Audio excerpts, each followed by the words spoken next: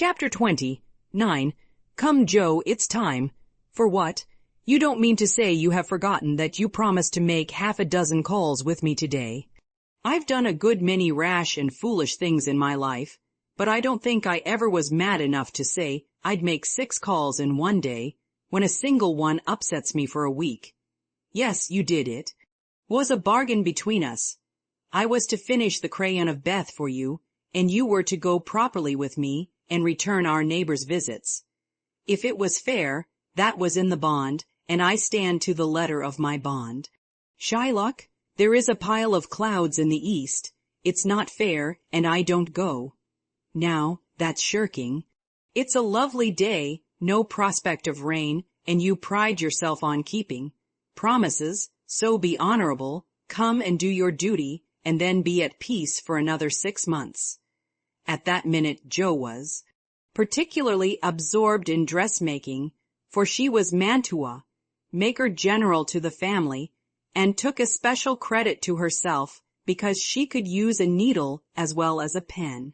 It was very provoking to be arrested in the act of a first tringan, and ordered out to make calls in her best array on a warm July day. She hated calls of the formal sort, and never made any till Amy compelled her with a bargain, bribe, or promise. In the present instance there was no escape, and having clashed her scissors rebelliously, while protesting that she smelled thunder, she gave in, put away her work, and taking up her hat and gloves, with an air of resignation, told Amy the victim was ready. Joe March, you are perverse enough to provoke a saint. You don't intend to make calls in that state, I hope, cried Amy, surveying her with amazement. Why not? I'm neat and cool and comfortable, quite proper for a dusty walk on a warm day. If people care more for my clothes than they do for me, I don't wish to see them. You can dress for both, and be as elegant as you please. It pays for you to be fine. It doesn't for me, and furbelows only worry me. Oh dear, sighed Amy, now she's in a contrary fit, and will drive me distracted before I can get her properly ready. I'm sure it's no pleasure to me to go today, but it's a debt we owe society, and there's no one to pay it but you and me. I'll do anything for you, Joe, if you'll only dress yourself nicely, and come and help me do the civil. You can talk so well, look so aristocratic in your best things, and behave so beautifully if you try, that I'm proud of you. I'm afraid to go alone. Do come and take care of me. You're an artful little puss to flatter and wheedle your cross old sister in that way. The idea of my being aristocratic and well-bred, and your being afraid to go anywhere alone, I don't know which is the most absurd. Well, I'll go if I must and do my best. You shall be commander of the expedition, and I'll obey blindly. Will that satisfy you? Said Joe, with a sudden change from perversity to lamb-like submission. You're a perfect cherub. Now put on all your best things, and I'll tell you how to behave at each place, so that you will make a good impression. I want people to like you, and they would if you'd only try to be a little more agreeable. Do your hair the pretty way, and put the pink rose in your bonnet. It's becoming, and you look too sober in your plain suit. Take your light gloves and the embroidered handkerchief. We'll stop at Meg's and borrow her white sunshade, and then you can have my dove, colored one. While Amy dressed, she issued her orders, and Joe obeyed them, not without entering her protest. However, for she sighed as she rustled into her new organdy, frowned darkly at herself as she tied her bonnet strings in an irreproachable bow, wrestled viciously with pins as she put on her collar, wrinkled up her features generally as she shook out the handkerchief, whose embroidery was as irritating to her nose as the present mission was to her feelings, and when she had squeezed her hands into tight gloves with 3 buttons and a tassel, as the last touch of elegance, She turned to Amy with an imbecile expression of countenance, saying meekly, "I'm perfectly miserable, but if you consider me presentable, I die happy. You're highly satisfactory. Turn slowly round and let me get a careful view." Joe revolved and Amy gave a touch here and there, then fell back with her head on one side, observing graciously, "Yes, you'll do. Your head is all I could ask, for that white bonnet with the rose is quite ravishing. Hold back your shoulders and carry your hands easily, no matter if your gloves do pinch. There's one thing you can do well, Joe, that is, wear a shawl. I can't, but it's very nice to see you, and I'm so glad Aunt March gave you that lovely one. It's simple, but handsome, and those folds over the arm are really artistic. Is the point of my mantle in the middle, and have I looped my dress evenly? I like to show my boots, for my feet are pretty, though my nose isn't. You are a thing of beauty and a joy forever," said Joe, looking through her hand with the air of a connoisseur at the blue. "Feather against the golden hair. Am I to drag my best dress through the dust, or loop it up, please, ma'am? Hold it yup when you walk, but drop it in the house. The sweeping style suits you best, and you must learn to trail your skirts gracefully. You haven't half-buttoned one cuff.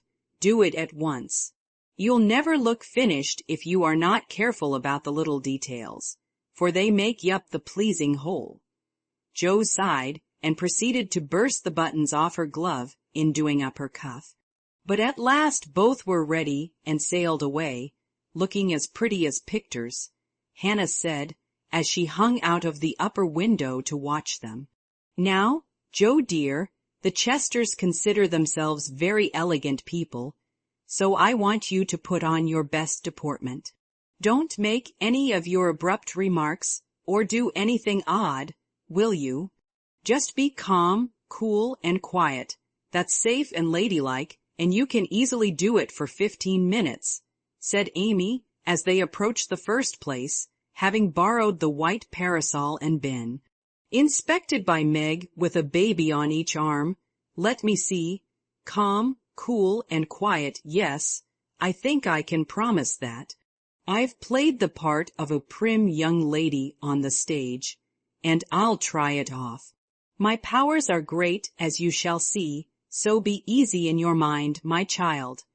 Amy looked relieved, but naughty Joe took her at her word, for during the first call she sat with every limb gracefully composed, every fold correctly draped, calm as a summer sea, cool as a snowbank, and as silent as the Sphinx. In vain Mrs.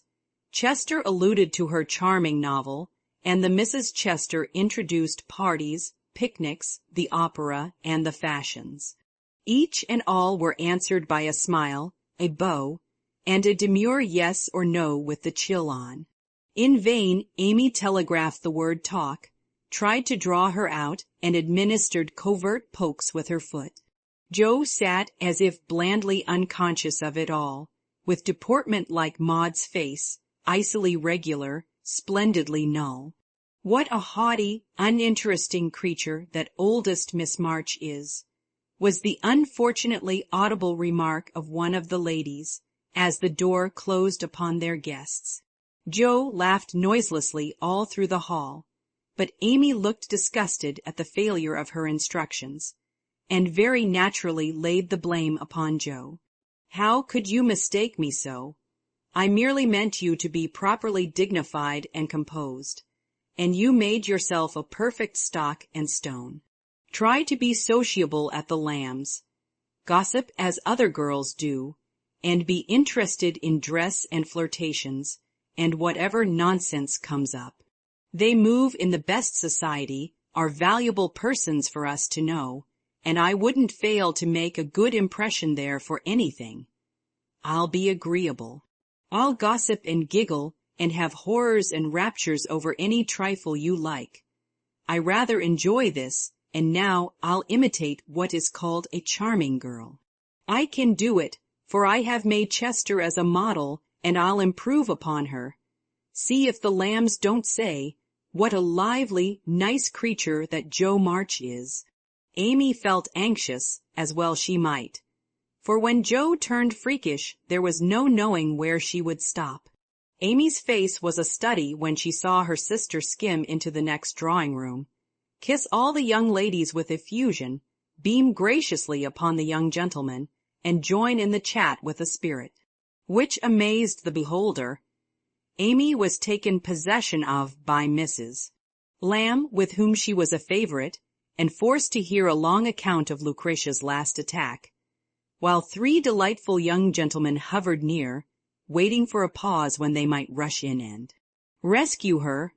So situated, she was powerless to check Joe, who seemed possessed by a spirit of mischief and talked away as volubly as the lady. A knot of heads gathered about her, and Amy strained her ears to hear what was going on, for broken sentences filled her with curiosity, and frequent peals of laughter made her wild to share the fun. One may imagine her suffering on overhearing fragments of this sort of conversation. She rides splendidly. Who taught her? No one. She used to practice mounting, holding the reins, and sitting straight on an old saddle in a tree. Now she rides anything, for she doesn't know what fear is. And the stableman lets her have horses cheap because she trains them to carry ladies so well. She has such a passion for it. I often tell her if everything else fails, she can be a horsebreaker and get her living so. At this awful speech, Amy contained herself with difficulty, for the impression was being given that she was rather a fast young lady, which was her especial aversion. But what could she do? For the old lady was in the middle of her story, and long before it was done, Joe was off again, make more droll revelations and committing still more fearful blunders. Yes, Amy was in despair that day, for all the good beasts were gone, and of 3 left, 1 was lame, 1 blind, and the other so balky that you had to put dirt in his mouth before he would start. Nice animal for a pleasure party, wasn't it? Which did she choose? Asked one of the laughing gentlemen, who enjoyed the subject. None of them. She heard of a young horse at the farmhouse over the river, and though a lady had never ridden him, she resolved to try, because he was handsome and spirited. Her struggles were really pathetic. There was no one to bring the horse to the saddle, so she took the saddle to the horse. My dear creature, she actually rode it over the river, put it on her head, and marched up to the barn to the utter amazement of the old man. Did she ride the horse? Of course she did, and had a capital time. I expected to see her brought home in fragments, but she managed him perfectly, and was the life of the party. Well, I call that plucky. And young Mr. Lamb turned an approving glance upon Amy, wondering what his mother could be saying to make the girl look so red and uncomfortable. She was still redder and more uncomfortable a moment after, when a sudden turn in the conversation introduced the subject of dress. One of the young ladies asked Joe where she got the pretty drab hat she wore to the picnic, and stupid Joe, instead of mentioning the place where it was bought 2 years ago, must needs answer with unnecessary frankness, "Oh, Amy painted it. You can't buy those soft shades, so we paint ours any color we like. It's a great comfort to have an artistic sister." "Isn't that an original idea?" cried Miss Lamb, who found Joe great fun. "That's nothing compared to some of her brilliant performances. There's nothing the child can't do. Why, she wanted a pair of blue boots for Sally's party, so she just painted her soiled white ones the loveliest shade of sky blue you ever saw, and they looked exactly like satin," added Joe with an air of pride in her sister's accomplishments that exasperated Amy, till she felt that it would be a relief to throw her card case at her. "We read a story of yours the other day, and enjoyed it very much," observed the elder Miss Lamb, wishing to compliment the literary lady, who did not look the character just then, it must be. Confessed. Any mention of her works always had a bad effect upon Joe, who either grew rigid and looked offended, or changed the subject with a brusque remark, as now. Sorry you could find nothing better to read. I write that rubbish because it sells, and ordinary people like it. Are you going to New York this winter? As Miss Lamb had enjoyed the story, this speech was not exactly grateful or complimentary. The minute it was made, Joe saw her mistake, but fearing to make the matter worse, suddenly remembered that it was for her to make the first move toward departure, and did so with an abruptness that left three people with half-finished sentences in their mouths. Amy, we must go. Good bye, dear, do come and see us. We are pining for a visit. I don't dare to ask you, Mr. Lamb, but if you should come, I don't think I shall have the heart to send you away. Joe said this with such a droll imitation of Maychester's gushing style that Amy got out of the room as rapidly as possible, feeling a strong desire to laugh and cry at the same time. Didn't I do well? Asked Joe, with a satisfied air as they walked away. Nothing could have been worse, was Amy's crushing reply.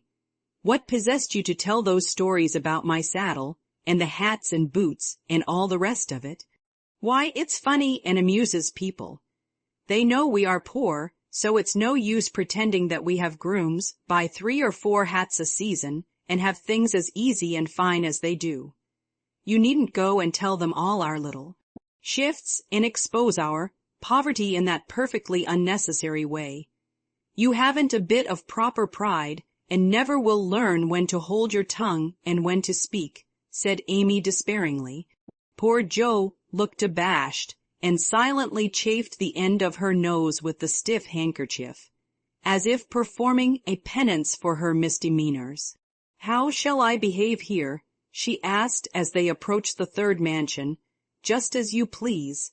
I wash my hands of you, was Amy's short answer. Then I'll enjoy myself. The boys are at home, and we'll have a comfortable time. Goodness knows I need a little change, for elegance has a bad effect upon my constitution, returned Joe gruffly, being disturbed by her failure to suit.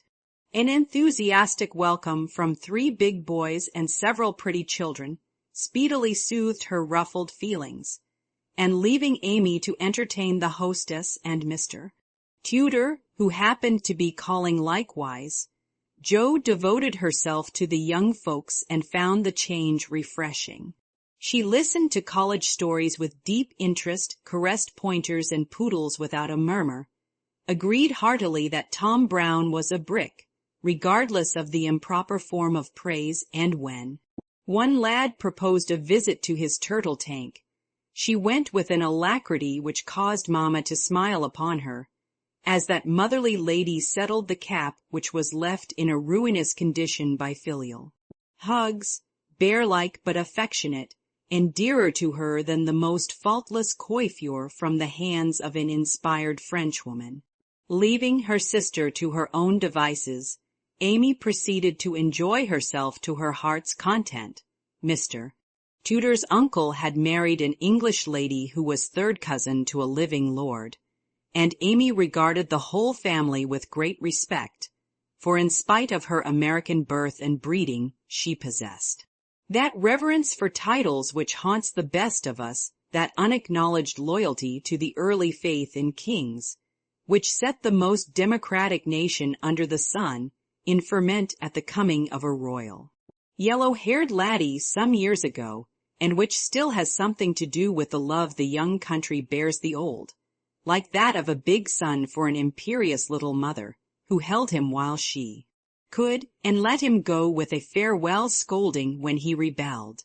But even the satisfaction of talking with a distant connection of the British nobility did not render Amy forgetful of time, and when the proper number of minutes had passed, she reluctantly tore herself from this aristocratic society and looked about for Joe, fervently hoping that her incorrigible sister would not be found in any position which should bring disgrace upon the name of March.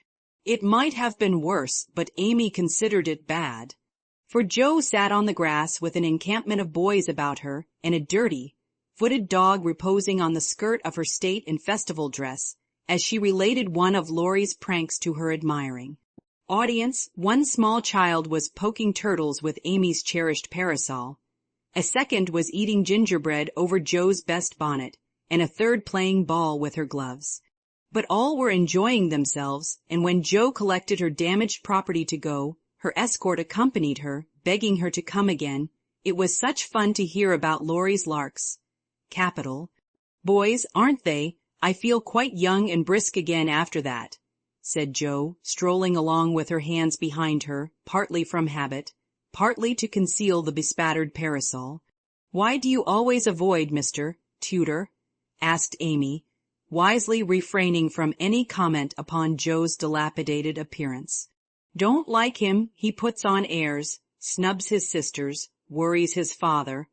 A.N.D. doesn't speak respectfully of his mother. Laurie says he is fast, and I don't consider him a desirable acquaintance, so I let him alone. You might treat him civilly, at least.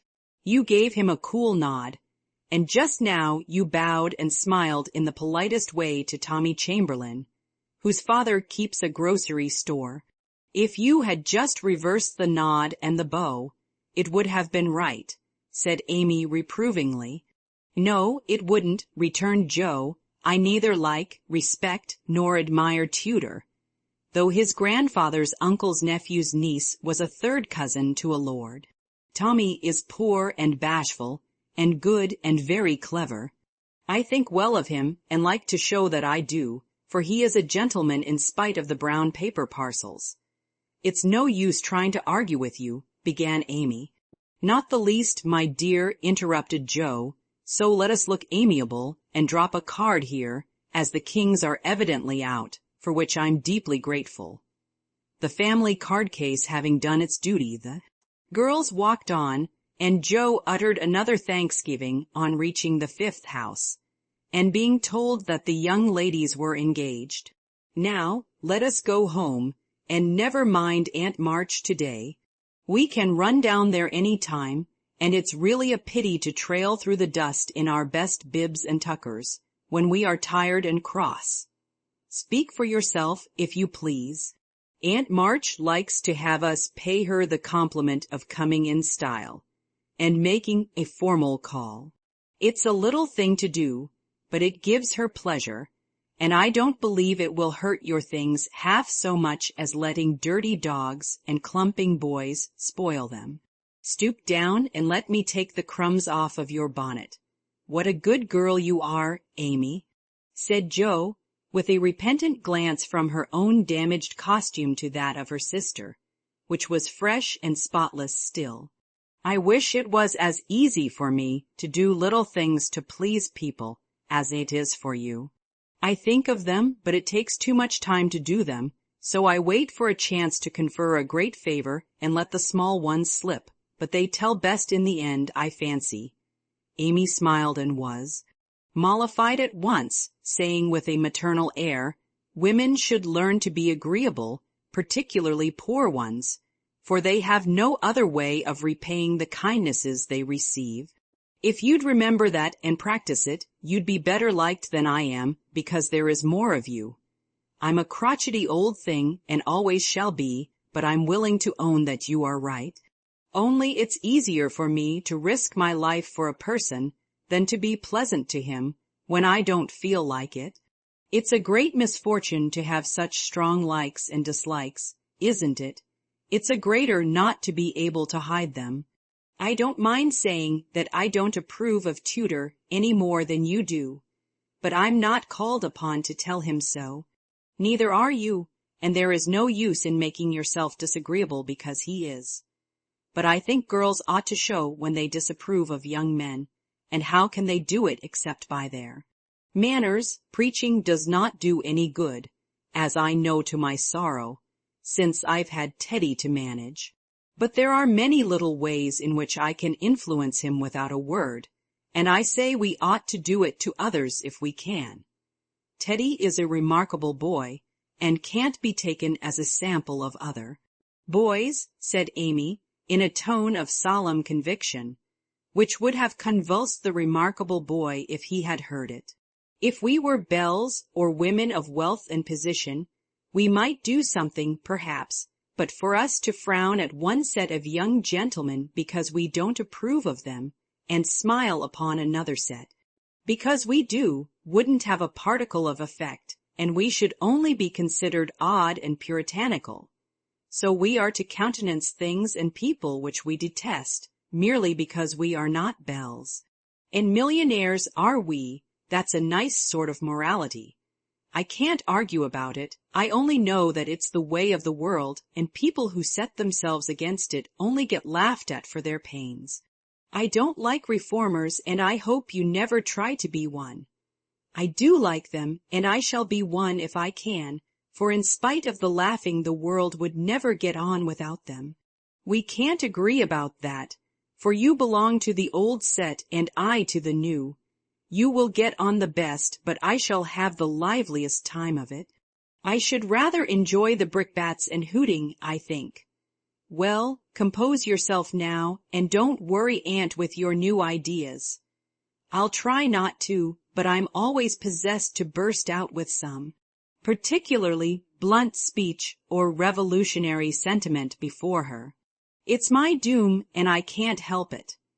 They found Aunt Carol with the old lady, both absorbed in some very interesting subject, but they dropped it as the girls came in, with a conscious look which betrayed that they had been talking about their nieces. Joe was not in a good humor, and the perverse fit returned, but Amy, who had virtuously done her duty, kept her temper and pleased everybody, was in a most angelic frame of mind. This amiable spirit was felt at once, and both aunts my-deared her affectionately, looking what they afterward said emphatically, that child improves every day. Are you going to help about the fair, dear? Asked Mrs. Carroll, as Amy sat down beside her with the confiding air elderly people like so well in the young. Yes, Aunt, Mrs. Chester asked me if I would, and I offered to tend a table, as I have nothing but my time to give. I'm not, put in Joe decidedly. I hate to be patronized, and the Chesters think it's a great favor to allow us to help with their highly connected fare. I wonder you consented, Amy. They only want you to work. I am willing to work. It's for the freedmen as well as the Chesters, and I think it very kind of them to let me share the labor and the fun. Patronage does not trouble me when it is well meant. Quite right and proper. I like your grateful spirit, my dear. It's a pleasure to help people who appreciate our efforts. Some do not, and that is trying, observed Aunt March, looking over her spectacles at Joe, who sat apart, rocking herself with a somewhat morose expression. If Joe had only known what a great happiness was wavering in the balance for one of them, she would have turned dove, like in a minute, but unfortunately we don't have windows in our breasts and cannot see what goes on in the minds of our friends. Better for us that we cannot as a general thing, but now and then it would be such a comfort, such a saving of time and temper. By her next speech, Joe deprived herself of several years of pleasure, and received a timely lesson in the art of holding her tongue. I don't like favors. They oppress and make me feel like a slave. I'd rather do everything for myself and be perfectly independent. Ahem, coughed Aunt Carol softly with a look at Aunt March. I told you so, said Aunt March with a decided nod to Aunt Carol. Mercifully unconscious of what she had done, Jo sat with her nose in the air and a revolutionary aspect which was anything but inviting. Do you speak French, dear? Asked Mrs. Carroll, laying a hand on Amy's. Pretty well, thanks to Aunt March, who lets Esther talk to me as often as I like, replied Amy with a grateful look, which caused the old lady to smile affably. How are you about languages? Asked Mrs. Carroll of J.O. Don't know a word. I'm very stupid about studying anything. Can't bear French. It's such a slippery, silly sort of language, was the brusque reply. Another look passed between the ladies, and Aunt March said to Amy, "You are quite strong and well, no, dear, I believe. Eyes don't trouble you any more, do they?" "Not at all, thank you, ma'am. I'm very well, and mean to do great things next winter, so that I may be ready for Rome whenever that joyful time arrives." "Good girl. You deserve to go, and I'm sure you will some day," said Aunt March with an approving pat on the head as Amy picked up her ball for her. "Crossbatch, draw the latch, sit by the fire and spin," squalled Polly, bending down from his perch on the back of her chair to peep into Joe's face, with such a comical air of impertinent inquiry that it was impossible to help laughing. "Most observing bird," said the old lady. "Come and take a walk, my dear," cried Polly, hopping toward the china closet, with a look suggestive of a lump of sugar. "Thank you, I will. Come, Amy." And Joe brought the visit to an end, feeling more strongly than ever that calls did have a bad effect upon her constitution. She shook hands in a gentlemanly manner, but Amy kissed both the aunts, and the girls departed, leaving behind them the impression of shadow and sunshine, which impression caused Aunt March to say, as they vanished, "You'd better do it, Mary. I'll supply the money," and Aunt Carol to reply decidedly, "I certainly will, if her father and mother consent." Chapter 30. Mrs. Chester's fare was so very elegant and select that it was considered a great honor by the young ladies of the neighborhood to be invited to take a table, and everyone was much interested in the matter. Amy was asked, but Joe was not, which was fortunate for all parties, as her elbows were decidedly akimbo at this period of her life, and it took a good many hard knocks to teach her how to get on easily. The haughty, uninteresting creature was let severely alone, but Amy's talent and taste were duly complimented by the offer of the art table, and she exerted herself to prepare and secure appropriate and valuable contributions to it. Everything went on smoothly till the day before the fair opened. Then there occurred one of the little skirmishes which it is almost impossible to avoid, when some 25 women, old and young, with all their private piques and prejudices, try to work together. May Chester was rather jealous of Amy because the latter was a greater favorite than herself, and just at this time several trifling circumstances occurred to increase the feeling. Amy's dainty pen and dink work entirely eclipsed May's painted vases that was one thorn. Then the all-conquering tutor had danced 4 times with Amy at a late party, and only once with May, that was thorn number 2. But the chief grievance that rankled in her soul, and gave an excuse for her unfriendly conduct, was a rumor which some obliging gossip had whispered to her, that the March girls had made fun of her. Yet the Lambs, all the blame of this should have fallen upon Joe, for her naughty imitation had been too lifelike to escape detection, and the frolicsome Lambs had permitted the joke to escape. No hint of this had reached the culprits, however, and Amy's dismay can be imagined, when, the very evening before the fair, as she was putting the last touches to her pretty table, Mrs. Chester, who, of course, resented the supposed ridicule of her daughter, said, in a bland tone, but with a cold look, "I find, dear, that there is some feeling among the young ladies about my giving this table to anyone but my girls. As this is the most prominent, and some say the most attractive table of all, and they are the chief getters-up of the fair, it is thought best for them to take this place. I'm sorry, but I know you are too sincerely interested in the cause to mind a little personal disappointment, and you shall have another table if you like." Mrs. Chester fancied beforehand that it would be easy to deliver this little speech, but when the time came, she found it rather difficult to utter it naturally, with Amy's unsuspicious eyes looking straight at her full of surprise and trouble, Amy felt that there was something behind this, but would not guess what, and said quietly, feeling hurt, and showing that she did, "Perhaps you had rather I took no table at all." "Now, my dear, don't have any ill feeling, I beg. It's merely a matter of expediency, you see. My girls will naturally take the lead, and this table is considered their proper place. I think it very appropriate to you, and feel very grateful for your efforts to make it so pretty. But we must give up our private wishes, of course, and I will see that you have a good place. Elsewhere, wouldn't you like the flower table? The little girls undertook it, but they are discouraged. You could make a charming thing of it, and the flower table is always attractive, you know. Especially to gentlemen," added May, with a look which enlightened Amy as to one cause of her sudden fall. "From favor?"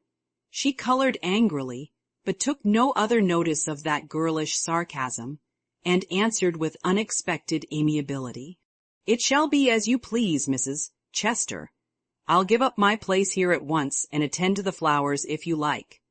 "You can put your own things on your own table if you prefer," began May, feeling a little conscience-stricken as she looked at the pretty racks, the painted shells, and quaint illuminations Amy had so carefully made and so gracefully arranged. She meant it kindly, but Amy mistook her meaning and said quickly, "Oh, certainly, if they are in your way," and sweeping her contributions into her apron pell-mell, she walked off, feeling that herself and her works of art had been insulted past forgiveness. "Now she's mad. Oh, dear, I wish I hadn't asked you to speak, Mamma," said May, looking disconsolately at the empty spaces on her table. "Girls' quarrels are soon over," returned her mother, feeling a trifle ashamed of her own part in this one, as well she might. The little girls hailed Amy and her treasures with delight, which cordial reception somewhat soothed her perturbed spirit, and she fell to work, determined to succeed florally if she could not. Artistically, but everything seemed against her. It was late, and she was tired. Everyone was too busy with their own affairs to help her, and the little girls were only hindrances, for the dears fussed and chattered like so many magpies, making a great deal of confusion in their artless efforts to preserve the most perfect order. The evergreen arch wouldn't stay firm after she got it up, but wiggled and threatened to tumble down on her head when the hanging baskets were filled. Her best tile got a splash of water, which left a sepia tear on the Cupid's cheek. She bruised her hands with hammering, and got cold working in a draught, which last affliction filled her with apprehensions for the morrow. Any girl reader who has suffered like afflictions will sympathize with poor Amy and wish her well through her task. There was great indignation at home when she told her story that evening. Her mother said it was a shame, but told her she had done right. Beth declared she wouldn't go to the fair at all, and Joe demanded why she didn't take all her pretty things and leave those mean people to get on without her. "Because they are mean is no reason why I should be. I hate such things, and though I think I've a right to be hurt, I don't intend to show it. They will feel that more than angry speeches or huffy actions, won't they, Marmee? That's the right spirit, my dear. A kiss for a blow is always best, though it's not very easy to give it sometimes," said her mother, with the air of one who had learned the difference between preaching and practicing. In spite of various very natural temptations to resent and retaliate, Amy adhered to her resolution all the next day, bent on conquering her enemy by kindness. She began well, thanks to a silent reminder that came to her unexpectedly, but most opportunely. As she arranged her table that morning, while the little girls were in the anteroom filling the baskets, she took up her pet production, a little book, the antique cover of which her father had found among his treasures, and in which on leaves of vellum she had beautifully illuminated different texts. As she turned the pages rich in dainty devices with very pardonable pride, her eye fell upon one verse that made her stop and think. framed in a brilliant scrollwork of scarlet, blue, and gold, with little spirits of good-will helping one another up and down among the thorns and flowers, were the words, "Thou shalt love thy neighbor as thyself." "I ought, but I don't," thought Amy, as her eye went from the bright page to May's discontented face behind the big vases, that could not hide the vacancies her pretty work had. Once filled, Amy stood a minute, turning the leaves in her hand, reading on each some sweet rebuke for all heartburnings and uncharitableness of spirit. Many wise and true sermons are preached us every day by unconscious ministers in street, school, office, or home.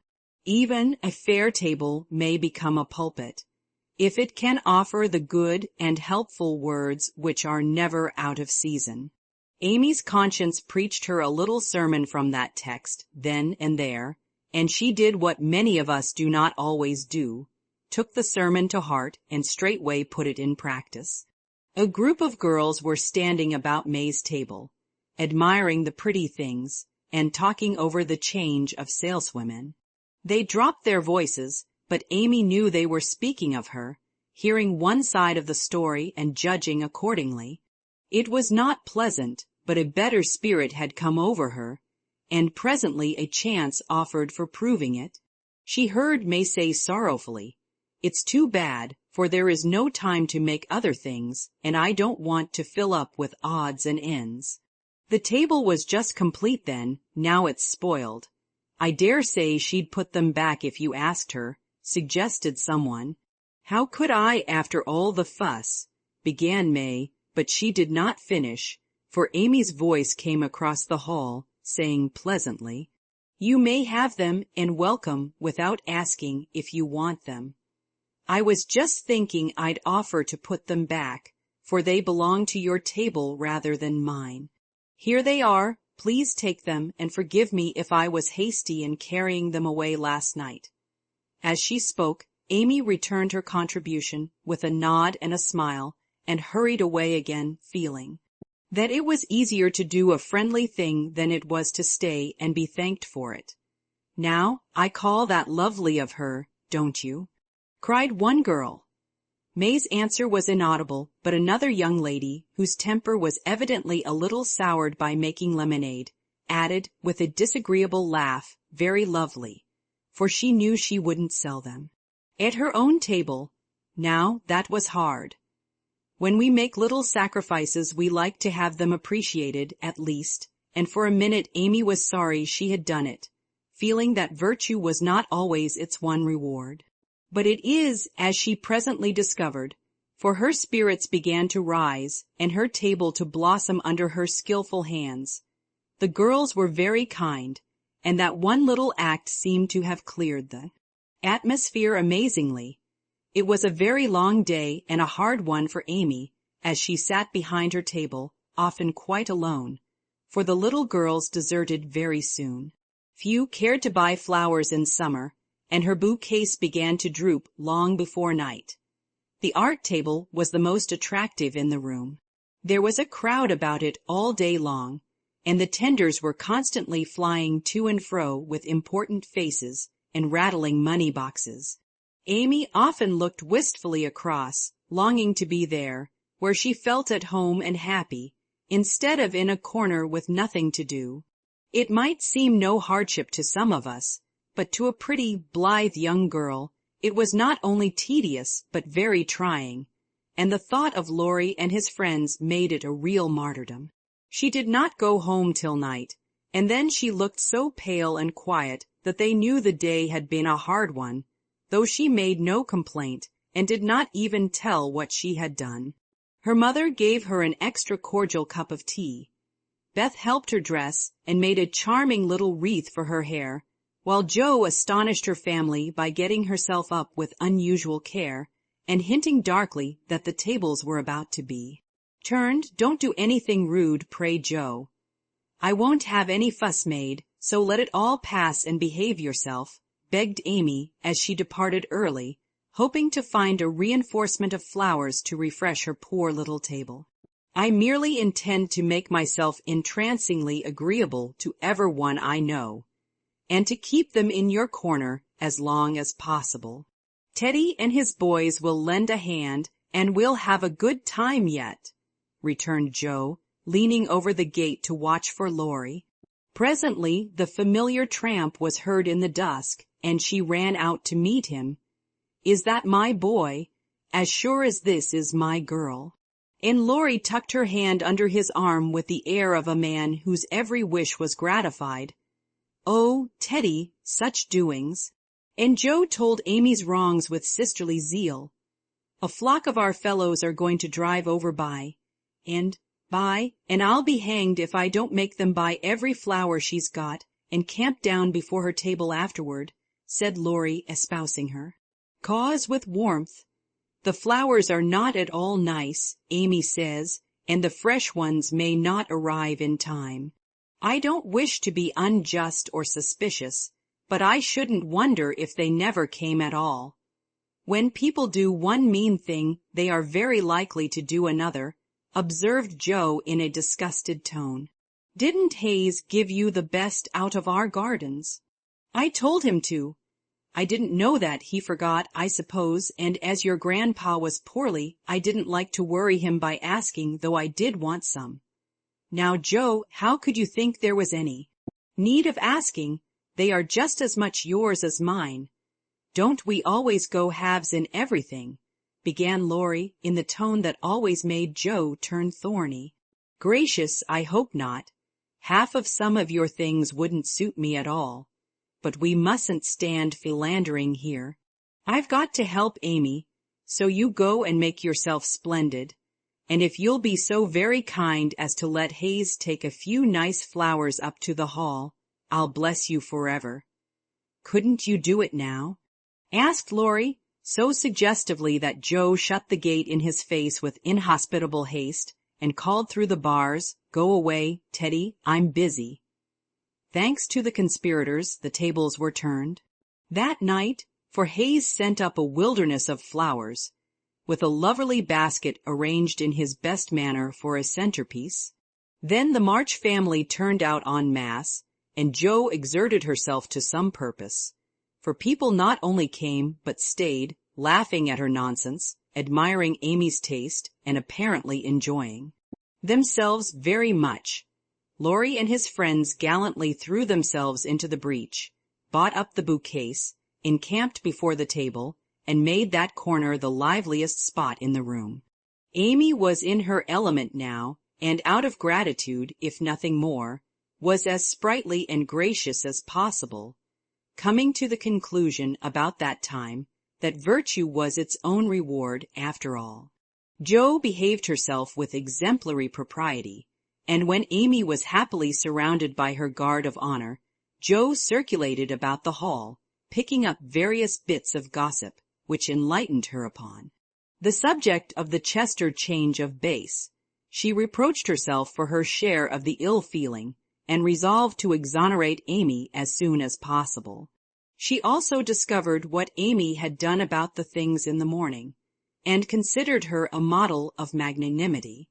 As she passed the art table, she glanced over it for her sister's things, but saw no sign of them. Tucked away out of sight, I dare say, thought Joe, who could forgive her her own wrongs, but hotly resented any insult offered her family. "Good evening, Miss Joe. How does Amy get on?" asked May with a conciliatory air, for she wanted to show that she also could be generous. "She has sold everything she had that was worth selling, and now she is enjoying herself. The flower table is always attractive, you know, especially to gentlemen." Joe couldn't resist giving that little slap, but May took it so meekly she regretted it a minute after and fell to praising the great vases which still remained unsold.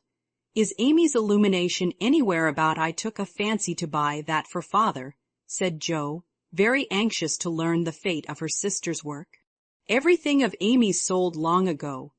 I took care that the right people saw them, and they made a nice little sum of money for us," returned May, who had overcome sundry small temptations as well as Amy had that day.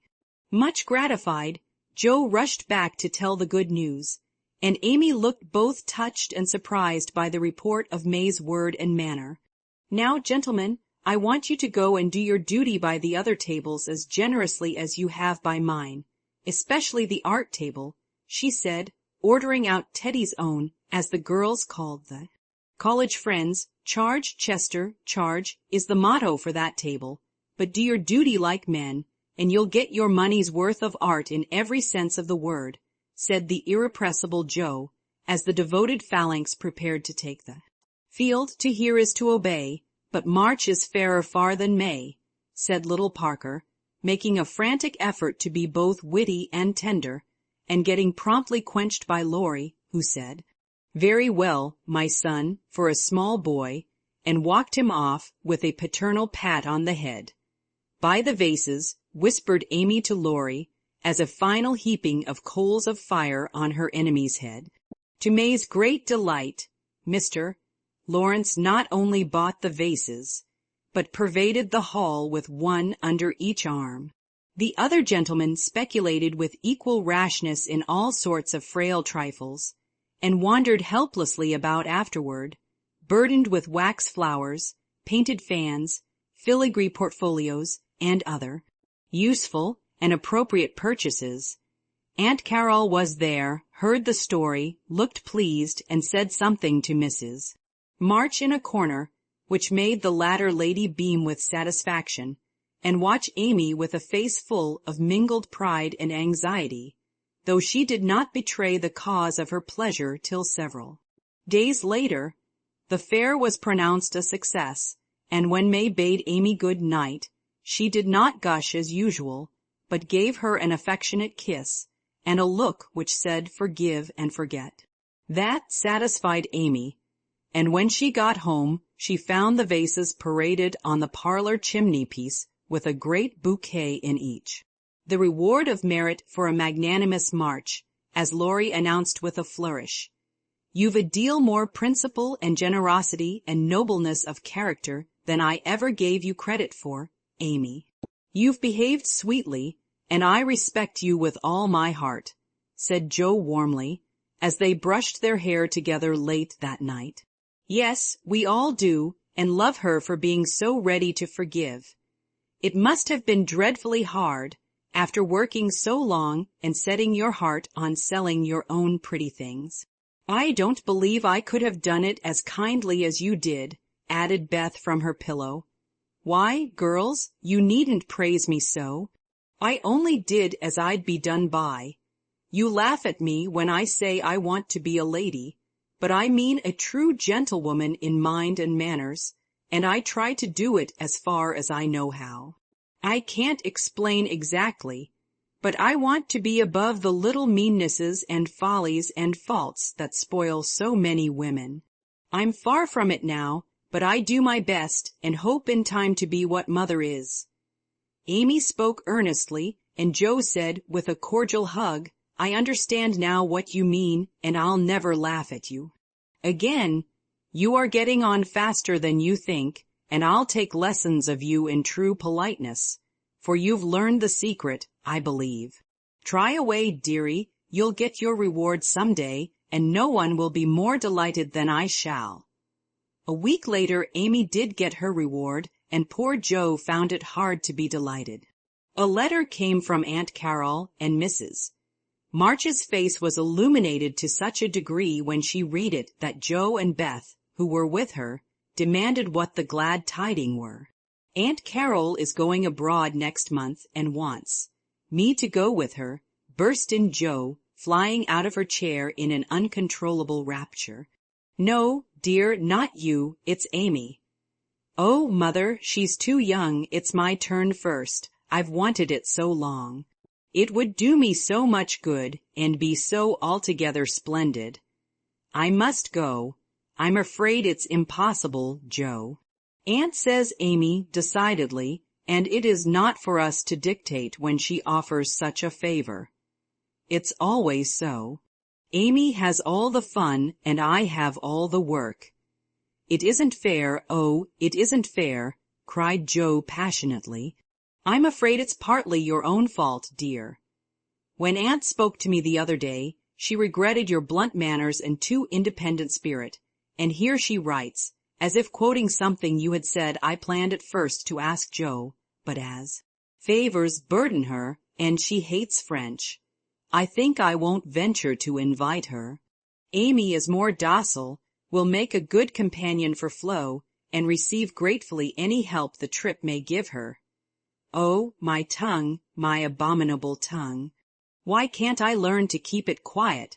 Groaned Joe, remembering words which had been her undoing. When she had heard the explanation of the quoted phrases, Mrs.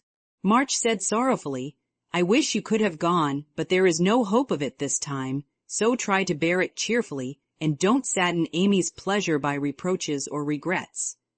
I'll try, said Joe, winking hard as she knelt down to pick up the basket she had joyfully upset. I'll take a leaf out of her book, and try not only to seem glad, but to be so, and not grudge her 1 minute of happiness.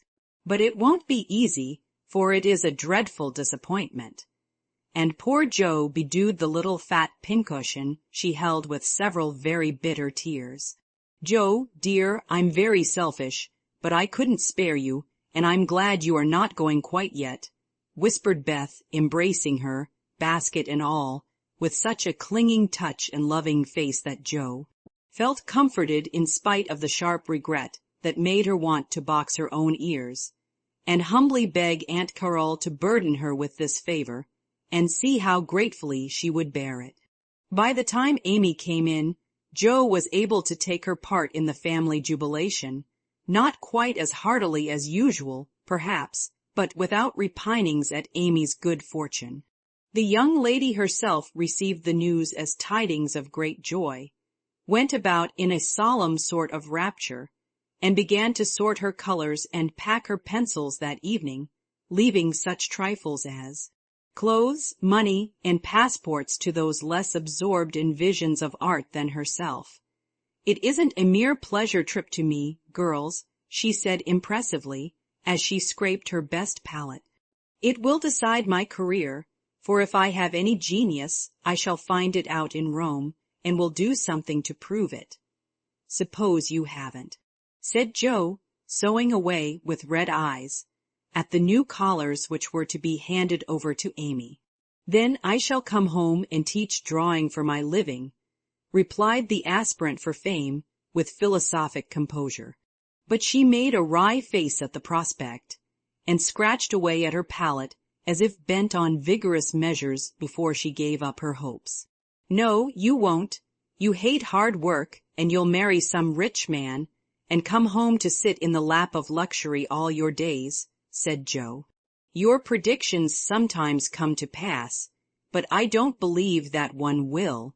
I'm sure I wish it would, for if I can't be an artist myself, I should like to be able to help those who are, said Amy, smiling, as if the part of Lady Bountiful would suit her better than that of a poor drawing teacher.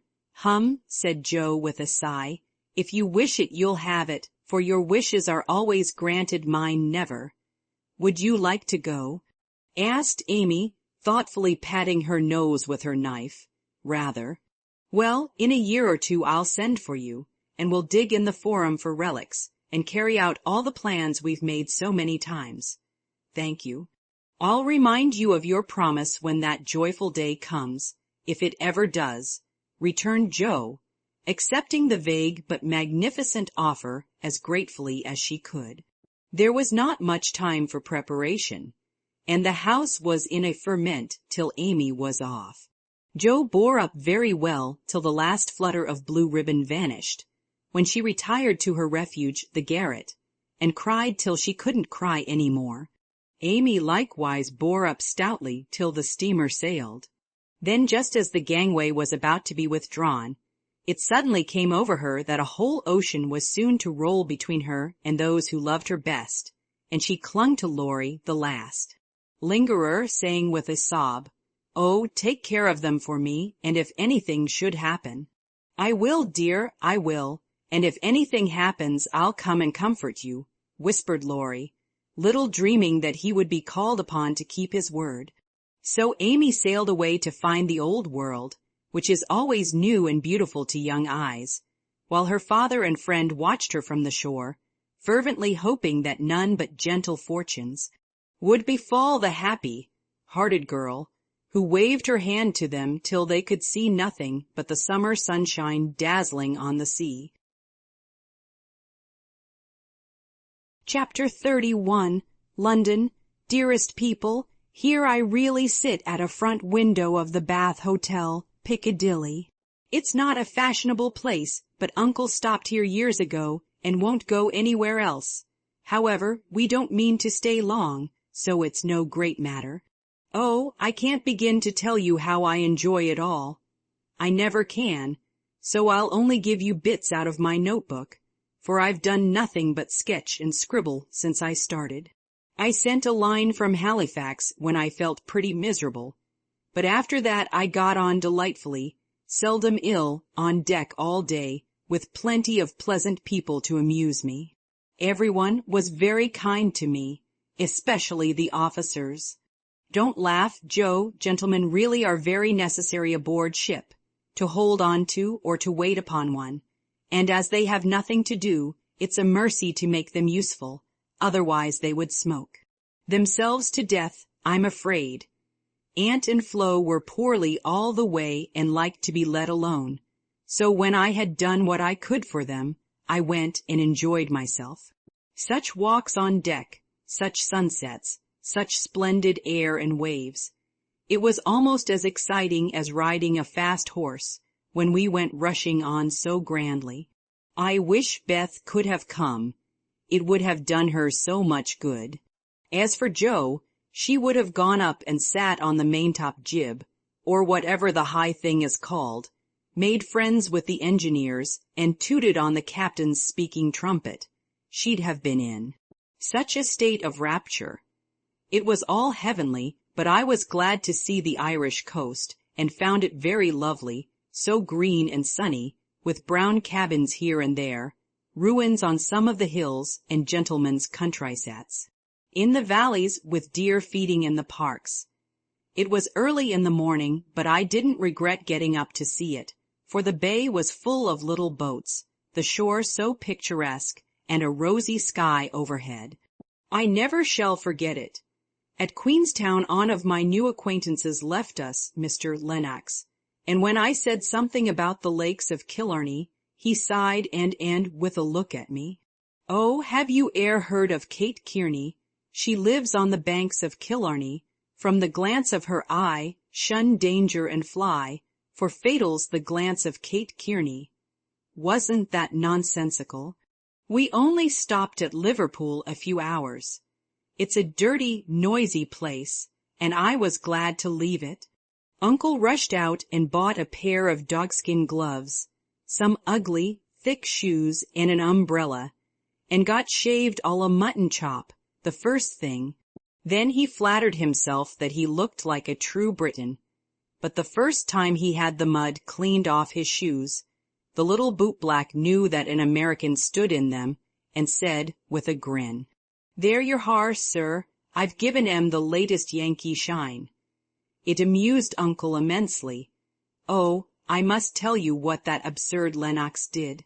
He got his friend Ward, who came on with us, to order a bouquet for me, and the first thing I saw in my room was a lovely one, with Robert Lennox's compliments on the card. Wasn't that fun, girls? I like traveling. I never shall get to London if I don't hurry. The trip was like riding through a long picture gallery, full of lovely landscapes. The farmhouses were my delight, with thatched roofs, ivy up to the eaves, latticed windows, and stout women with rosy children at the doors. The very cattle looked more tranquil than ours, as they stood knee deep in clover, and the hens had a contented cluck, as if they never got nervous like Yankee biddies. Such perfect color I never saw, the grass so green, sky so blue, grain so yellow, wood so dark. I was in a rapture all the way. So was Flo, and we kept bouncing from one side to the other. trying to see everything while we were whisking along at the rate of 60 miles an hour. Aunt was tired and went to sleep, but Uncle read his guidebook and wouldn't be astonished at anything.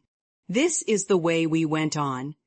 Amy flying up, oh, that must be Kenilworth, that gray place among the trees. Flo darting to my window, how sweet. We must go there sometime, won't we, Papa? Uncle calmly admiring his boots, no, my dear, not unless you want beer, that's a brewery.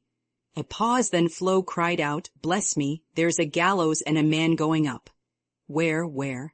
Shrieks Amy, staring out at 2 tall posts with a crossbeam and some dangling chains. A colliery, remarks Uncle, with a twinkle of the eye. Here's a lovely flock of lambs all lying down, says Amy. See, Papa, aren't they pretty? Added Flo sentimentally. Geese, young ladies, returns Uncle, in a tone that keeps us quiet till Flo settles down to enjoy the flirtations of Captain Cavendish, and I have the scenery all to myself. Of course it rained when we got to London, and there was nothing to be seen but fog and umbrellas. We rested, unpacked, and shopped a little between the showers. Aunt Mary got me some new things, for I came off in such a hurry I wasn't half ready. A white hat and blue feather, a muslin dress to match, and the loveliest mantle you ever saw. Shopping in Regent Street is perfectly splendid. Things seem so cheap. Nice ribbons only 6pence a yard. I laid in a stock, but shall get my gloves in Paris. Doesn't that sound sort of elegant and rich? Flo and I, for the fun of it, ordered a hansom cab, while Aunt and Uncle were out, and went for a drive, though we learned afterward that it wasn't the thing for young ladies to ride in them alone. It was so droll, for when we were shut in by the wooden apron, the man drove so fast that Flo was frightened, and told me to stop him. But he was up outside behind somewhere, and I couldn't get at him. He didn't hear me call, nor see me flap my parasol in front, and there we were, quite helpless, rattling away, and whirling around corners at a breakneck pace. At last, in my despair, I saw a little door in the roof, and on poking it open, a red eye appeared, and a beery voice said, "Now then, Mum." I gave my order as soberly as I could, and slamming down the door with an aye, Mum, the man made his horse walk, as if going to a funeral. I poked again and said, a little faster, then off he went, helter-skelter as before, and we resigned ourselves to our fate. Today was fair, and we went to Hyde Park, close by, for we are more aristocratic than we look. The Duke of Devonshire lives near. I often see his footman lounging at the back gate, and the Duke of Wellington's house is not far off. Such sights as I saw, my dear. It was as good as punch, for there were fat dowagers rolling about in their red and yellow coaches, with gorgeous geniuses in silk stockings and velvet coats up behind, and powdered coachmen in front, smart maids with the rosiest children I ever saw, handsome girls looking half asleep, dandies in queer English hats and lavender kids lounging about, and tall soldiers in short red jackets and muffin caps stuck on one side, looking so funny I longed to sketch them. Rotten Row means Route de Roy, or the King's Way, but now it's more like a riding school than anything else. The horses are splendid, and the men, especially the grooms, ride well, but the women are stiff and bounce, which isn't according to our rules. I longed to show them a tearing American gallop, for they trotted solemnly up and down in their scant habits and high hats, looking like the women in a toy Noah's Ark. Everyone rides, old men, stout ladies, little children, and the young folks do a deal of flirting here. I say a pair exchange rosebuds, for it's the thing to wear one in the button hole, and I thought it rather a nice little idea in the P.M. to Westminster Abbey, but don't expect me to describe it. That's impossible, so I'll only say it was sublime. This evening we are going to see Fechter, which will be an appropriate end to the happiest day of my life.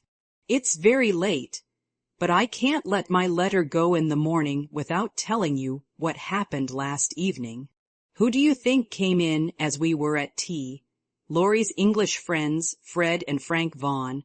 I was so surprised, for I shouldn't have known them but for the cards. Both are tall fellows with whiskers, Fred handsome in the English style, and Frank much better, for he only limps slightly and uses no crutches.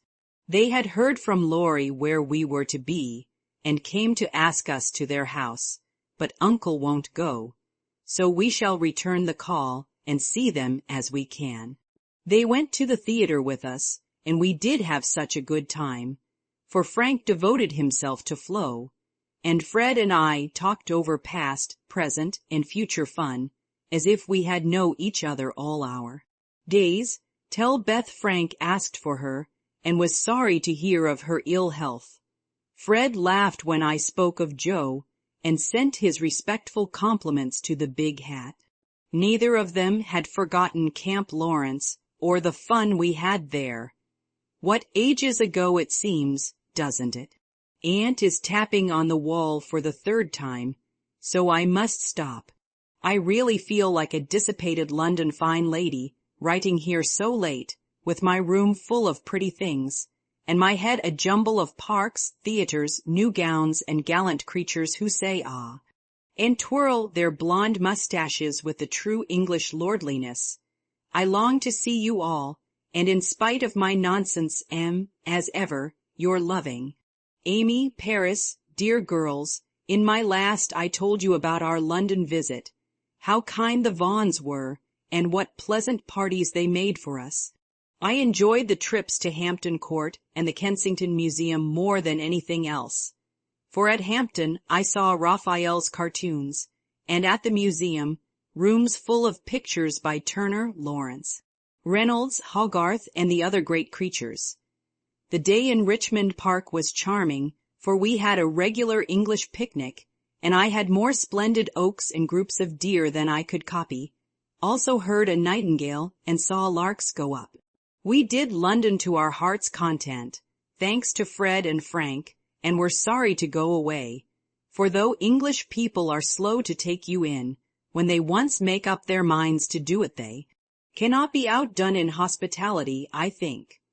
The Vaughans hope to meet us in Rome next winter, and I shall be dreadfully disappointed if they don't, for Grace and I are great friends, and the boys very nice fellows, especially Fred. Well, we were hardly settled here, when he turned up again, saying he had come for a holiday, and was going to Switzerland. Aunt looked sober at first, but he was so cool about it, she couldn't say a word. And now we get on nicely, and are very glad he came, for he speaks French like a native, and I don't know what we should do without him. Uncle doesn't know 10 words, and insists on talking English very loud, as if it would make people understand him. Aunt's pronunciation is old-fashioned, and Flo and I, though we flattered ourselves that we knew a good deal, find we don't, and are very grateful to have Fred do the parley-vooing, as Uncle calls it. Such delightful times as we are having, seeing from morning till night, stopping for nice lunches in the gay cafes, and meeting with all sorts of droll adventures. Rainy days I spend in the Louvre, reveling in pictures. Jo would turn up her naughty nose at some of the finest, because she has no soul for art, but I have, and I'm cultivation eye and taste as fast as I can. She would like the relics of great people better, for I've seen her Napoleon's cocked hat and gray coat, his baby's cradle and his old toothbrush, also Marie Antoinette's little shoe, the ring of Saint Denis, Charlemagne's sword, and many other interesting things. I'll talk for hours about them when I come, but haven't time to write. The Palais Royal is a heavenly place, so full of bijouterie and lovely things that I'm nearly distracted because I can't buy them. Fred wanted to get me some, but of course I didn't allow it. Then the boys and Champs Élysées are très magnifiques. I've seen the imperial family several times, the emperor an ugly, hard-looking man, the empress pale and pretty, but dressed in bad taste. I thought purple dress, green hat, and yellow gloves. Little Nap is a handsome boy, who sits chatting to his tutor, and kissed his hand to the people as he passes in his 4-horse barouche, with postilions in red satin jackets and a mounted guard.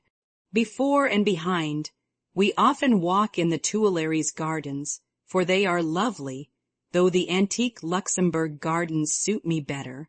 Père Lachaise is very curious, for many of the tombs are like small rooms, and looking in, one sees a table with images or pictures of the dead, and chairs for the mourners to sit in when they come to lament.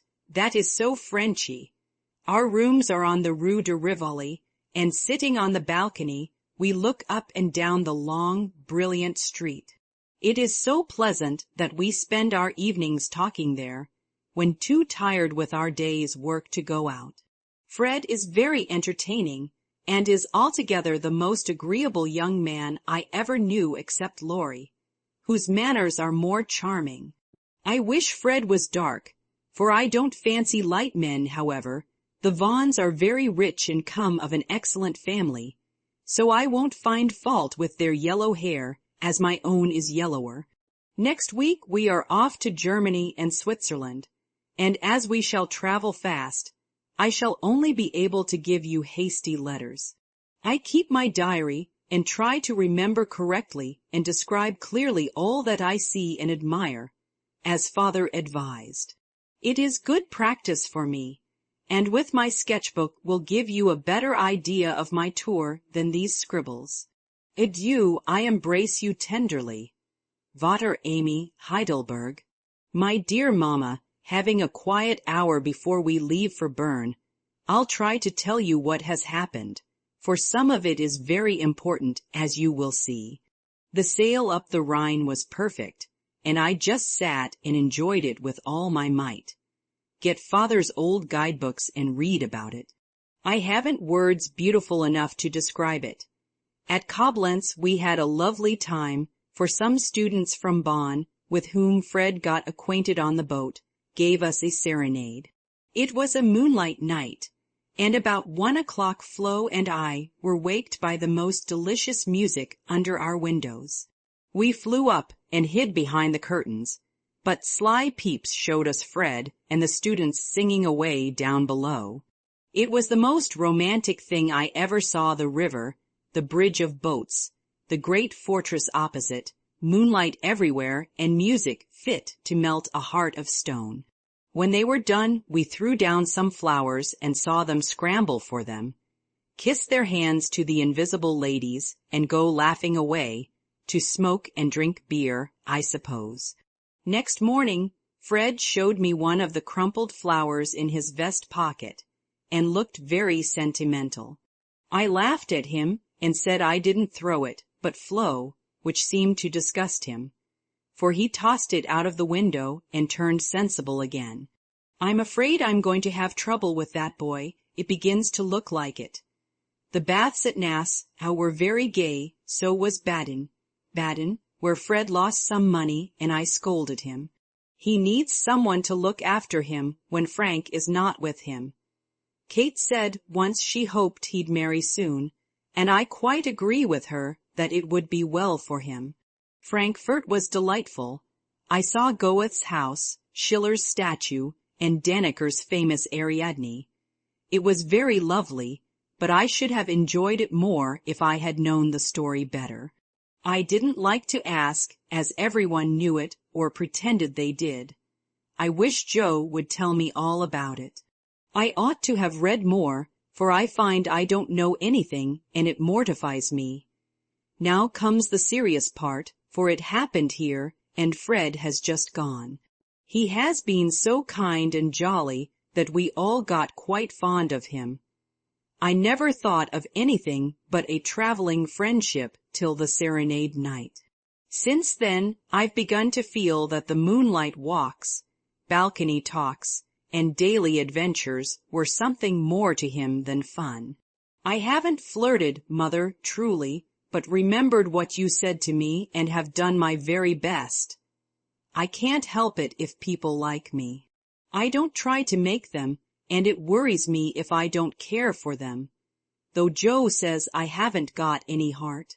Now I know Mother will shake her head, and the girls say, oh, the mercenary little wretch.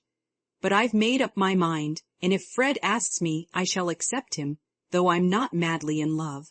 I like him, and we get on comfortably together. He is handsome, young, clever enough, and very rich, ever so much richer than the Lawrences.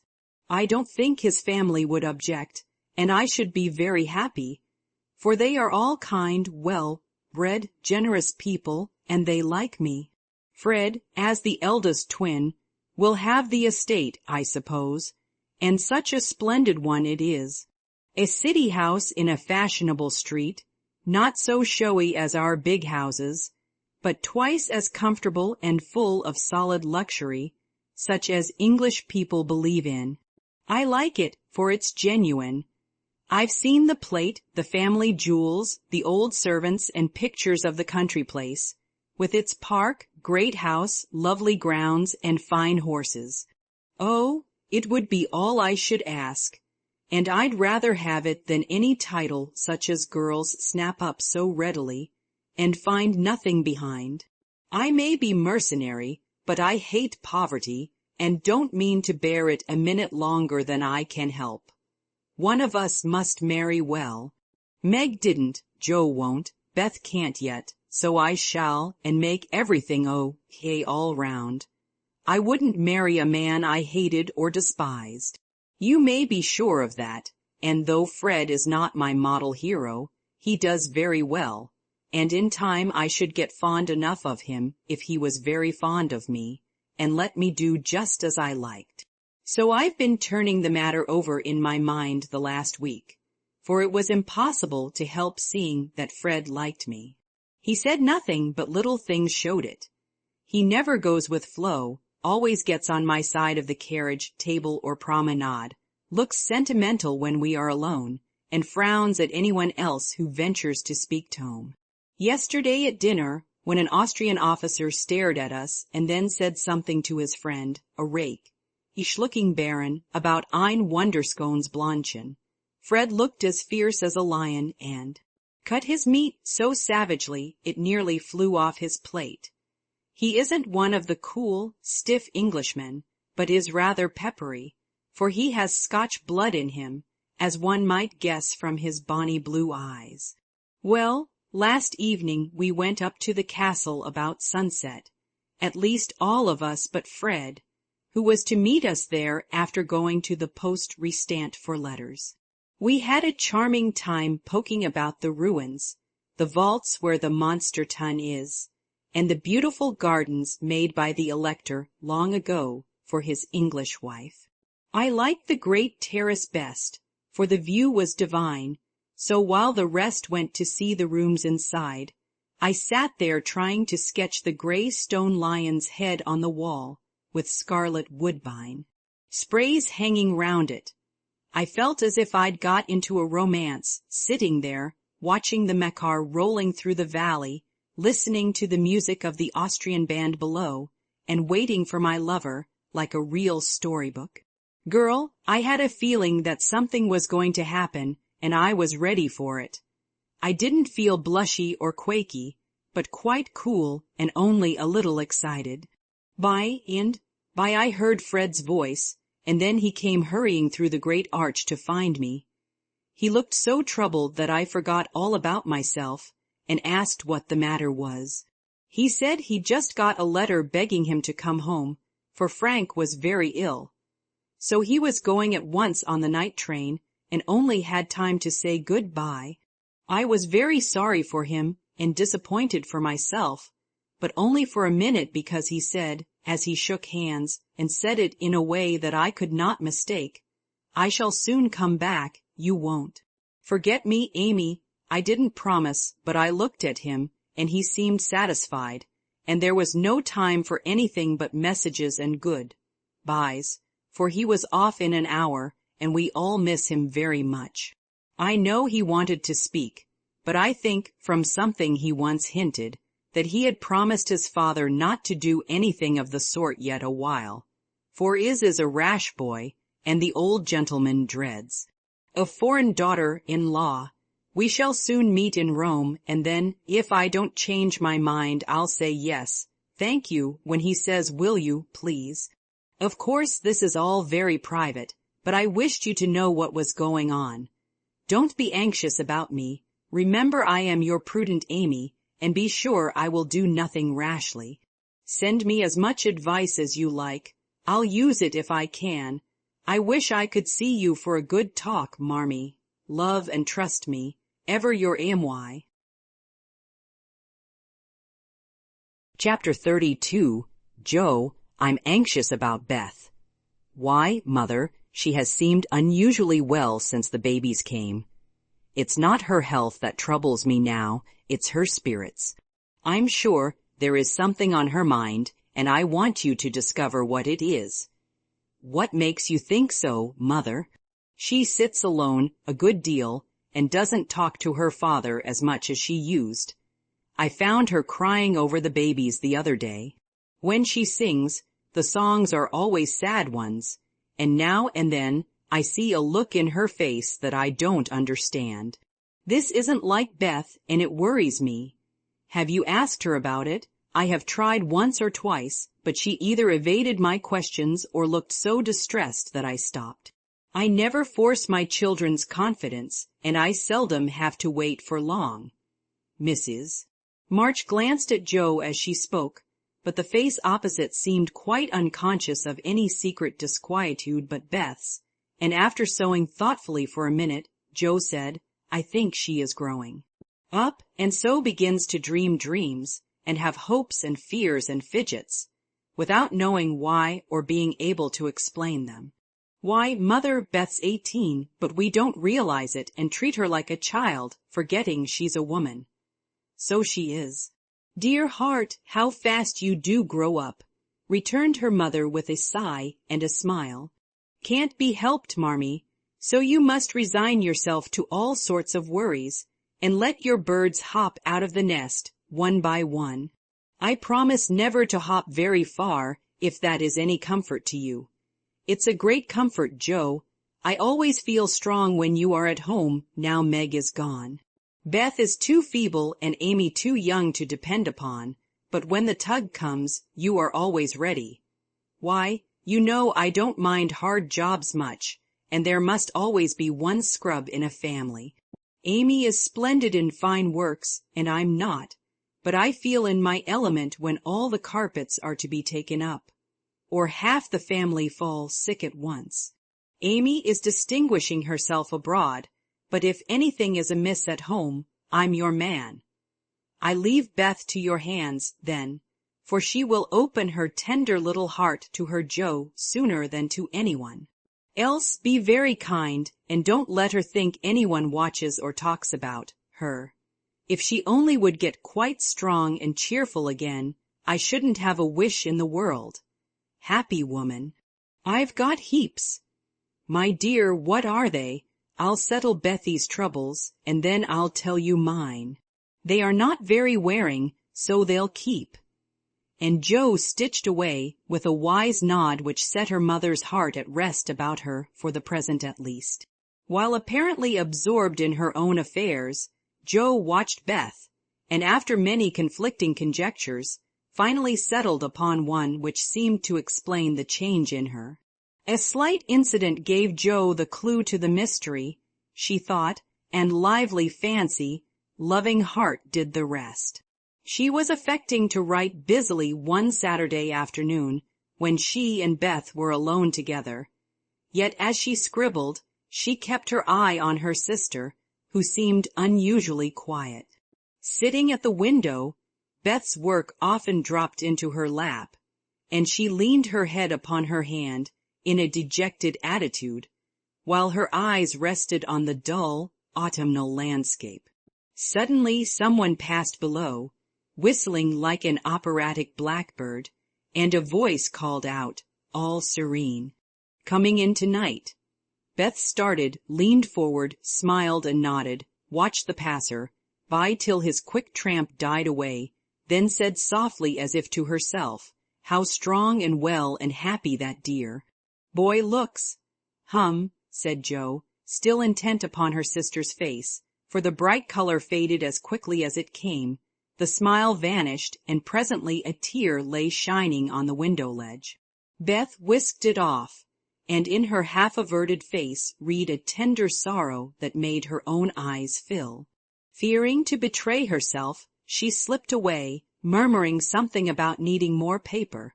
"Mercy on me, Beth loves Laurie," she said, sitting down in her own room, pale with the shock of the discovery which she believed she had just made. "I never dreamed of such a thing. What will Mother say? I wonder if her—" There Jo stopped and turned scarlet with a sudden thought. If he shouldn't love back again, how dreadful it would be. He must. I'll make him, and she shook her head threateningly at the picture of the mischievous-looking boy laughing at her from the wall. "Oh dear, we are growing up with a vengeance. Here's Meg married and a mamma, Amy flourishing away at Paris, and Beth in love. I'm the only one that has sense enough to keep out of mischief." Jo thought intently for a minute with her eyes fixed on the picture, then she smoothed out her wrinkled forehead and said, with a decided nod at the face opposite, "No thank you, sir, you're very charming, but you've no more stability than a weathercock. So you needn't write touching notes and smile in that insinuating way, for it won't do a bit of good, and I won't have it." Then she sighed, and fell into a reverie from which she did not wake till the early twilight sent her down to take new observations, which only confirmed her suspicion. Though Laurie flirted with Amy and joked with Jo, his manner to Beth had always been peculiarly kind and gentle, but so was everybody's. Therefore, no one thought of imagining that he cared more for her than for the others. Indeed, a general impression had prevailed in the family of late that our boy was getting fonder than ever of Jo, who, however, wouldn't hear a word upon the subject and scolded violently if anyone dared to suggest it. If they had known the various tender passages which had been nipped in the bud, they would have had the immense satisfaction of saying, "I told you so." But Jo hated philandering and wouldn't allow it, always having a joke or a smile ready at the least sign of impending danger.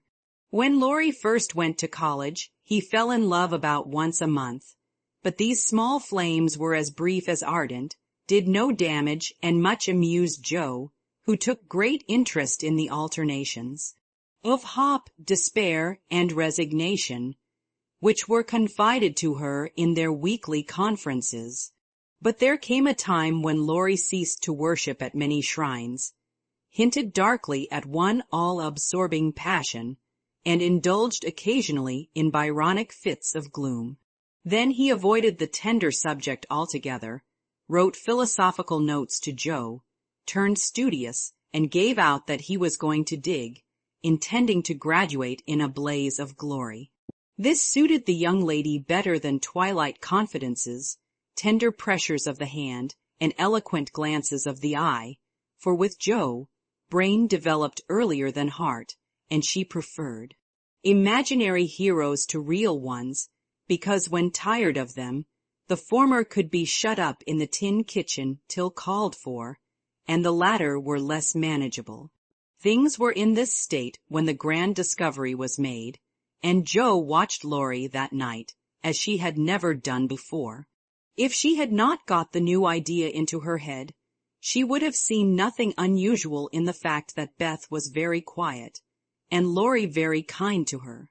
But having given the rein to her lively fancy, it galloped away with her at a great pace, and common sense, being rather weakened by a long course or romance writing, did not come to the rescue.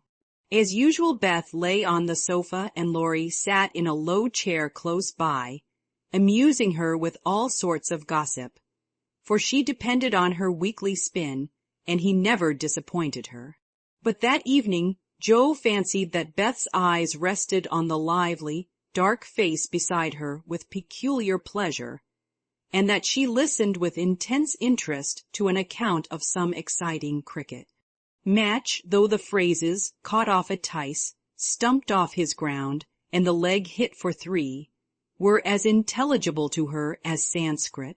She also fancied, having set her heart upon seeing it, that she saw a certain increase of gentleness in Laurie's manner, that he dropped his voice now and then, laughed less than usual, was a little absent-minded, and settled the Afghan over Beth's feet with an assiduity that was really almost tender.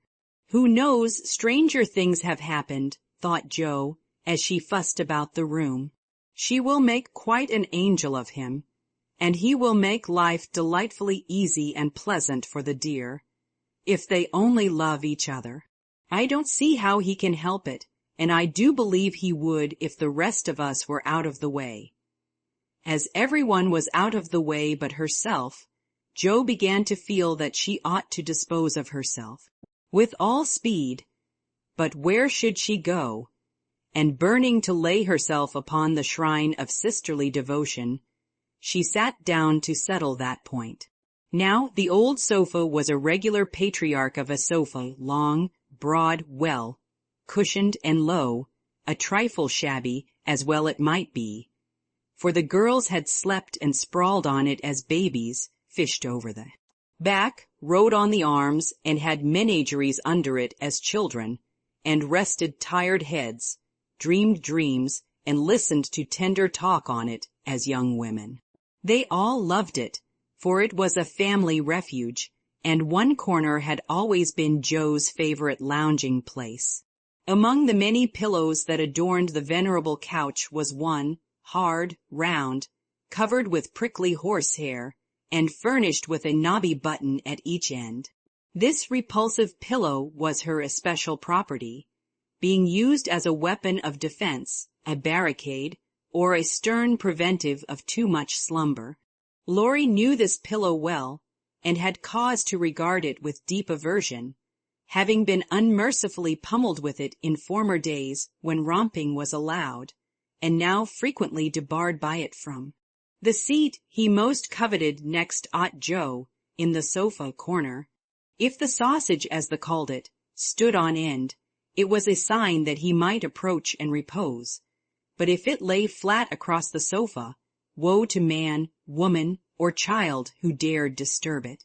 That evening Joe forgot to barricade her corner, and had not been in her seat 5 minutes, before a massive form appeared beside her, and with both arms spread over the sofa back, both long legs stretched out before him, Laurie exclaimed with a sigh of satisfaction, "Now this is filling at the price."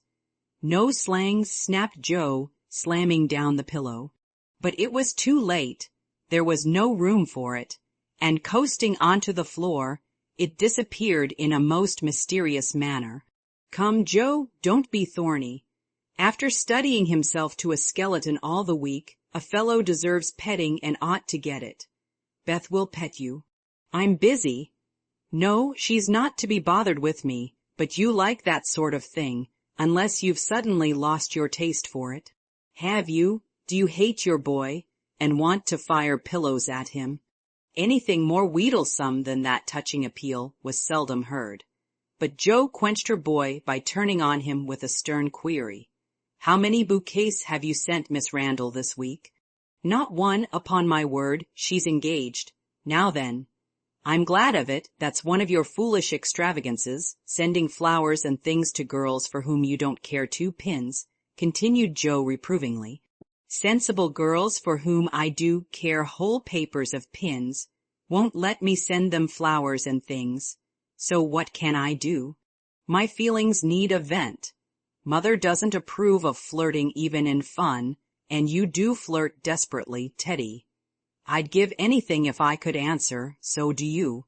As I can't, I'll merely say that I don't see any harm in that pleasant little game, if all parties understand that it's only play." "Well, it does look pleasant, but I can't learn how it's done. I've tried, because one feels awkward in company not to do as everybody else ID doing. But I don't seem to get on, said Joe, forgetting to play mentor. Take lessons of Amy, she has a regular talent for it. Yes, she does it very prettily and never seems to go too far.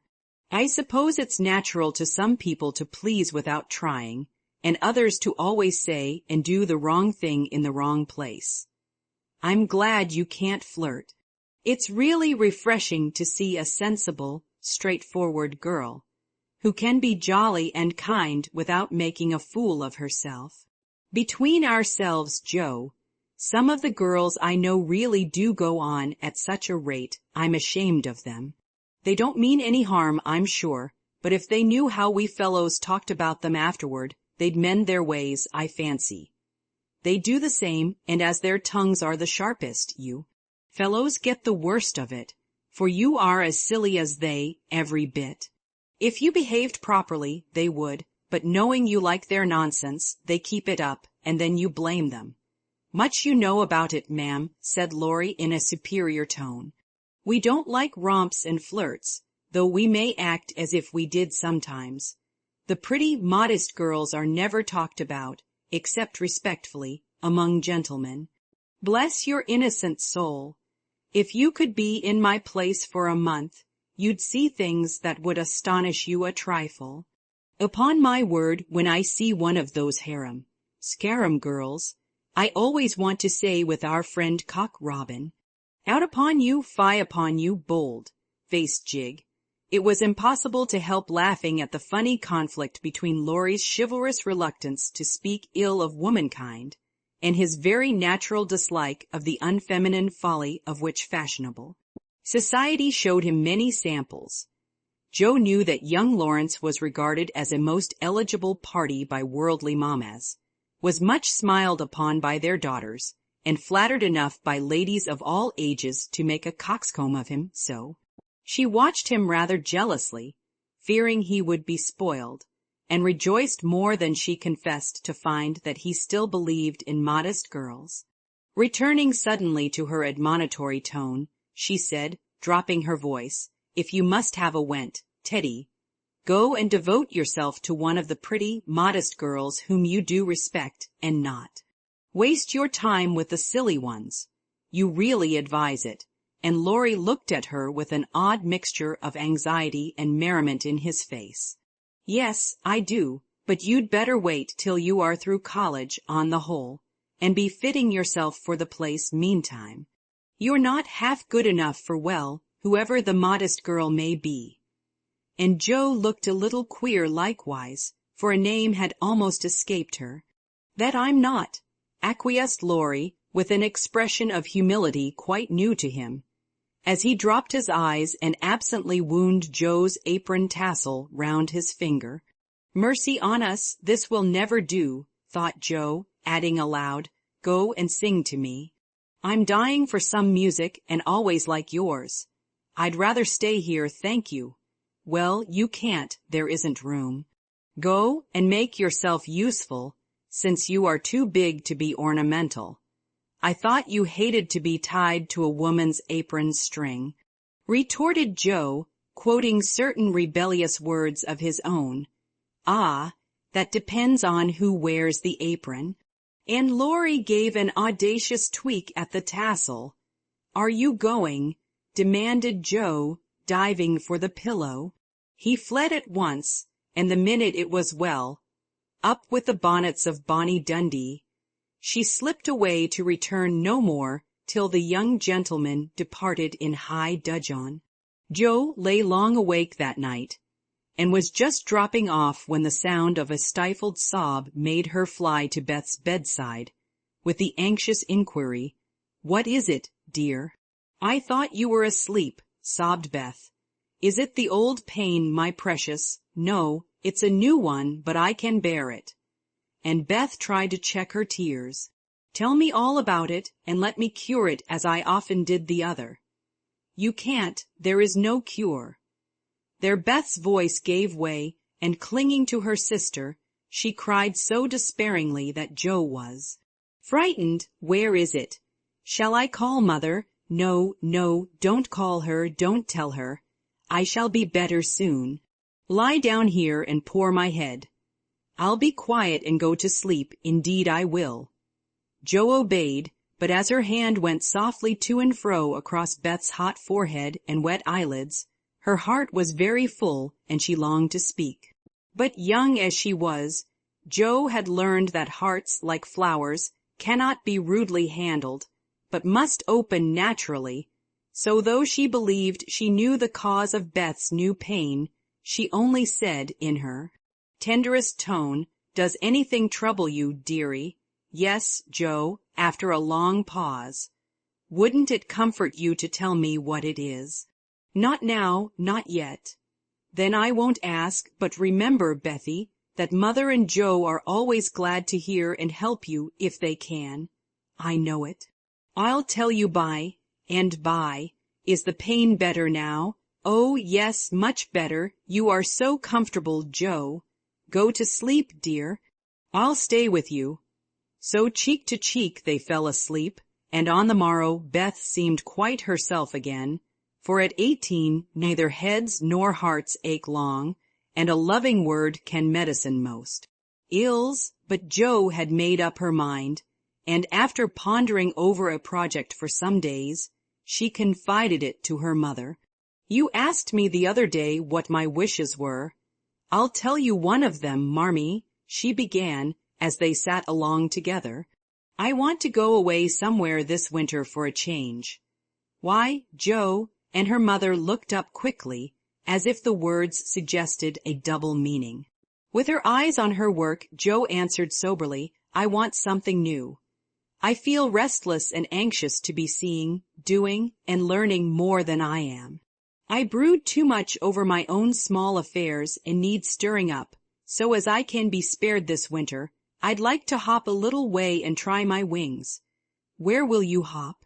"To New York. I had a bright idea yesterday, and this is it. You know Mrs. Kirk wrote to you for some respectable young person to teach her children and sew. It's rather hard to find just the thing, but I think I should suit if I tried. My dear, go out to service in that great boarding house." And Mrs. March looked surprised, but not displeased. It's not exactly going out to service for Mrs.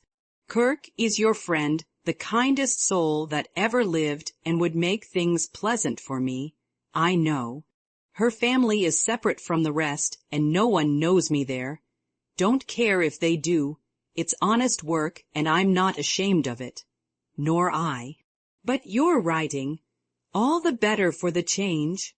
I shall see and hear new things, get new ideas, and even if I haven't much time there, I shall bring home quantities of material for my rubbish. I have no doubt of it, but are these your only reasons for this sudden fancy? No, Mother. May I know the others? Jo looked up and Jo looked down, then said slowly, with sudden color in her cheeks, "It may be vain and wrong to say it, but I'm afraid Laurie is getting too fond of me." "Then you don't care for him in the way it is evident he begins to care for you." And Mrs.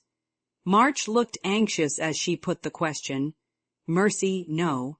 I love the dear boy, as I always have, and am immensely proud of him, but as for anything more, it's out of the question." "I'm glad of that, Jo." "Why, please?" "Because, dear, I don't think you suited to one another. As friends you are very happy, and your frequent quarrels soon blow over, but I fear you would both rebel if you were mated for life.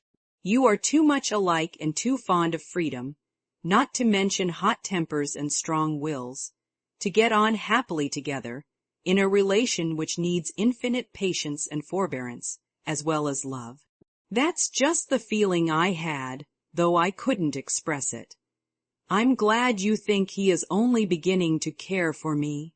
It would trouble me sadly to make him unhappy, for I couldn't fall in love with the dear old fellow merely out of gratitude, could I? You are sure of his feeling for you?" The color deepened in Jo's cheeks as she answered, with a look of mingled pleasure, pride, and pain which young girls wear when speaking of first lovers. I'm afraid it is so, Mother. He hasn't said anything, but he looks a great deal. I think I had better go away before it comes to anything. I agree with you, and if it can be managed you shall go. Joe looked relieved, and after a pause said, smiling, how, Mrs. Moffat would wonder at your want of management, if she knew, and how she will rejoice that Annie may still hope. Ah, Joe, mothers may differ in their management, but the hope is the same in all the desire to see their children happy. Meg is so, and I am content with her success. You I leave to enjoy your liberty till you tire of it, for only then will you find that there is something sweeter. Amy is my chief care now, but her good sense will help her. For Beth, I indulge no hopes except that she may be well. By the way, she seems brighter this last day or two. Have you spoken to her? Yes, she owned she had a trouble and promised to tell me by and by. I said no more, for I think I know it, and Joe told her little story. Mrs. March shook her head, and did not take so romantic a view of the case, but looked grave, and repeated her opinion that for Laurie's sake Joe should go away for a time. Let us say nothing about it to him till the plan is settled. Then I'll run away before he can collect his wits and be tragic. Beth must think I'm going to please myself, as I am, for I can't talk about Laurie to her. But she can pet and comfort him after I'm gone, and so cure him of this romantic notion. He's been through so many little trials of the sort, he's used to it, and will soon get over his lovelornity. Joe spoke hopefully, but could not rid herself of the foreboding fear that this little trial would be harder than the others, and that Laurie would not get over his lovelornity as easily as heretofore. The plan was talked over in a family council and agreed upon for Mrs. Kirk gladly accepted Joe and promised to make a pleasant home for her. The teaching would render her independent, and such leisure as she got might be made profitable by writing, while the new scenes and society would be both useful and agreeable.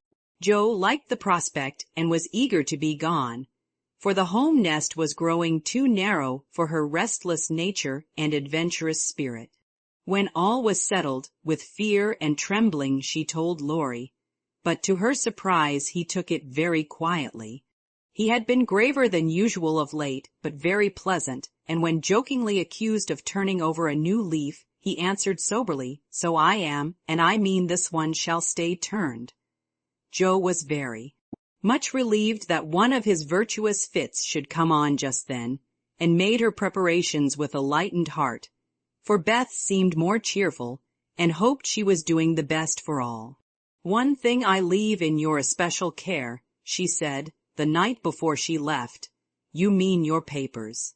Asked Beth. "No, my boy. Be very good to him, won't you?" "Of course I will, but I can't fill your place and he'll miss you sadly. It won't hurt him, so remember I leave him in your charge to plague, pet, and keep in order. I'll do my best for your sake," promised Beth, wondering why Joe looked at her so queerly. When Laurie said good-bye, he whispered significantly, "It won't do a bit of good, Joe. My eye is on you, so mind what you do, or I'll come and bring you home." Chapter 33. New York, November. Dear Marmee and Beth, I'm going to write you a regular volume, for I've got heaps to tell, though I'm not a fine young lady traveling on the continent. When I lost sight of Father's dear old face, I felt a trifle blue, and might have shed a briny drop or two, if an Irish lady with 4 small children, all crying more or less, hadn't diverted my mind, for I amused myself by dropping gingerbread nuts over the seat every time they opened their mouths to roar. Soon the sun came out, and taking it as a good omen, I cleared up likewise and enjoyed my journey with all my heart. Mrs. Kirk welcomed me so kindly I felt at home at once, even in that big house full of strangers. She gave me a funny little sky parlor, all she had, but there is a stove in it and a nice table in a sunny window, so I can sit here and write whenever I like. A fine view and a church tower opposite atone for the many stairs, and I took a fancy to my den on the spot. The nursery, where I am to teach and sew, is a pleasant room next Mrs. Kirk's private parlor, and the two little girls are pretty children, rather spoiled, I fancy, but they took to me after telling them the 7 bad pigs, and I've no doubt I shall make a model. Governess, I am to have my meals with the children, if I prefer it to the great table, and for the present I do, for I am bashful, though no one will believe it. Now, my dear, make yourself at home, said Mrs. K. In her motherly way. I'm on the drive from morning to night, as you may suppose with such a family, but a great anxiety will be off my mind if I know the children are safe with you. My rooms are always open to you, and your own shall be as comfortable as I can make it. There are some pleasant people in the house if you feel sociable, and your evenings are always free. Come to me if anything goes wrong, and be as happy as you can. There's the tea bell. I must run and change my cap. And off she bustled, leaving me to settle myself in my new nest. As I went downstairs soon after, I saw something I liked. The flights are very long in this tall house, and as I stood waiting at the head of the 3rd one for a little servant girl to lumber up, I saw a gentleman come along behind her, take the heavy hod of coal out of her hand, carry it all the way up, put it down at a door near by, and walk away, saying, with a kind nod and a foreign accent, "It goes better so. The little back is too young to have such heaviness." Wasn't it good of him? I like such things, for as father says, trifles show character. When I mentioned it to Mrs. K. that evening, she laughed and said, "That must have been Professor Bear. He's always doing things of that sort." Mrs. K. told me he was from Berlin, very learned and good, but poor as a church mouse, and gives lessons to support himself and 2 little orphan nephews whom he is educating here, according to the wishes of his sister, who married an American. Not a very romantic story, but it interested me, and I was glad to hear that Mrs. K. lends him her parlor for some of his scholars. There is a glass door between it and the nursery, and I mean to peep at him, and then I'll tell you how he looks. He's almost 40, so it's no harm, Marmee. After tea and a go-to-bed romp with the little girls, I attacked the big work-basket, and had a quiet evening chatting with my new friend. I shall keep a letter, and send it once a week, so good night and more tomorrow. Tuesday Eve. Had a lively time in my seminary this morning, for the children acted like Sancho, and at one time I really thought I should shake them all round. Some good angel inspired me to try gymnastics, and I kept it up till they were glad to sit down and keep still. After luncheon, the girl took them out for a walk, and I went to my needlework like little Mabel with a willing mind. I was thanking my stars that I'd learned to make nice buttonholes, when the parlor door opened and shut, and someone began to hum, "Kent's Doodass Land," like a big bumblebee. It was dreadfully improper, I know, but I couldn't resist the temptation, and lifting one end of the curtain before the glass door, I peeped in. Professor Bear was there, and while he arranged his books, I took a good look at him. A regular German, rather stout, with brown hair tumbled all over his head, a bushy beard, good nose, the kindest eyes I ever saw, and a splendid big voice that does one's ears good after our sharp or slipshod American gabble. His clothes were rusty, his hands were large, and he hadn't a really handsome feature in his face, except his beautiful teeth, yet I liked him, for he had a fine head, his linen was very nice, and He looked like a gentleman, though 2 buttons were off his coat, and there was a patch on one shoe. He looked sober in spite of his humming, till he went to the window to turn the hyacinth bulbs toward the sun, and stroke the cat, who received him like an old friend. Then he smiled, and when a tap came at the door, called out in a loud, brisk tone herein. I was just going to run, when I caught sight of a morsel of a child carrying a big book, and stopped, to see what was going on. "Me wants me bear," said the mite, slamming down her book and running to meet him. "Thou shalt have thy bear." "Come then, and take a goot hug from him, my Tina," said the professor, catching her up with a laugh, and holding her so high over his head that she had to stoop her little face to kiss him. "Now me must tuddy my lesson," went on the funny little thing. So he put her up at the table, opened the great dictionary she had brought, and gave her a paper and pencil, and she scribbled away, turning a leaf now and then, and passing her little fat finger down the page as if finding a word, so soberly that I nearly betrayed myself by a laugh, while Mr. Bear stood stroking her pretty hair with a fatherly look that made me think she must be his own, though she looked more French than German. Another knock and the appearance of 2 young ladies sent me back to my work, and there I virtuously remained through all the noise and gabbling that went on next door. One of the girls kept laughing affectedly, and saying, "Now, Professor," in a coquettish tone, and the other pronounced her German with an accent that must have made it hard for him to keep sober. Both seemed to try his patience sorely, for more than once I heard him say emphatically, "No, no, it is not so. You have not attend to what I say," and once there was a loud rap, as if he struck the table with his book, followed by the despairing exclamation, "Prut, it all goes bad this day." Poor man, I pitied him, and when the girls were gone, took just one more peep to see if he survived it.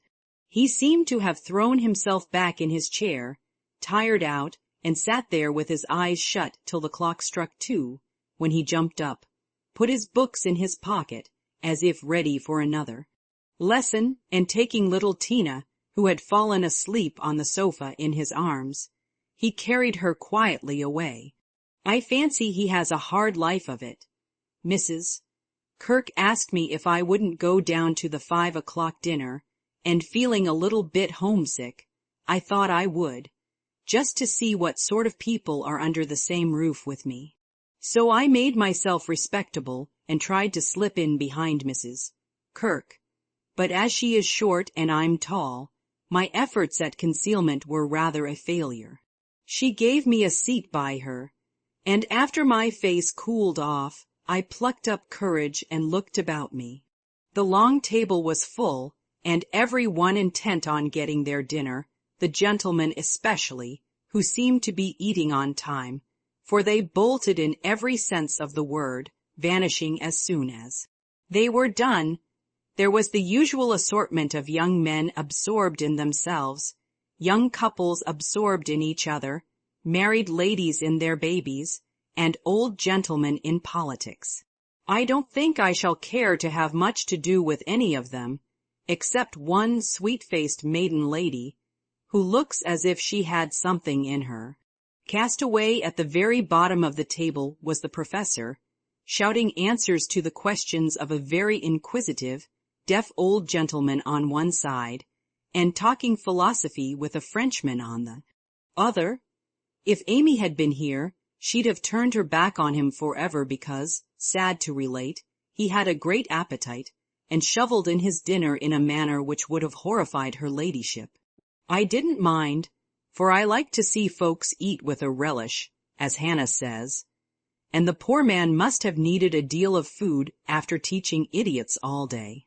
As I went upstairs after dinner, 2 of the young men were settling their hats before the hall mirror, and I heard one say low to the other, "Who's the new party? Governess or something of that sort? What the deuce is she at our table for? Friend of the old ladies. Handsome head, but no style. Not a bit of it. Give us a light and come on.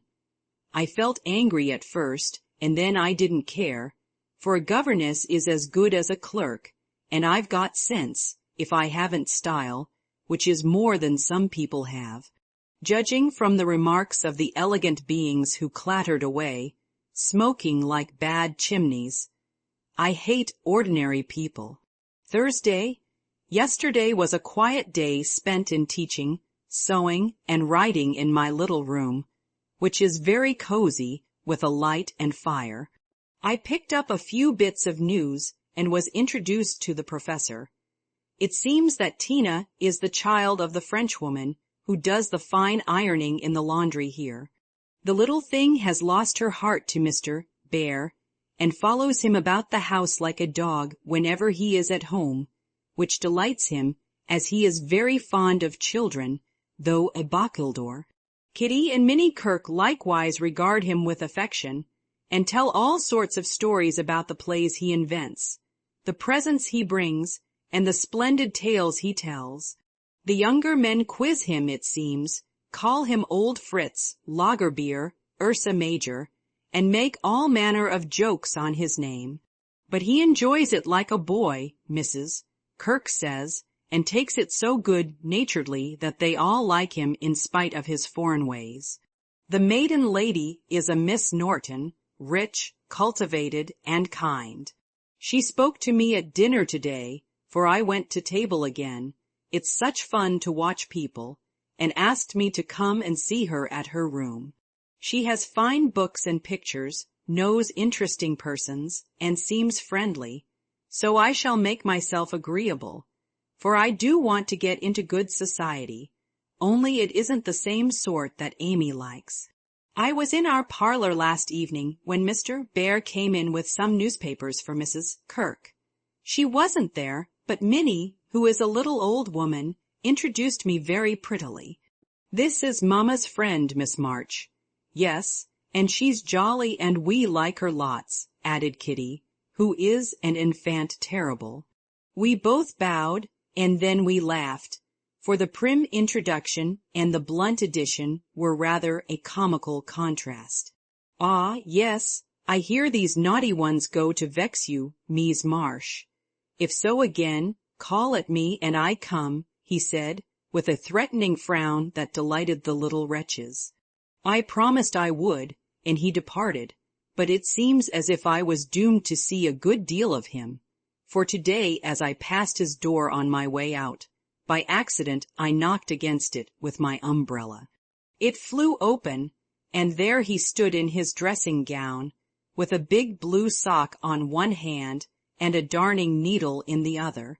He didn't seem at all ashamed of it, for when I explained and hurried on, he waved his hand, sock and all, saying in his loud, cheerful way, "You have a fine day to make your walk. Bon voyage, mademoiselle." I laughed all the way downstairs, but it was a little pathetic, also to think of the poor man having to mend his own clothes. The German gentlemen embroider, I know, but darning hose is another thing and not so pretty. Nothing has happened to write about, except a call on Miss Norton, who has a room full of pretty things and who was very charming, for she showed me all her treasures and asked me if I would sometimes go with her to lectures and concerts as her escort, if I enjoyed them. She put it as a favor, but I'm sure Mrs. Kirk has told her about us, and she does it out of kindness to me. I'm as proud as Lucifer, but such favors from such people don't burden me, and I accepted gratefully. When I got back to the nursery, there was such an uproar in the parlor that I looked in, and there was Mr. Bear down on his hands and knees with Tina on his back, Kitty leading him with a jump rope, and Minnie feeding two small boys with seed cakes, as they roared and ramped in cages built of chairs. "We are playing Nargery," explained Kitty. "Dis is mine effluent," added Tina, holding on by the professor's hair. "Mamma always allows us to do what we like Saturday afternoon, when France and Emil come. Doesn't she, Mr. Bear?" said Minnie. The effluent sat up, looking as much in earnest as any of them, and said soberly to me, "I give you my word it is so. If we make too large a noise you shall say hush to us, and we go more softly." I promised to do so, but left the door open and enjoyed the fun as much as they did, for a more glorious frolic I never witnessed. They played tag and soldiers, danced and sang, and when it began to grow dark they all piled onto the sofa about the professor, while he told charming fairy stories of the storks on the chimney, tops and the little coblods who ride the snowflakes as they fall. I wish Americans were as simple and natural as Germans, don't you? I'm so fond of writing, I should go spinning on forever if motives of economy didn't stop me. For though I've used thin paper and written fine, I tremble to think of the stamps this long letter will need. Pray forward Amy's as soon as you can spare them. My small news will sound very flat after her splendors, but you will like them, I know. Is Teddy studying so hard that he can't find time to write to his friends?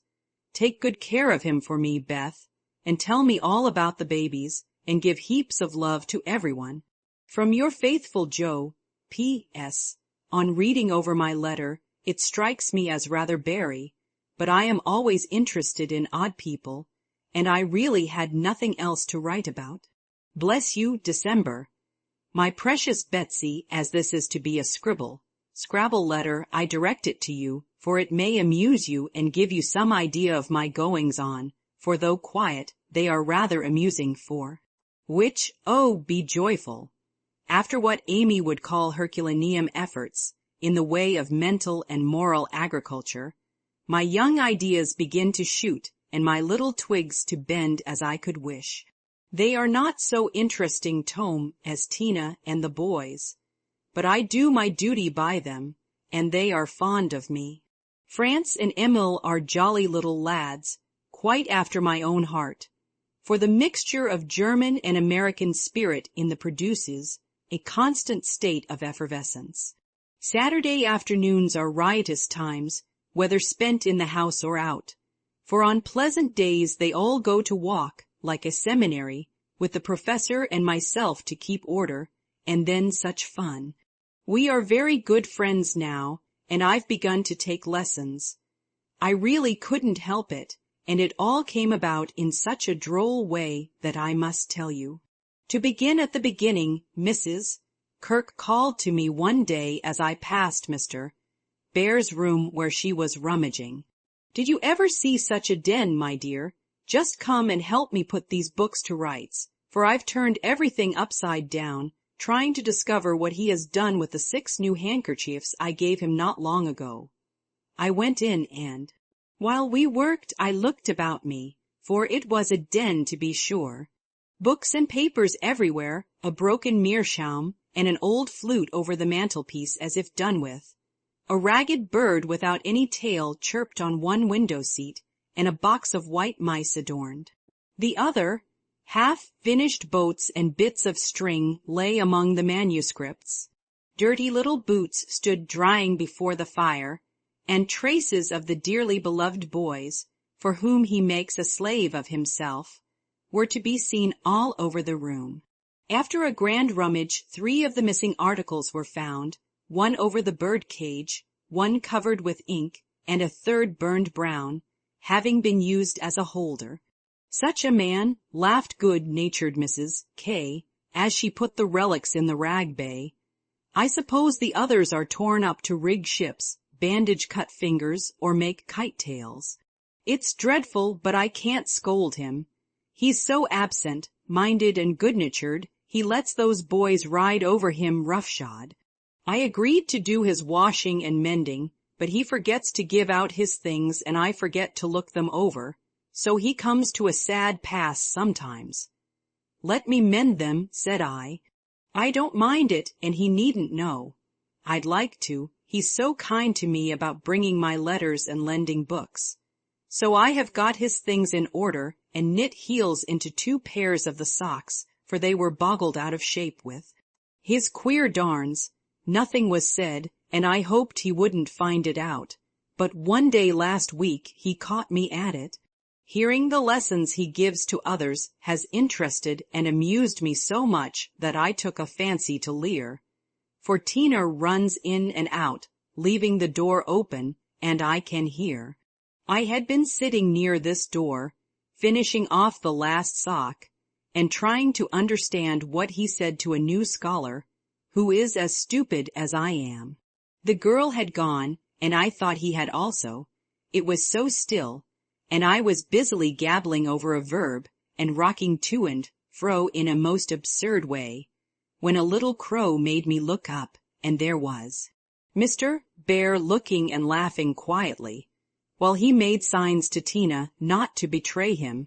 So he said, as I stopped and stared like a goose, "You peep at me, I peep at you, and this is not bad. But see, I am not pleasanting when I say, have you a wish for German? Yes, but you are too busy. I am too stupid to learn, I blundered out as red as a peony. Prut, we will make the time, and we fail not to find the sense. At Effening I shall give a little lesson with much gladness, for look you, Mies Marsh, I have this debt to pay." And he pointed to my work. Yes, they say to one another, these so kind ladies, he is a stupid old fellow. He will see not what we do. He will never observe that his sock heels go not in holes any more. He will think his buttons grow out new when they fall, and believe that strings make theirselves. Ah, but I have an eye, and I see much.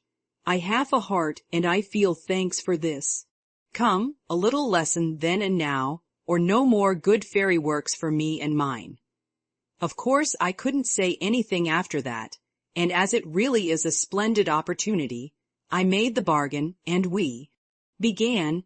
I took 4 lessons, and then I stuck fast in a grammatical bog. The professor was very patient with me, but it must have been torment to him, and now and then he'd look at me with such an expression of mild despair that it was a toss-up with me whether to laugh or cry. I tried both ways, and when it came to a sniff or utter mortification and woe, he just threw the grammar onto the floor and marched out of the room. I felt myself disgraced and deserted for ever, but didn't blame him a particle, and was scrambling my papers together, meaning to rush upstairs and shake myself hard, when in he came, as brisk and beaming as if I'd covered myself in glory. "Now we shall try a new way. You and I will read these pleasant little marchen together, and dig no more in that dry book that goes in the corner for making us trouble." He spoke so kindly, and opened Hans Andersen's fairy tales so invitingly before me, that I was more ashamed than ever, and went at my lesson in a necor, nothing style that seemed to amuse him immensely. I forgot my bashfulness and pegged away, no other word will express it, with all my might, tumbling over long words, pronouncing according to inspiration of the minute, and doing my very best. When I finished reading my first page and stopped for breath, he clapped his hands and cried out in his hearty way, "Das ist gut. Now we go well, my turn. I do him in German, give me your ear." And away he went, rumbling out the words with his strong voice and a relish which was good to see as well as hear. Fortunately the story was the Constant T.N. Soldier, which is droll, you know, so I could laugh, and I did, though I didn't understand half he read, for I couldn't help it. He was so earnest, I so excited, and the whole thing so comical. After that we got on better, and now I read my lessons pretty well, for this way of studying suits me, and I can see that the grammar gets tucked into the tales and poetry as one gives pills in jelly. I like it very much, and he doesn't seem tired of it yet, which is very good of him, isn't it? I mean to give him something on Christmas, for I dare not offer money.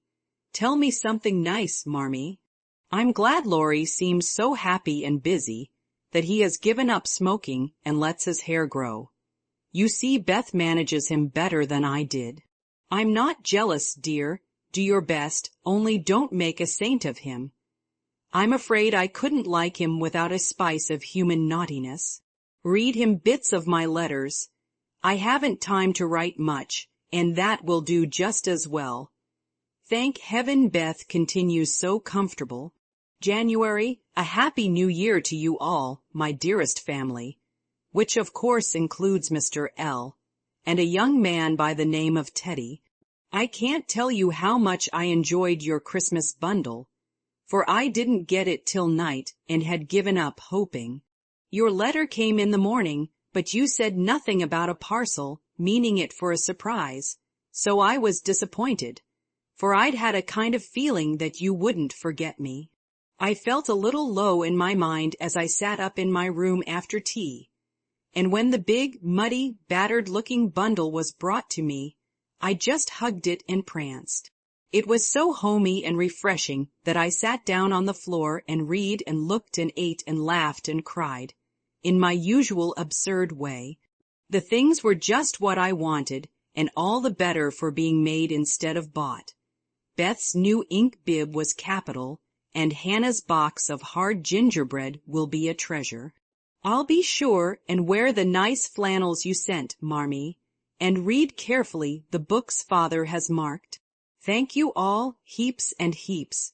Speaking of books reminds me that I'm getting rich in that line, for on New Year's Day, Mr. Bear gave me a fine Shakespeare. It is one he values much, and I've often admired it, set up in the place of honor with his German Bible, Plato, Homer, and Milton. So you may imagine how I felt when he brought it down without its cover and showed me my own name in it from my friend Friedrich Bear. You say often you wish a library.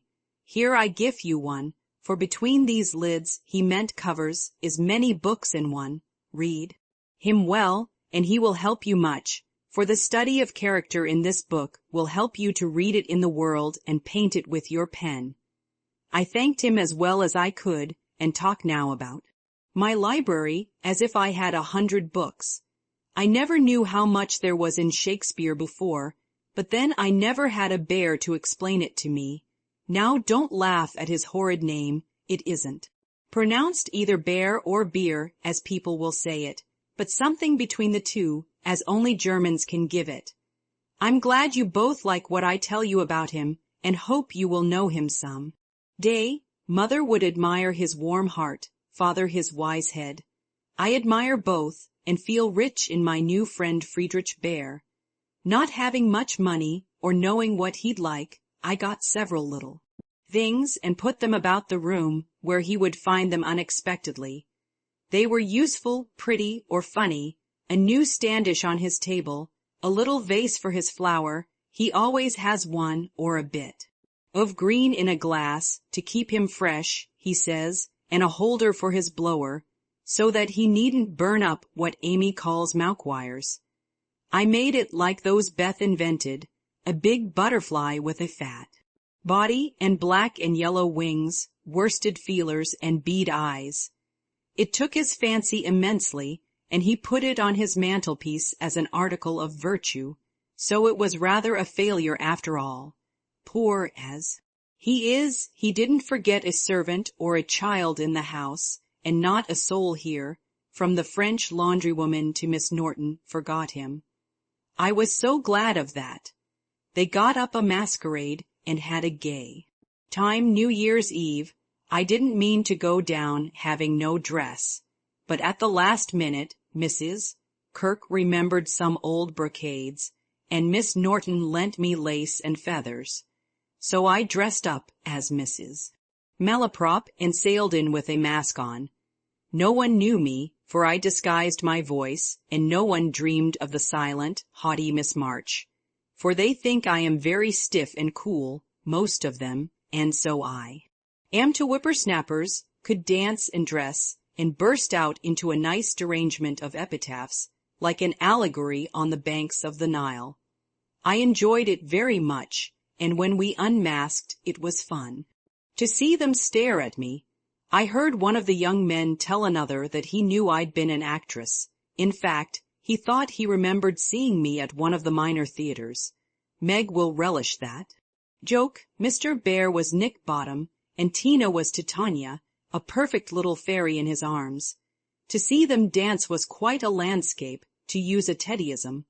I had a very happy New Year, after all, and, when I thought it over in my room, I felt as if I was getting on a little in spite of my many failures, for I'm cheerful all the time now, work with a will, and take more interest in other people than I used to, which is satisfactory. Bless you all, ever your loving, Joe. Chapter 34. Though very happy in the social atmosphere about her, and very busy with the daily work that earned her bread and made it sweeter for the effort, Joe still found time for literary labors. The purpose which now took possession of her was a natural one to a poor and ambitious girl, but the means she took to gain her end were not the best. She saw that money conferred power, therefore, she resolved to have, not to be used for herself alone, but for those whom she loved more than life. The dream of filling home with comforts, giving Beth everything she wanted, from strawberries in winter to an organ in her bedroom, going abroad herself, and always having more than enough, so that she might indulge in the luxury of charity, had been for years Joe's most cherished castle in the air. The prize story experience had seemed to open a way which might, after long traveling and much uphill work, lead to this delightful shadow in Espagny. But the novel disaster quenched her courage for a time, for public opinion is a giant which has frightened stouter-hearted Jacks on bigger beanstalks than hers. Like that immortal hero, she reposed a while after the first attempt, which resulted in a tumble and the least lovely of the giant's treasures, if I remember rightly. But the up again and take another spirit was as strong in Joe as in Jack, so she scrambled up on the shady side this time and got more booty, but nearly left behind her what was far more precious. Then the money bags she took to writing sensation stories, for in those dark ages even all perfect America read rubbish. She told no one, but concocted a thrilling tale, and boldly carried it herself to Mr. Dashwood, editor of the Weekly Volcano. She had never read Sartor Resartus, but she had a womanly instinct that clothes possess an influence more powerful over many than the worth of character or the magic of manners. So she dressed herself in her best, and trying to persuade herself that she was neither excited nor nervous, bravely climbed 2 pairs of dark and dirty stairs to find herself in a disorderly room. A cloud of cigar smoke, and the presence of 3 gentlemen, sitting with their heels rather higher than their hats, which articles of dress none of them took the trouble to remove on her appearance. Somewhat daunted by this reception, Joe hesitated on the threshold, murmuring in much embarrassment, "Excuse me, I was looking for the Weekly Volcano office. I wished to see Mr. Dashwood." Down went the highest pair of heels, up rose the smokiest gentleman, and carefully cherishing his cigar between his fingers, he advanced with a nod and a countenance expressive of nothing but sleep. Feeling that she must get through the matter somehow, Joe produced her manuscript and, blushing redder and redder with each sentence, blundered out fragments of the little speech carefully prepared. For the occasion, a friend of mine desired me to offer a story just as an experiment would like your opinion be glad to write more if this suits. While she blushed and blundered, Mr. Dashwood had taken the manuscript and was turning over the leaves with a pair of rather dirty fingers and casting critical glances up and down the neat pages. Not a first attempt, I take it, observing that the pages were numbered, covered only on one side, and not tied up with a ribbon sure sign of a novice. No, sir, she has had some experience and got a prize for a tale in the Blarney Stone Banner. Oh, did she? And Mr. Dashwood gave J.O. a quick look, which seemed to take note of everything she had on, from the bow in her bonnet to the buttons on her boots. Well, you can leave it if you like. We've more of this sort of thing on hand than we know what to do with at present, but I'll run my eye over it and give you an answer next week. Now, Jo did not like to leave it for Mr. Dashwood didn't suit her at all, but under the circumstances there was nothing for her to do but bow and walk away, looking particularly tall and dignified, as she was apt to do when nettled or abashed. Just then she was both, for it was perfectly evident from the knowing glances exchanged among the gentlemen that her little fiction of my friend was considered a good joke, and a laugh produced by some inaudible remark of the editor, as he closed the door, completed her discomfiture.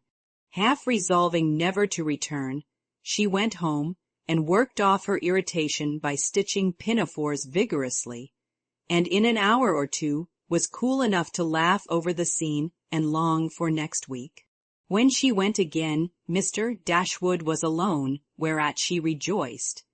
Mr. Dashwood was much wider awake than before, which was agreeable, and Mr. Dashwood was not too deeply absorbed in a cigar to remember his manners. So the second interview was much more comfortable than the first. We'll take this, editors never say aye, if you don't object to a few alterations. It's too long, but omitting the passages I've marked will make it just the right length, he said, in a businesslike tone. Jo hardly knew her own MS again, so crumpled and underscored were its pages and paragraphs, but feeling as a tender patent might on being asked to cut off her baby's legs in order that it might fit into a new cradle, she looked at the marked passages and was surprised to find that all the moral reflections which she had carefully put in as ballast for much romance had been stricken out.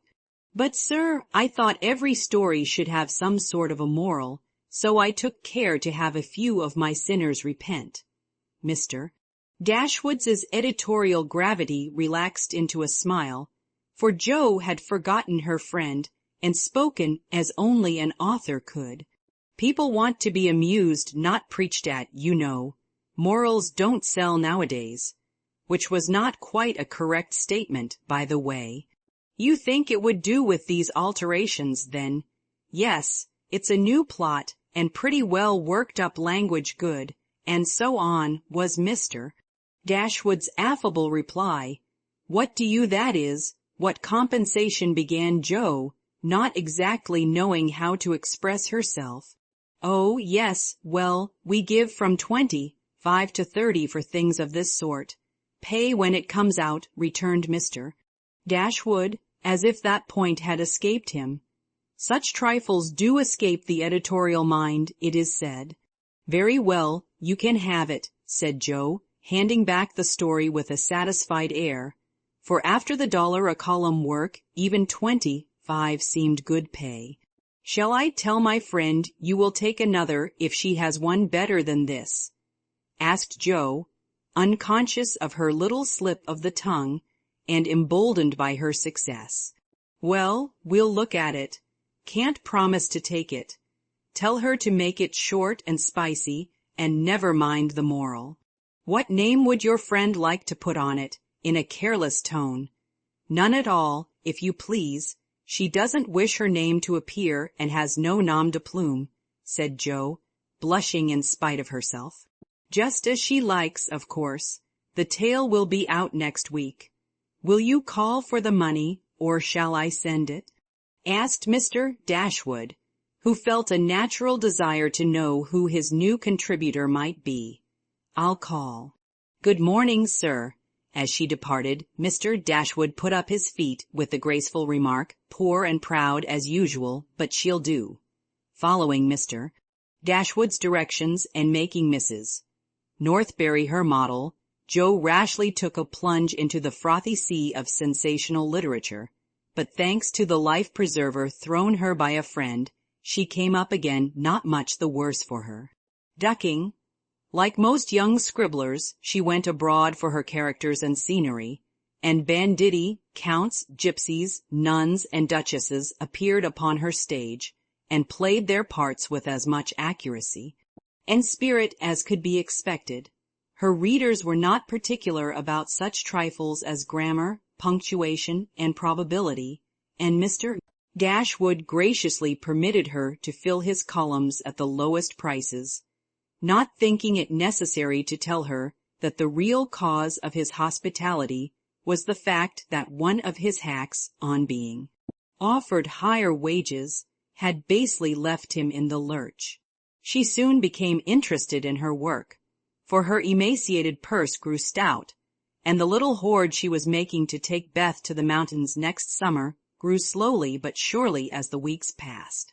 One thing disturbed her satisfaction, and that was that she did not tell them at home.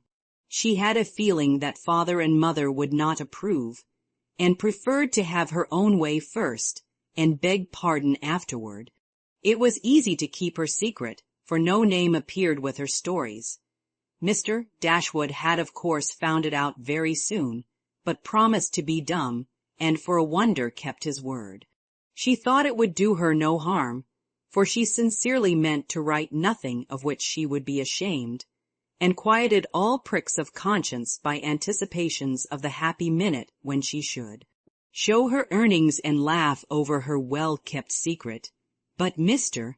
Dashwood rejected any but thrilling tales, and as thrills could not be produced except by harrowing up the souls of the readers, history and romance, land and sea, science and art, police records, and lunatic asylums had to be ransacked for the purpose.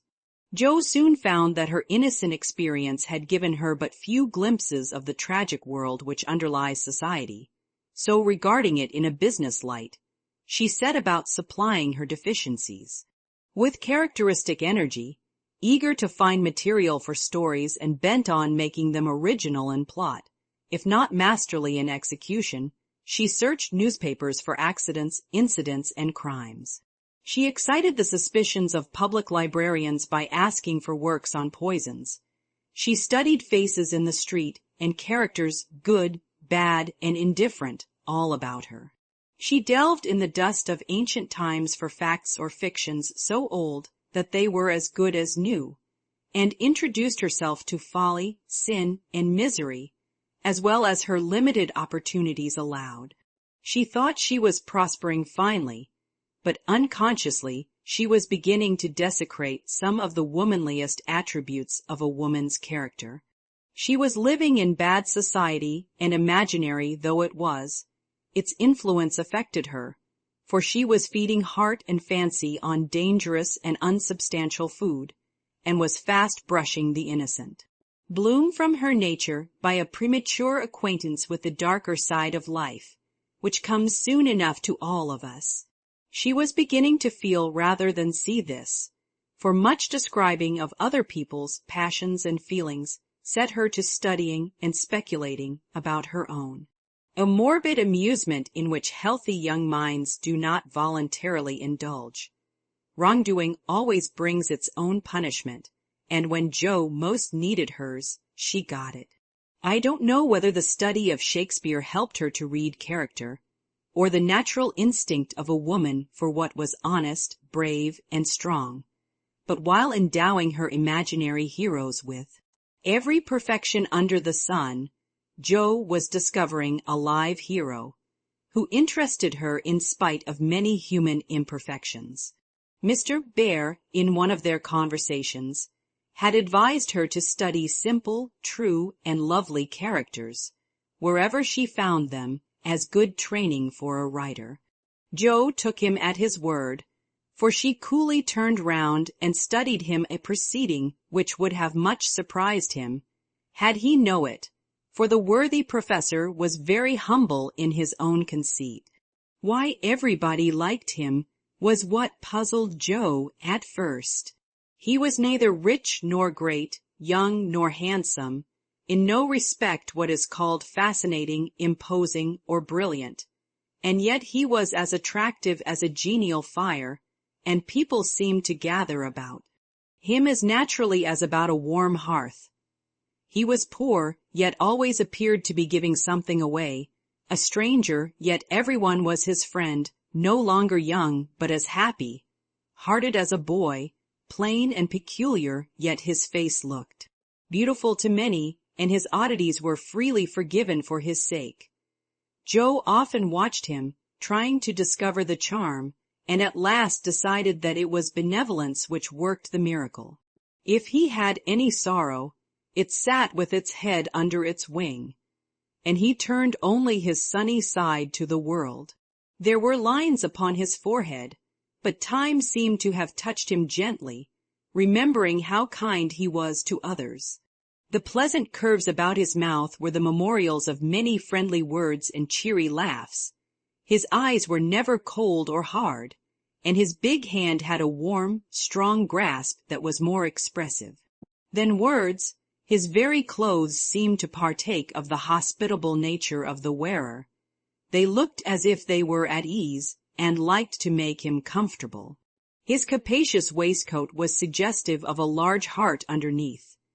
His rusty coat had a social air, and the baggy pockets plainly proved that little hands often went in empty and came out full. His very boots were benevolent, and his collars never stiff and raspy like other people's. "That's it," said Joe to herself, when she at length discovered that genuine goodwill toward one's fellow men could beautify and dignify even a stout German teacher, who shoveled in his dinner, darned his own socks, and was burdened with the name of Bear. Joe valued goodness highly, but she also possessed a most feminine respect for intellect, and a little discovery which she made about the professor added much to her regard for him. He never spoke of himself, and no one ever knew that in his native city he had been a man much honored and esteemed for learning and integrity, till a countryman came to see him. He never spoke of himself, and in a conversation with Miss Norton divulged the pleasing fact. From her Joe learned it, and liked it all the better because Mr. Bear had never told it. She felt proud to know that he was an honored professor in Berlin, though only a poor language master in America, and his homely, hard-working life was much beautified by the spice of romance which this discovery gave it. Another and a better gift than intellect was shown her in a most unexpected manner. Miss Norton had the entree into most society, which Joe would have had no chance of seeing but for her. The solitary woman felt an interest in the ambitious girl, and kindly conferred many favors of this sort both on Joe and the professor. She took them with her one night to a select symposium, held in honor of several celebrities. Joe went prepared to bow down and adore the mighty ones whom she had worshipped with youthful enthusiasm afar off. But her reverence for genius received a severe shock that night, and it took her some time to recover from the discovery that the great creatures were only men and women after all.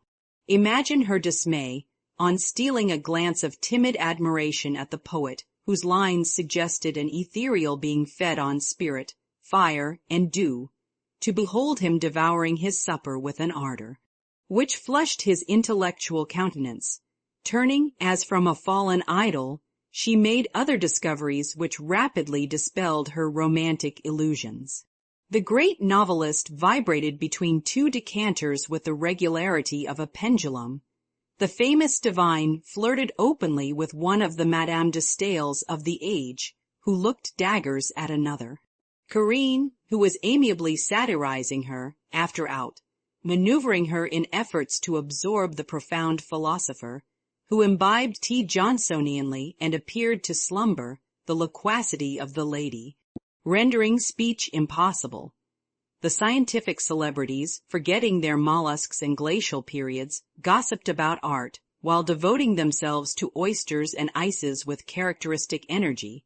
The young musician, who was charming the city like a second Orpheus, talked horses, and the specimen of the British nobility present happened to be the most ordinary man of the party. Before the evening was half over, Joe felt so completely disillusioned that she sat down in a corner to recover herself. Mr. Bear soon joined her, looking rather out of his element, and presently several of the philosophers, each mounted on his hobby, came ambling up to hold an intellectual tournament in the recess. The conversations were miles beyond Jo's comprehension, but she enjoyed it, though Kant and Hegel were unknown gods, the subjective and objective unintelligible terms, and the only thing evolved. From her inner consciousness was a bad headache after it was all over. It dawned upon her gradually that the world was being picked to pieces and put together on new and, according to the talkers, on infinitely better principles than before, that religion was in a fair way to be reasoned into nothingness, and intellect was to be the only God. Jo knew nothing about philosophy or metaphysics of any sort, but a curious excitement, half pleasurable, half painful, came over her as she listened with a sense of being turned adrift into time and space like a young balloon out on a holiday. She looked round to see how the professor liked it, and found him looking at her with the grimiest expression she had ever seen him wear. He shook his head and beckoned her to come away, but she was fascinated just then by the freedom of speculative philosophy, and kept her seat, trying to find out what the wise gentleman intended to rely upon after they had annihilated all the old beliefs. Now, Mr. Bear was a diffident man and slow to offer his own opinions, not because they were unsettled, but too sincere and earnest to be lightly spoken.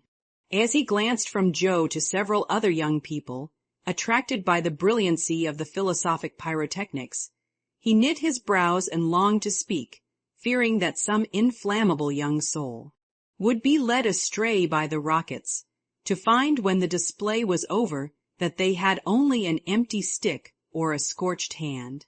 He bore it as long as he could, but when he was appealed to for an opinion, he blazed up with honest indignation and defended religion with all the eloquence of truth, an eloquence which made his broken English musical and his plain face beautiful. He had a hard fight, for the wise men argued well, but he didn't know when he was beaten and stood to his colors like a man. Somehow, as he talked, the world got right again to Jo. The old beliefs that had lasted so long seemed better than the new. God was not a blind force, and immortality was not a pretty fable, but a blessed fact.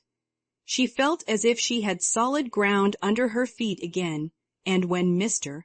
Bear paused, out-talked but not one whit convinced, Jo wanted to clap her hands and thank him. She did neither, but she remembered the scene and gave the professor her heartiest respect, for she knew it cost him an effort to speak out then and there, because his conscience would not let him be silent. She began to see that character is a better possession than money, rank, intellect, or beauty, and to feel that if greatness is what a wise man has defined it to be, truth, reverence, and good will, then her friend Friedrich Bear was not only good, but great. This belief strengthened daily. She valued his esteem, she coveted his respect, she wanted to be worthy of his friendship, and just when the wish was sincerest, she came near to losing everything. It all grew out of a cocked hat. For one evening the professor came in to give Jo her lesson with a paper soldier cap on his head, which Tina had put there and he had forgotten to take off. It's evident he doesn't look in his glass before coming down, thought Jo with a smile, as he said gut effening, and sat soberly down, quite unconscious of the ludicrous contrast between his subject and his headgear, for he was going to read her The Death of Wallenstein. She said nothing at first, for she liked to hear him laugh out his big, hearty laugh when anything funny happened. So she left him to discover it for himself, and presently forgot all about it, for to hear a German read Schiller is rather an absorbing occupation. After the reading came the lesson, which was a lively one, for Jo was in a gay mood that night, and the cocked hat kept her eyes dancing with merriment. The professor didn't know what to make of her. and stopped at last to ask with an air of mild surprise that was irresistible. "Miss Marsh, for what do you laugh in your master's face? Have you no respect for me, that you go on so bad?" "How can I be respectful, sir, when you forget to take your hat off?" said Joe. Lifting his hand to his head, the absent-minded professor gravely felt and removed the little cocked hat, looked at it a minute, and then threw back his head and laughed like a merry bass viol. "Ah, I see him now. It is that imp Tina who makes me a fool with my cap. Well, it is nothing, but see you, if this lesson goes not well, you too shall wear him." But the lesson did not go at all for a few minutes because Mr. Bear caught sight of a picture on the hat, and unfolding it, said with great disgust, "I wish these papers did not come in the house.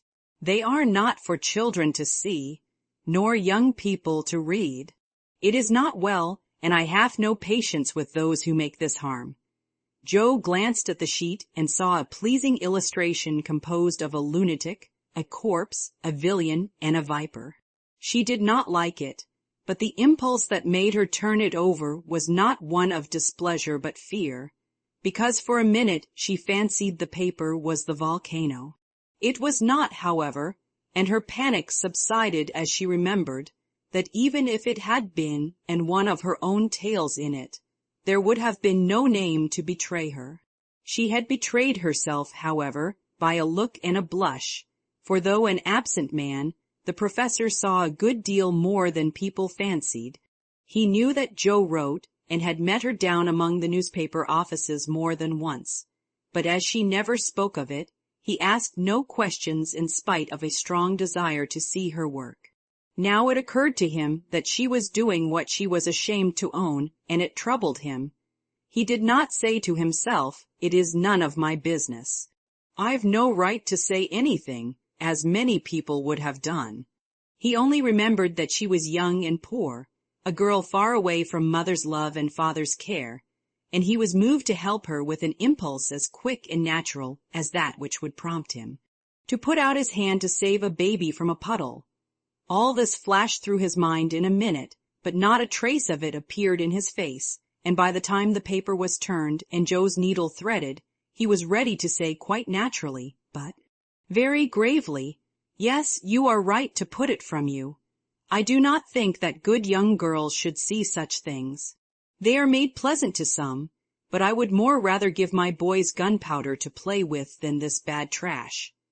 All may not be bad, only silly, you know, and if there is a demand for it, I don't see any harm in supplying it. Many very respectable people make an honest living out of what are called sensation stories," said Joe, scratching gathers so energetically that a row of little slits followed her pen. "There is a demand for whiskey, but I think you and I do not care to sell it. If the respectable people knew what harm they did, they would not feel that the living was honest. They have no right to put poison in the sugar plum and let the small ones eat it. No, they should think a little and sweep mud in the street before they do this thing." Mr. Bear spoke warmly and walked to the fire, crumpling the paper in his hands. Joe sat still, looking as if the fire had come to her, for her cheeks burned long after the cocked hat had turned to smoke and gone harmlessly up the chimney. "I should like much to send all the rest after him," muttered the professor, coming back with a relieved air. Joe thought what a blaze her pile of papers upstairs would make, and her hard-earned money lay rather heavily on her conscience at that minute. Then she thought consolingly to herself, "Mine are not like that. They are only silly, never bad, so I won't be worried," and taking up her book, she said with a studious face, "Shall we go on, sir? I'll be very good and proper now." "I shall hope so," was all he said, but he meant more than she imagined, and the grave, kind look he gave her made her feel as if the words "weekly volcano" were printed in large type on her forehead. As soon as she went to her room, She got out her papers and carefully reread every one of her stories. Being a little short-sighted, Mr. Bear sometimes used eyeglasses, and Joe had tried them once, smiling to see how they magnified the fine print of her book. Now she seemed to have on the professor's mental or moral spectacles also, for the faults of these poor stories glared at her dreadfully and filled her with dismay. They are trash, and will soon be worse trash if I go on, for each is more sensational than the last. I've gone blindly on, hurting myself and other people, for the sake of money. I know it's so, for I can't read this stuff in sober earnest without being horribly ashamed of it. And what should I do if they were seen at home, or Mr. Bear got hold of them? Joe turned hot at the bare idea, and stuffed the whole bundle into her stove, nearly setting the chimney afire with the blaze. Yes, that's the best place for such inflammable nonsense. I'd better burn the house down, I suppose, than let other people blow themselves up with my gunpowder, she thought as she watched the demon of the Jura whisk away, a little black cinder with fiery eyes. But when nothing remained of all her 3 months' work except a heap of ashes and the money in her lap, Joe looked sober as she sat on the floor, wondering what she ought to do about her wages. I think I haven't done much harm yet, and may keep this to pay for my time, she said, after a long meditation, adding impatiently, I almost wish I hadn't any conscience. It's so inconvenient. If I didn't care about doing right, and didn't feel uncomfortable when doing wrong, I should get on capitally. I can't help wishing sometimes that Mother and Father hadn't been so particular about such things. Ah, Joe, instead of wishing that, thank God that Father and Mother were particular. And pity from your heart those who have no such guardians to hedge them round with principles which may seem like prison walls to impatient youth, but which will prove sure foundations to build. Character upon in womanhood. Joe wrote no more sensational stories, deciding that the money did not pay for her share of the sensation, but going to the other extreme, as is the way with people of her stamp, she took a course of Mrs. Sherwood, Miss Edgeworth, and Hannah More, and then produced a tale which might have been more properly called an essay or a sermon, so intensely moral was it. She had her doubts about it from the beginning, for her lively fancy and girlish romance felt as ill at ease in the new style as she would have done masquerading in the stiff and cumbrous costume of the last century. She sent this didactic gem to several markets, but it found no purchaser, and she was inclined to agree with Mr. Dashwood that morals didn't sell. Then she tried a child's story, which she could easily have disposed of if she had not been mercenary enough to demand filthy lucre for it. The only person who offered enough to make it worth her while to try juvenile literature was a worthy gentleman who felt it his mission to convert all the world to his particular belief. But much as she liked to write for children, Joe could not consent to depict all her naughty boys as being eaten by bears or tossed by mad bulls because they did not go to a particular Sabbath school, nor all the good infants who did go as rewarded by every kind of bliss, from gilded gingerbread to escorts of angels when they departed this life with psalms or sermons on their lisping tongues. So nothing came of these trials. Land Joe corked up her inkstand and said in a fit of very wholesome humility, I don't know anything. I'll wait until I do before I try again, and meantime sweep mud in the street if I can't do better, that's honest at least. Which decision proved that her second tumble down the beanstalk had done her some good. While these internal revolutions were going on, her external life had been as busy and uneventful as usual, and if she sometimes looked serious or a little sad, no one observed it but Professor Bear. He did it so quietly that Joe never knew he was watching to see if she would accept and profit by his reproof. But she stood the test, and he was satisfied, for though no words passed between them, he knew that she had given up writing.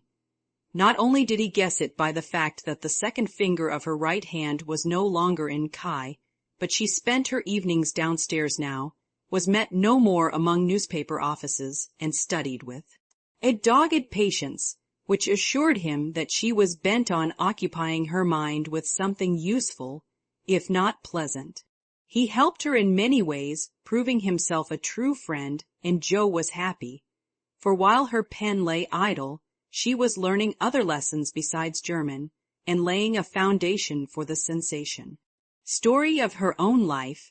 It was a pleasant winter and a long one, for she did not leave Mrs. Kirk till June.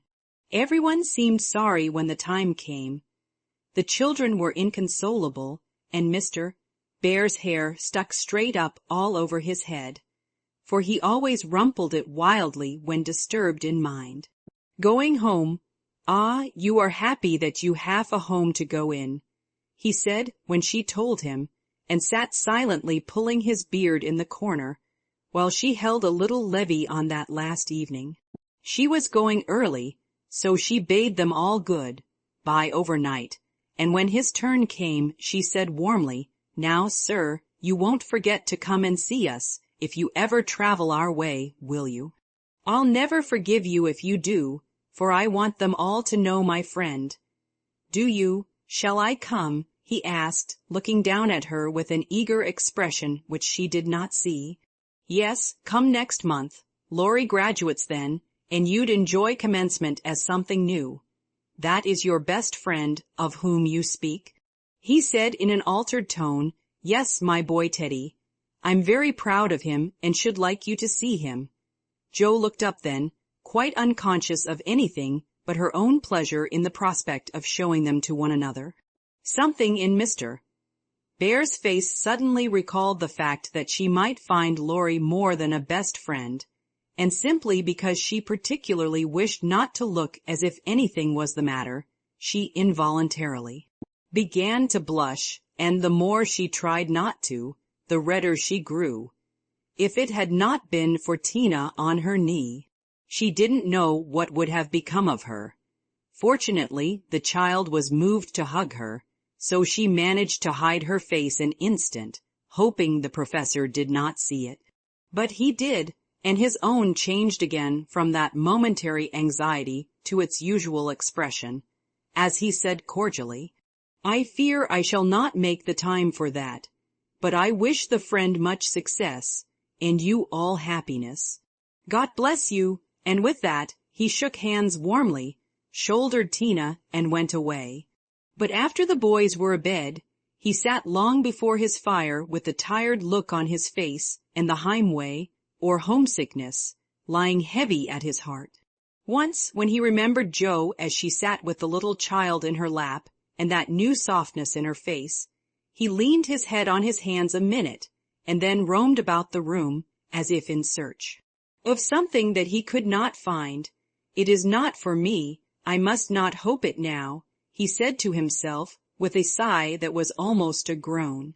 Then, as if reproaching himself for the longing that he could not repress, he went and kissed the two tousled heads upon the pillow, took down his seldom used meerschaum, and opened his Plato. He did his best and did it manfully, but I don't think he found that a pair of rampant boys, a pipe, or even the divine Plato, were very satisfactory substitutes for wife and child at home. Early as it was, he was at the station next morning to see Joe off, and thanks to him, she began her solitary journey with the pleasant memory of a familiar face smiling its farewell, a bunch of violets to keep her company, and best of all, the happy thought, well, the winter's gone, and I've written no books, earned no fortune, but I've made a friend worth having, and I'll try to keep him all my life. Chapter 35. Whatever his motive might have been, Laurie studied to some purpose that year, for he graduated with honor, and gave the Latin oration with the grace of a Phillips and the eloquence of a Demosthenes, so his friends said. They were all there, his grandfather, oh, so proud Mr. and Mrs. March, John and Meg, Joe and Beth, and all exulted over him with the sincere admiration which boys make light of at the time, but fail to win from the world by any after triumphs. I've got to stay for this confounded supper, but I shall be home early tomorrow. You'll come and meet me as usual, girls, Laurie said as he put the sisters into the carriage after the joys of the day were over. He said girls, but he meant Joe, for she was the only one who kept up the old custom. She had not the heart to refuse her splendid, successful boy anything, and answered warmly, I'll come, Teddy, rain or shine, and march before you, playing Hail the Conquering Hero Comes on a Jew's harp. Laurie thanked her with a look that made her think in a sudden panic, oh, dearie me, I know he'll say something, and then what shall I do? Evening, meditation, and morning work somewhat allayed her fears, and having decided that she wouldn't be vain enough to think people were going to propose when she had given them every reason to know what her answer would be, she set forth at the appointed time, hoping Teddy wouldn't do anything to make her hurt his poor feelings. A call at Meg's and a refreshing sniff and sip at the Daisy and Demijohn still further fortified her for the tete-a-tete, but when she saw a stalwart figure looming in the distance, she had a strong desire to turn about and run away. Where's the Jews? Harp, Joe, cried Laurie, as soon as he was within speaking distance. I forgot it, and Joe took heart again, for that salutation could not be called lover-like. She always used to take his arm on these occasions, now she did not, and he made no complaint, which was a bad sign, but talked on rapidly about all sorts of faraway subjects, till they turned from the road into the little path that led homeward through the grove. Then he walked more slowly, suddenly lost his fine flow of language, and now and then a dreadful pause occurred, to rescue the conversation from one of the wells of silence into which it kept falling. Joe said hastily, Now you must have a good long holiday. I intend to. Something in his resolute tone made Joe look up quickly to find him looking down at her with an expression that assured her the dreaded moment had come, and made her put out her hand. With an imploring, No, Teddy, please don't, I will, and you must hear me. It's no use, Joe, we've got to have it out, and the sooner the better for both of us, he answered, getting flushed and excited all at once. Say what you like then. I'll listen, said Joe, with a desperate sort of patience. Laurie was a young lover, but he was in earnest and meant to have it out, if he died in the attempt. So he plunged into the subject with characteristic impetuosity, saying in a voice that would get choky now and then, in spite of manful efforts to keep it steady. I've loved you ever since I've known you, Joe. Couldn't help it. You've been so good to me. I've tried to show it, but you wouldn't let me. Now I'm going to make you hear and give me an answer, for I can't go on so any longer. I wanted to save you this. I thought you'd understand, began Joe, finding it a great deal harder than she expected. I know you did, but the girls are so queer you never know what they mean. They say no when they mean yes, and drive a man out of his wits just for the fun of it, returned Laurie, entrenching himself behind an undeniable fact.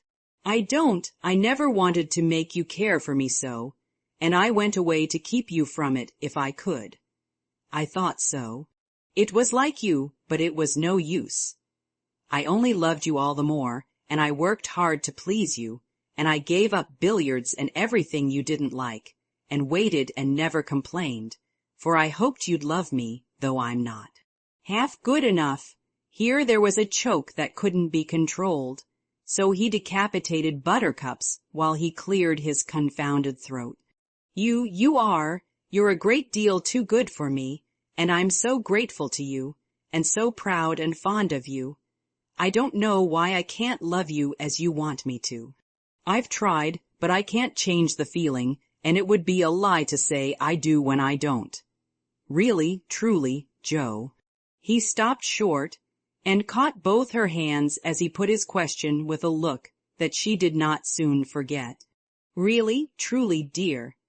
They were in the grove now, close by the stile, and when the last words fell reluctantly from Joe's lips, Laurie dropped her hands and turned as if to go on, but for once in his life, the fence was too much for him. So he just laid his head down on the mossy post, and stood so still that Joe was frightened. "Oh, Teddy, I'm sorry, so desperately sorry. I could kill myself if it would do any good. I wish you wouldn't take it so hard, I can't help it. You know it's impossible for people to make themselves love other people if they don't," cried Joe inelegantly but remorsefully, as she softly patted his shoulder, remembering the time when he had comforted her so long ago. "They do sometimes," said a muffled voice from the post. "I don't believe it's the right sort of love, and I'd rather not try it," was the decided answer. There was a long pause, while a blackbird sung blithely on the willow by the river, and the tall grass rustled in the wind. Presently Joe said very soberly, as she sat down on the step of the stile, "Laurie, I want to tell you something."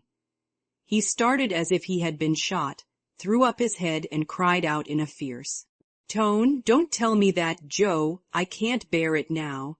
"Tell what?" she asked, wondering at his violence.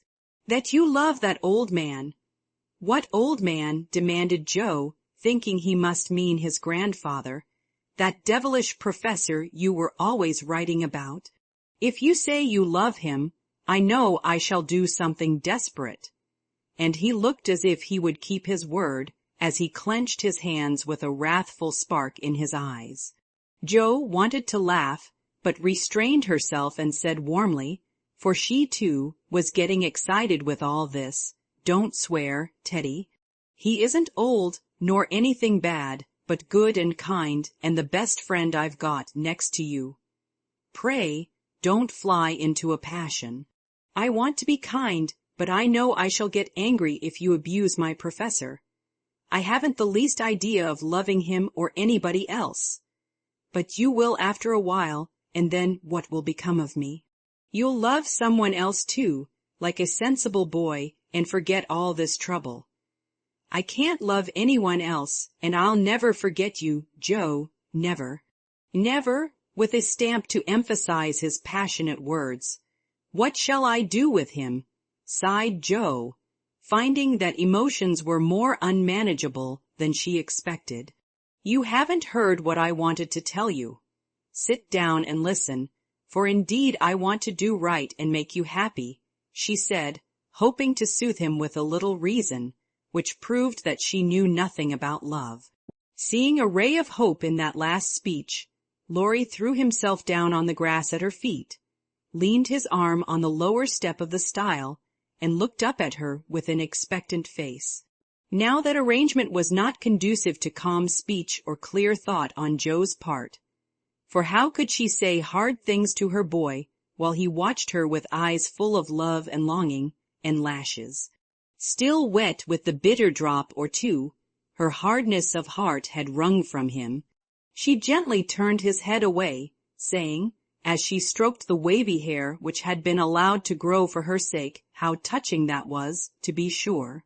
I agree with Mother that you and I are not suited to each other, because our quick tempers and strong wills would probably make us very miserable if we were so foolish as to—" Joe paused a little over the last word, but Laurie uttered it with a rapturous expression. "Mary, no, we shouldn't. If you loved me, Joe, I should be a perfect saint, for you could make me anything you like. No, I can't.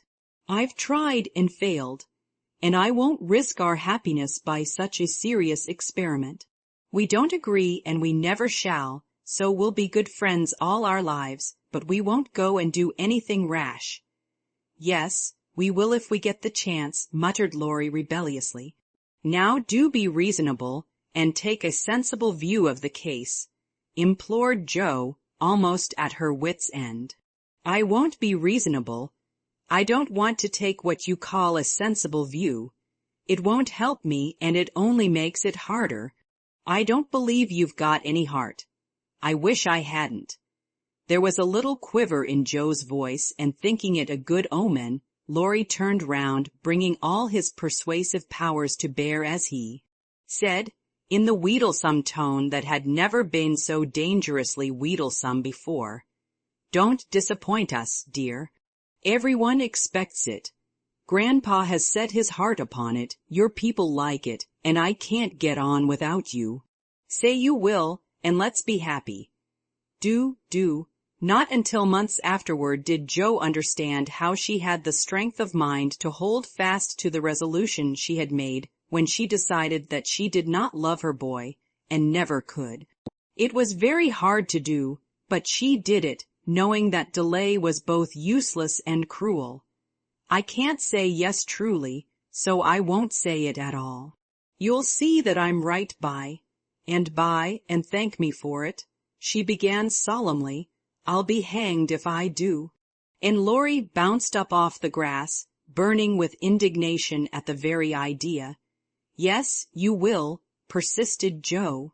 You'll get over this after a while, and find some lovely accomplished girl, who will adore you, and make a fine mistress for your fine house. I shouldn't. I'm homely and awkward and odd and old, and you'd be ashamed of me, and we should quarrel. We can't help it even now, you see. And I shouldn't like elegant society, and you would, and you'd hate my scribbling, and I couldn't get on without it, and we should be unhappy, and wish we hadn't done it, and everything would be horrid. Anything more? asked Laurie, finding it hard to listen patiently to this prophetic burst. Nothing more, except that I don't believe I shall ever marry. I'm happy as I am, and love my liberty too well to be in a hurry to give it up for any mortal man. I know better, broke in Laurie. You think so now, but there'll come a time when you will care for somebody, and you'll love him tremendously, and live and die for him. I know you will. It's your way, and I shall have to stand by and see it. And the despairing lover cast his hat upon the ground with a gesture that would have seemed comical if his face had not been so tragic. Yes, I will live and die for him, if her ever comes and makes me love him in spite of myself, and you must do the best you can, cried Joe, losing patience with poor Teddy. I've done my best, but you won't be reasonable, and it's selfish of you to keep teasing for what I can't give. I shall always be fond of you, very fond indeed as a friend, but I'll never marry you, and the sooner you believe it the better for both of us. So now. That speech was like gunpowder. Laurie looked at her a minute as if he did not quite know what to do with himself, then turned sharply away, saying in a desperate sort of tone, You'll be sorry some day, Joe. Oh, where are you going? She cried, for his face frightened her. To the devil, was the consoling answer. For a minute Joe's heart stood still as he swung himself down the bank toward the river, but it takes much folly, sin, or misery to send a young man to a violent death, and Laurie was not one of the weak sort who are conquered by a single failure. He had no thought of a melodramatic plunge, but some blind instinct led him to fling hat and coat into his boat and row away with all his might, making better time up the river than he had done in any race. Joe drew a long breath and unclasped her hands as she watched the poor fellow trying to outstrip the trouble which he carried in his heart. That will do him good, and he'll come home in such a tender, penitent state of mind that I shan't dare to see him, she said, adding, as she went slowly home, feeling as if she had murdered some innocent thing and buried it under the leaves. Now I must go and prepare Mr. Lawrence to be very kind to my poor boy. I wish he'd love Beth. Perhaps he may in time, but I begin to think I was mistaken about her. Oh dear, How can girls like to have lovers and refuse them? I think it's dreadful. Being sure that no one could do it so well as herself, she went straight to Mr. Lawrence, told the hard story bravely through, and then broke down, crying so dismally over her own insensibility that the kind old gentleman, though sorely disappointed, did not utter a reproach. He found it difficult to understand how any girl could help loving Laurie, and hoped she would change her mind, but he knew even better than Joe that love cannot be forced, so he shook his head sadly, and resolved to carry his boy out of harm's way, for young impetuosity's parting words to Joe disturbed him more than he would confess. When Laurie came home, dead tired but quite composed, his grandfather met him as if he knew nothing, and kept up the delusion very successfully for an hour or two. But when they sat together in the twilight, the time they used to enjoy so much, it was hard work for the old man to ramble on as usual, and harder still for the young one to listen to praises of the last year's success, which to him now seemed like love's labor lost. He bore it as long as he could, then went to his piano and began to play. The windows were open, and Joe, walking in the garden with Beth, for once understood music better than her sister, for he played the sonata pathétique and played it as he never did before. That's very fine, I dare say, but it's sad enough to make one cry. Give us something gayer, lad, said Mr. Lawrence, whose kind old heart was full of sympathy, which he longed to show but knew not how. Laurie dashed into a livelier strain, played stormily for several minutes, and would have got through bravely, if in a momentary lull, Mrs. March's voice had not been heard calling, "Joe, dear, come in, I want you." Just what Laurie longed to say with a different meaning. As he listened, he lost his place. The music ended with a broken chord, and the musician sat silent in the dark. "I can't stand this," muttered the old gentleman. Up he got, groped his way to the piano, laid a kind hand on either of the broad shoulders, and said, as gently as a woman, "I know, my boy, I know." No answer for an instant, then Laurie asked, sharply, "Who told you?" "Joe herself." "Then there's an end of it." And he shook off his grandfather's hands with an impatient motion, for though grateful for the sympathy, his man's pride could not bear a man's pity. "Not quite. I want to say one thing, and then there shall be an end of it," returned Mr. Lawrence with unusual mildness. "You won't care to stay at home now, perhaps. I don't intend to run away from a girl. Joe can't prevent my seeing her, and I shall stay and do it as long as I like," interrupted Laurie in a defiant tone. "Not if you are the gentleman I think you. I'm disappointed, but the girl can't help it, and the only thing left for you to do is to go away for a time." "Where will you go? Anywhere. I don't care what becomes of me." And Laurie got up with a reckless laugh that grated on his grandfather's ear. "Take it like a man, and don't do anything rash, for God's sake. Why not go abroad as you planned and forget it?" "I can't. But you've been wild to go, and I promised you should when you got through college." "Ah, but I didn't mean to go alone." And Laurie walked fast through the room, with an expression which it was well his grandfather did not see. "I don't ask you to go alone. There's someone ready and glad to go with you, anywhere in the world." "Who, sir?" "Stopping to listen, myself." Laurie came back as quickly as he went and put out his hand, saying huskily, "I'm a selfish brute, but you know. Grandfather, Lord help me, yes, I do know, for I've been through it all. Before, once in my own young days, and then with your father. Now, my dear boy, just sit quietly down and hear my plan. It's all settled and can be carried out at once," said Mr. Lawrence, keeping hold of the young man, as if fearful that he would break away as his father had done before him. "Well, sir, what is it?" and Laurie sat down without a sign of interest in face or voice. There is business in London that needs looking after. I meant you should attend to it, but I can do it better myself, and things here will get on very well with Brooke to manage them. My partners do almost everything. I'm merely holding on until you take my place and can be off at any time. But you hate traveling, sir. I can't ask it of you at your age, began Laurie, who was grateful for the sacrifice, but much preferred to go alone if he went at all.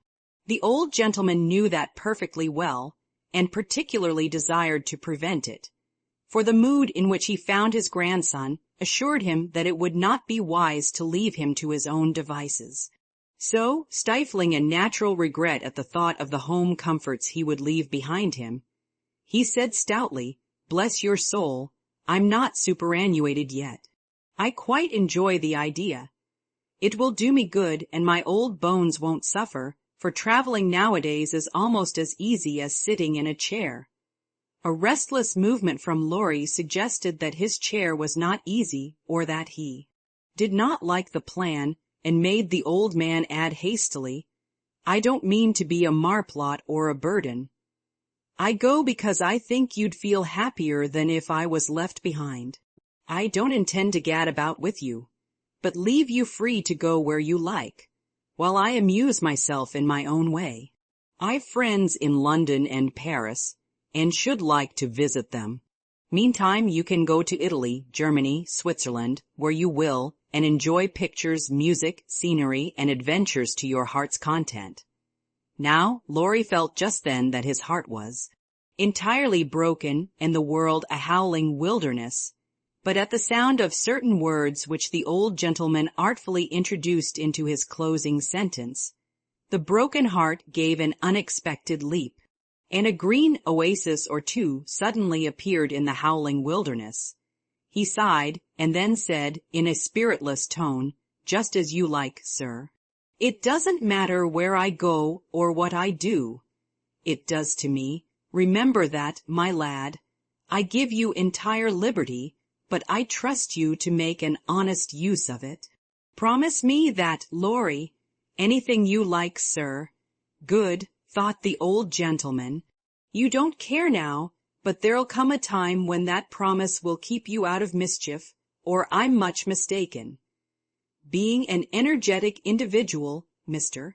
Lawrence struck while the iron was hot, and before the blighted being recovered spirit enough to rebel, they were off. During the time necessary for preparation, Laurie bore himself as young gentlemen usually do in such cases. He was moody, irritable, and pensive by turns, lost his appetite, neglected his dress, and devoted much time to playing tempestuously on his piano, avoided Jo, but consoled himself by staring at her from his window with a tragic face that haunted her dreams by night and oppressed her with a heavy sense of guilt by day. And like some sufferers, he never spoke of his unrequited passion, and would allow no one, not even Mrs. March, to attempt consolation or offer sympathy. On some accounts, this was a relief to his friends, but the weeks before his departure were very uncomfortable, and everyone rejoiced that the poor, dear fellow was going away to forget his trouble and come home happy. Of course, he smiled darkly at their delusion, but passed it by with the sad superiority of one who knew that his fidelity, like his love, was unalterable. When the parting came, he affected high spirits, to conceal certain inconvenient emotions which seemed inclined to assert themselves. This gaiety did not impose upon anybody, but they tried to look as if it did for his sake, and he got on very well till Mrs. March kissed him, with a whisper full of motherly solicitude. Then, feeling that he was going very fast, he hastily embraced them all round, not forgetting the afflicted Hannah, and ran downstairs as if for his life. Jo followed a minute after to wave her hand to him if he looked round. He did look round, came back, put his arms about her as she stood on the step above him, and looked up at her with a face that made his short appeal eloquent and pathetic. "Oh, Joe, can't you? Teddy dear, I wish I could." That was all, except a little pause. Then Laurie straightened himself up, said, "It's all right, never mind," and went away without another word. But it wasn't all right, and Joe did mind. For while the curly head lay on her arm a minute after her hard answer, she felt as if she had stabbed her dearest friend, and when he left her without a look behind him, she knew that the boy Laurie never would come again. Chapter 36. When Joe came home that spring, she had been struck with the change in Beth. No one spoke of it or seemed aware of it, for it had come too gradually to startle those who saw her daily. But to eyes sharpened by absence, it was very plain, and a heavy weight fell on Joe's heart. As she saw her sister's face, it was no paler and but littler thinner than in the autumn, yet there was a strange, transparent look about it, as if the mortal was being slowly refined away, and the immortal shining through the frail flesh with an indescribably pathetic beauty. Joe saw and felt it, but said nothing at the time, and soon the first impression lost much of its power, for Beth seemed happy. No one appeared to doubt that she was better, and presently in other cares Joe for a time forgot her fear. But when Laurie was gone, and peace prevailed again, the vague anxiety returned and haunted her. She had confessed her sins and been forgiven, but when she showed her savings and proposed a mountain trip, Beth had thanked her heartily, but begged not to go so far away from home. Another little visit to the seashore would suit her better, and as Grandma could not be prevailed upon to leave the babies, Joe took Beth down to the quiet place, where she could live much in the open air, and let the fresh sea breezes blow a little color into her pale cheeks. It was not a fashionable place, but even among the pleasant people there, the girls made few friends, preferring to live for one another. Beth was too shy to enjoy society, and Joe too wrapped up in her to care for anyone else. So they were all in all to each other, and came and went, quite unconscious of the interest they exhibited in those about them, who watched with sympathetic eyes the strong sister and the feeble one, always together, as if they felt instinctively that a long separation was not far away. They did feel it, yet neither spoke of it, for often between ourselves and those nearest and dearest to us, there exists a reserve which it is very hard to overcome. Joe felt as if a veil had fallen between her heart and Beth's, but when she put out her hand to lift it up, there seemed something sacred in the silence, and she waited for Beth to speak. She wondered and was thankful also that her parents did not seem to see what she saw, and during the quiet weeks when the shadows grew so plain to her, she said nothing of it to those at home, believing that it would tell itself when Beth came back no better. She wondered still more if her sister really guessed the hard truth, and what thoughts were passing through her mind during the long hours when she lay on the warm rocks with her head in Joe's lap, while the winds blew healthfully over her and the sea made music at her feet. One day Beth told her. Joe thought she was asleep. She lay so still, and putting down her book, sat looking at her with wistful eyes, trying to see signs of hope in the faint color on Beth's cheeks. But she could not find enough to satisfy her, for the cheeks were very thin, and the hands seemed too feeble to hold even the rosy little shells they had been collecting. It came to her then more bitterly than ever that Beth was slowly drifting away from her, and her arms instinctively tightened their hold upon the dearest treasure she possessed. For a minute her eyes were too dim for seeing, and when they cleared, Beth was looking up at her so tenderly that there was hardly any need for her to say, "Joe, dear, I'm glad you know it. I've tried to tell you, but I couldn't." There was no answer except her sister's cheek against her own, not even tears, for when most deeply moved, Joe did not cry. She was the weaker then. Beth tried to comfort and sustain her, with her arms about her and the soothing words she whispered in her ear. I've known it for a good while, dear, and now I'm used to it. It isn't hard to think of or to bear. Try to see it so, and don't be troubled about me, because it's best, indeed it is. Is this what made you so unhappy in the autumn, Beth? You did not feel it then. Keep it to yourself so long, did you?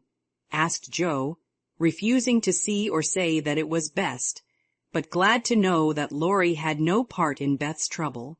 Yes, I gave up hoping then, but I didn't like to own it. I tried to think it was a sick fancy, and would not let it trouble anyone. But when I saw you all so well and strong and full of happy plans, it was hard to feel that I could never be like you, and then I was miserable, Joe. Oh, Beth, and you didn't tell me, didn't let me comfort and help you. How could you shut me out, bear it all alone? Joe's voice was full of tender reproach, and her heart ached to think of the solitary struggle that must have gone on, while Beth learned to say good-bye to health, love, and life, and take up her cross so cheerfully. Perhaps it was wrong, but I tried to do right. I wasn't sure, no one said anything, and I hoped I was mistaken. It would have been selfish to frighten you all when Marmee was so anxious about Meg, and Amy away, and you so happy with Laurie, at least I thought so then. And I thought you loved him, Beth, and I went away because I couldn't, cried Joe, glad to say all the truth.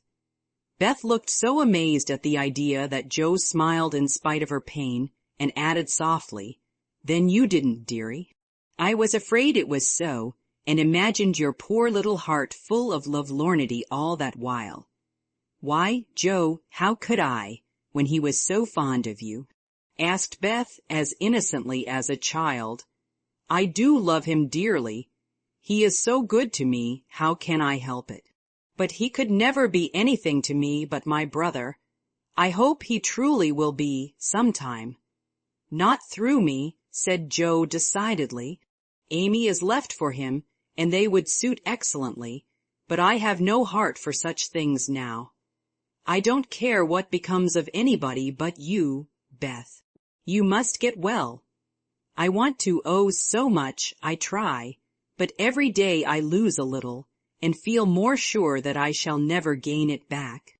It's like the tide, Joe, when it turns it goes slowly, but it can't be stopped. It shall be stopped. Your tide must not turn so soon. 19 is too young, Beth. I can't let you go.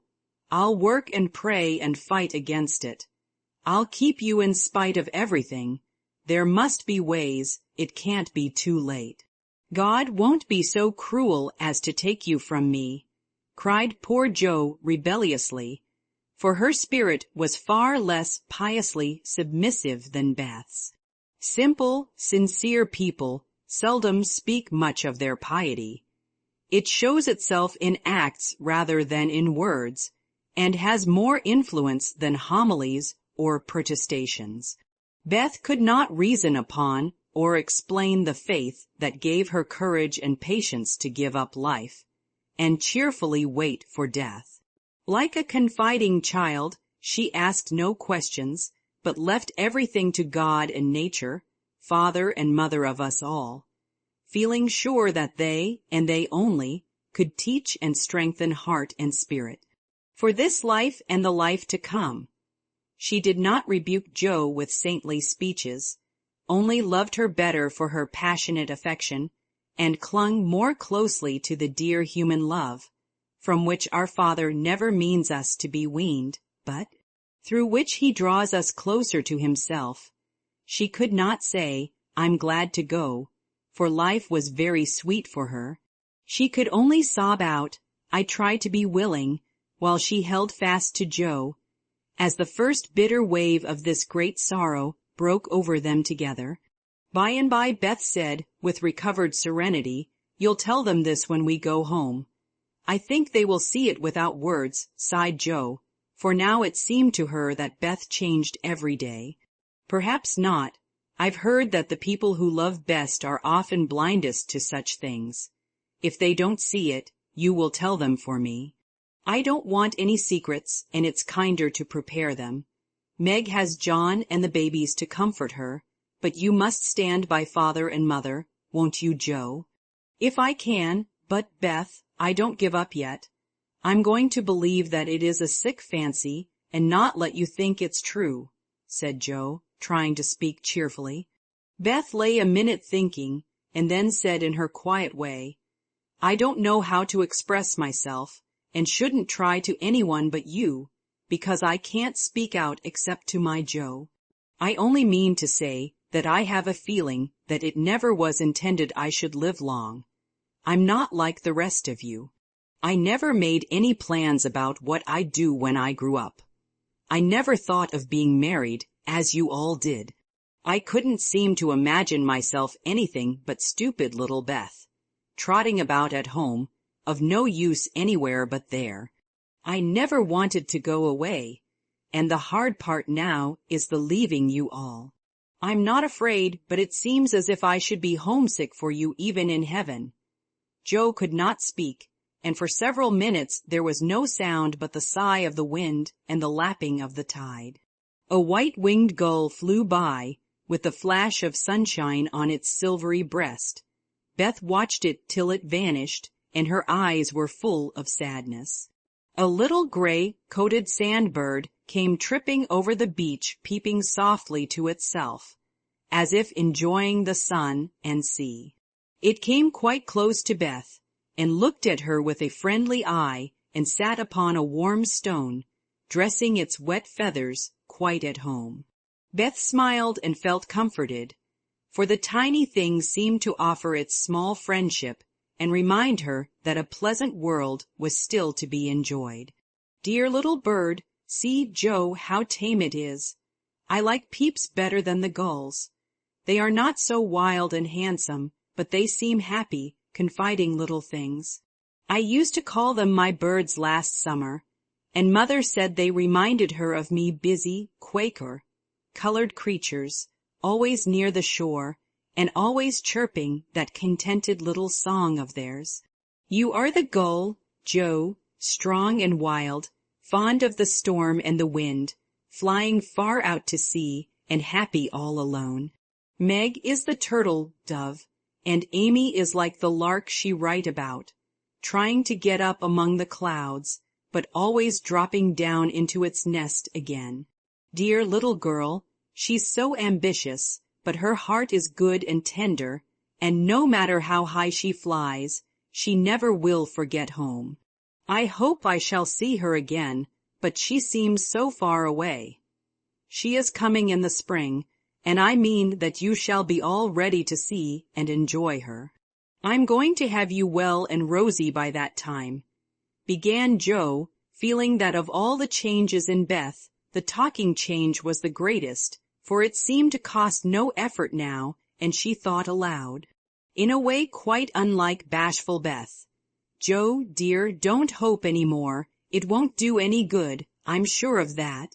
We won't be miserable, but enjoy being together while we wait. We'll have happy times, for I don't suffer much, and I think the tide will go out easily if you help me. Joe leaned down to kiss the tranquil face, and with that silent kiss she dedicated herself, soul and body, to Beth. She was right.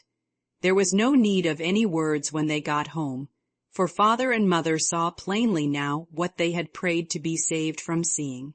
Tired with her short journey, Beth went at once to bed, saying how glad she was to be home, and when Joe went down, she found that she would be spared the hard task of telling Beth's secret.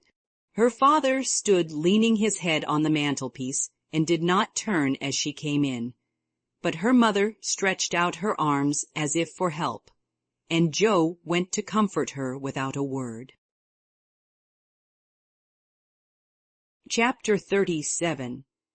At 3 o'clock in the afternoon, all the fashionable world at Nice may be seen on the Promenade des Anglais, a charming place, for the wide walk, bordered with palms, flowers, and tropical shrubs. is bounded on one side by the sea, on the other by the Grand Drive, lined with hotels and villas, while beyond lie orange orchards and the hills. Many nations are represented, many languages spoken, many costumes worn, and on a sunny day the spectacle is as gay and brilliant as a carnival. Haughty English, lively French, sober Germans, handsome Spaniards, ugly Russians, meek Jews, free and easy Americans all drive, sit, or saunter here, chatting over the news and critiquing the latest celebrity who has arrived, Ristori or Dickens, Victor Emmanuel or the Queen of the Sandwich Islands. The equipages are as varied as the company and attract as much attention, especially the low basket barges in which ladies drive themselves, with a pair of dashing ponies, gay nets to keep their voluminous flounces from overflowing the diminutive vehicles, and little grooms on the perch behind. Along this walk, on Christmas Day, a tall young man walked slowly, with his hands behind him, and a somewhat absent expression of countenance. He looked like an Italian, was dressed like an Englishman, and had the independent air of an American, a combination which caused sundry pairs of feminine eyes to look approvingly after him, and sundry dandies in black velvet suits with rose-colored neckties, buff gloves, and orange flowers in their buttonholes, to shrug their shoulders and then envy him his inches. There were plenty of pretty faces to admire, but the young man took little notice of them, except to glance now and then at some blonde girl in blue. Presently he strolled out of the promenade and stood a moment at the crossing, as if undecided whether to go and listen to the band in the Jardin Public, or to wander along the beach toward Castle Hill. The quick trot of ponies' feet made him look up, as one of the little carriages, containing a single young lady, came rapidly down the street. The lady was young, blonde, and dressed in blue. He stared a minute, then his whole face woke up, and waving his hat like a boy, he hurried forward to meet her. "Oh, Laurie, is it really you? I thought you'd never come," cried Amy, dropping the reins and holding out both hands, to the great scandalization of a French mamma, who hastened her daughter's steps, lest she should be demoralized by beholding the free manners of these mad English. "I was detained by the way, but I promised to spend Christmas with you, and here I am. How is your grandfather? When did you come? Where are you staying? Very well last night at the Chauvin. I called at your hotel, but you were out. I have so much to say, I don't know where to begin. Get in and we can talk at our ease. I was going for a drive and longing for company. Flo's saving up for tonight. What happens then? A ball. A Christmas party at out hotel. There are many Americans there, and they give it in honor of the day. You'll go with us, of course. Aunt will be charmed. Thank you. Where now? Asked Laurie, leaning back and folding his arms, a proceeding which suited Amy, who preferred to drive, for her parasol whip and blue reins over the white ponies' backs afforded her infinite satisfaction. I'm going to the banker's first for letters and then to Castle Hill. The view is so lovely, and I like to feed the peacocks. Have you ever been there? Often, years ago, but I don't mind having a look at it. Now tell me all about yourself. The last I heard of you, your grandfather wrote that he expected you from Berlin. Yes, I spent a month there and then joined him in Paris, where he has settled for the winter. He has friends there and finds plenty to amuse him, so I go and come, and we got on capitally. That's a sociable arrangement, said Amy, missing something in Laurie's manner, though she couldn't tell what. Why, you see, he hates to travel, and I hate to keep still, so we each suit ourselves, and there is no trouble. I am often with him, and he enjoys my adventures. while I like to feel that someone is glad to see me when I get back from my wanderings. Dirty old hole, isn't it? He added, with a look of disgust as they drove along the boulevard to the Place Napoleon in the old city. The dirt is picturesque, so I don't mind. The river and the hills are delicious, and these glimpses of the narrow cross streets are my delight. Now we shall have to wait for that procession to pass. It's going to the Church of St. John. While Laurie listlessly watched the procession of priests under their canopies, white, veiled nuns bearing lighted tapers, and some brotherhood in blue chanting as they walked, Amy watched him and felt a new sort of shyness steal over her, for he was changed, and she could not find the merry-faced boy she left in the moody-looking man beside her. He was handsomer than ever and greatly improved, she thought, but now that the flush of pleasure at meeting her was over, he looked tired and spiritless, not sick, nor exactly unhappy, but older and graver than a year or two of prosperous life should have made him. She couldn't understand it and did not venture to ask questions, so she shook her head and touched up her ponies as the procession wound away across the arches of the Paglioni Bridge and vanished. In the church, que pensez-vous, she said, airing her French, which had improved in quantity, if not in quality, since she came abroad. That mademoiselle has made good use of her time, and the result is charming, replied Laurie, bowing with his hand on his heart and an admiring look. She blushed with pleasure, but somehow the compliment did not satisfy her like the blunt praises he used to give her at home, when he promenaded round her on festival occasions and told her she was altogether jolly, with a hearty smile and an approving pat on the head. She didn't like the new tone, for though not blasé, it sounded indifferent in spite of the look. If that's the way he's going to grow up, I wish he'd stay a boy, she thought, with a curious sense of disappointment and discomfort, trying meantime to seem quite easy and gay. At Avigdor's she found the precious home letters, and, giving the reins to Laurie, read them luxuriously as they wound up the shady road between green hedges, where tea roses bloomed as freshly as in June. Beth is very poorly, Mother says. I often think I ought to go home, but they all say stay. So I do, for I shall never have another chance like this, said Amy, looking sober over one page. I think you are right there. You could do nothing at home, and it is a great comfort to them to know that you are well and happy and enjoying so much, my dear. He drew a little nearer and looked more like his old self as he said that, and the fear that sometimes weighed on Amy's heart was lightened, for the look, the act, the brotherly my dear, seemed to assure her that if any trouble did come, she would not be alone. In a strange land. Presently she laughed and showed him a small sketch of Joe in her scribbling suit, with the bow rampantly erect upon her cap, and issuing from her mouth the words, "Genius burns." Laurie smiled, took it, put it in his vest pocket to keep it from blowing away, and listened with interest to the lively letter Amy read him. This will be a regularly Merry Christmas to me, with presents in the morning, you and letters in the afternoon, and a party at night, said Amy, as they alighted among the ruins of the old fort. And a flock of splendid peacocks came trooping about them, tamely waiting to be fed, while Amy stood laughing on the bank above him as she scattered crumbs to the brilliant birds. Laurie looked at her as she had looked at him, with a natural curiosity to see what changes time and absence had wrought.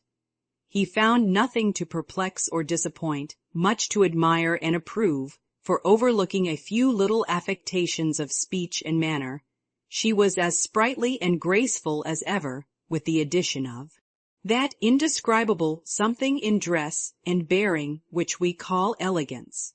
Always mature for her age, she had gained a certain aplomb in both carriage and conversation, which made her seem more of a woman of the world than she was, but her old petulance now and then showed. Itself, her strong will still held its own, and her native frankness was unspoiled by foreign polish. Laurie did not read all this while he watched her feed the peacocks, but he saw enough to satisfy and interest him, and carried away a pretty little picture of a bright-faced girl standing in the sunshine, which brought out the soft hue of her dress, the fresh color of her cheeks, the golden gloss of her hair, and made her a prominent figure in the pleasant scene. As they came up onto the stone plateau that crowns the hill, Amy waved her hand as if welcoming him to her favorite haunt, and said, pointing here and there, "Do you remember the cathedral and the Corso, the fishermen dragging their nets in the bay, and the lovely road to Villa Franca, Schubert's tower just below, and best of all, that speck far out to sea which they say is Corsica?" "I remember. It's not much changed," he answered without enthusiasm. "What Joe would give for a sight of that famous speck," said Amy, feeling in good spirits and anxious to see him so also. "Yes," was all he said, but he turned and strained his eyes to see the island, which a greater usurper than even Napoleon now made interesting in his sight. "Take a good look at it for her sake, and then come and tell me what you have been doing with yourself all this while," said Amy, seating herself, ready for a good talk. But she did not get it, for though he joined her and answered all her questions freely, she could only learn that he had roved about the continent and been to Greece. So after idling away an hour, they drove home again, and having paid his respects to Mrs. Carroll, Laurie left them, promising to return in the evening. It must be recorded of Amy that she deliberately prinked that night. Time and absence had done its work on both the young people. She had seen her old friend in a new light, not as our boy, but as a handsome and agreeable man, and she was conscious of a very natural desire to find favor in his sight. Amy knew her good points, and made the most of them with a taste and skill which is a fortune to a poor and pretty woman. Tarleton and tulle were cheap at Nice, so she enveloped herself in them on such occasions, and following the sensible English fashion of simple dress for young girls, got up charming little toilettes with fresh flowers, a few trinkets, and all manner of dainty devices, which were both inexpensive and effective. It must be confessed that the artist sometimes got possession of the woman, and indulged in antique coiffures, statuesque attitudes, and classic draperies. But, dear heart, we all have our little weaknesses, and find it easy to pardon such in the young, who satisfy our eyes with their comeliness, and keep our hearts merry with their artless vanities. "I do want him to think I look well, and tell them so at home," said Amy to herself, as she put on Flo's old white silk ball dress, and covered it with a cloud of fresh illusion, out of which her white shoulders and golden head emerged with a most artistic effect. Her hair she had the sense to let alone, after gathering up the thick waves and curls into a he-like knot at the back of her head. "It's not the fashion, but it's becoming, and I can't afford to make a fright of myself," she used to say, when advised to frizzle, puff, or braid, as the latest style commanded. Having no ornaments fine enough for this important occasion, Amy looped her fleecy skirts with rosy clusters of azalea, and framed the white shoulders in delicate green vines. Remembering the painted boots, she surveyed her white satin slippers with girlish satisfaction, and chassed down the room, admiring her aristocratic feet all by herself. "My new fan just matches my flowers, my gloves fit to a charm, and the real lace on Aunt's moukwire gives an air to my whole dress. If I only had a classical nose and mouth, I should be perfectly happy," she said, surveying herself with a critical eye and a candle in each hand. In spite of this affliction, she looked unusually gay and graceful as she glided away. She seldom ran, it did not suit her style. She thought, for being tall, the stately and Junosque was more appropriate than the sportive or piquante. She walked up and down the long saloon while waiting for Laurie, and once arranged herself under the chandelier, which had a good effect upon her hair. Then she thought better of it and went away, to the other end of the room, as if ashamed of the girlish desire to have the first view a propitious one.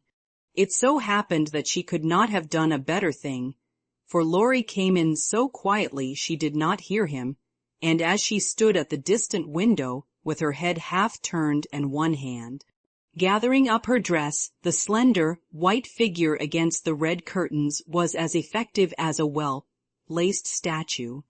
"Good evening, Diana," said Laurie, with a look of satisfaction she liked to see in his eyes when they rested on her. "Good evening, Apollo," she answered, smiling back at him, for he too looked unusually debonair, and the thought of entering the ballroom on the arm of such a personable man caused Amy to pity the plain Mrs. Davis. "From the bottom of her heart, here are your flowers. I arranged them myself, remembering that you didn't like what Hannah calls a sot bouquet," said Laurie, handing her a delicate nosegay in a holder that she had long coveted as she daily passed it. "In Cardiglia's window, how kind you are," she exclaimed gratefully. "If I'd known you were coming, I'd have had something ready for you today, though not as pretty as this, I'm afraid. Thank you. It isn't what it should be, but you have improved it," he added, as she snapped the silver bracelet on her wrist. "Please don't.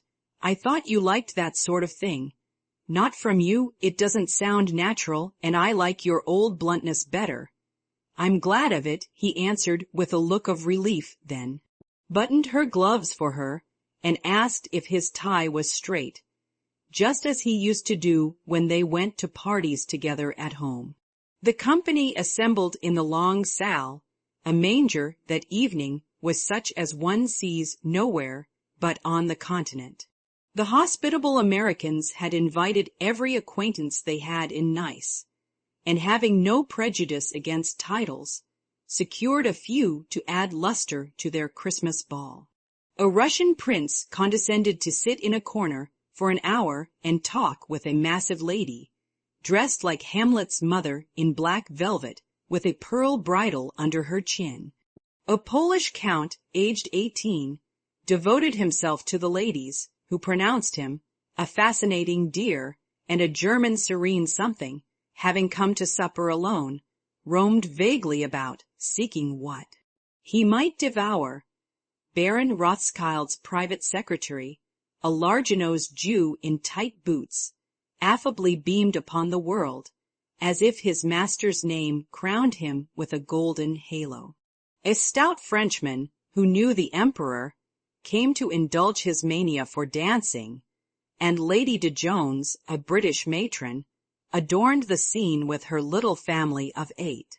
Of course, there were many light-footed, shrill-voiced American girls, handsome, lifeless-looking English ditto, and a few plain but piquante French demoiselles, likewise the usual set of traveling young gentlemen who disported themselves gaily, while mammas of all nations lined the walls and smiled upon them benignly when they danced with their daughters.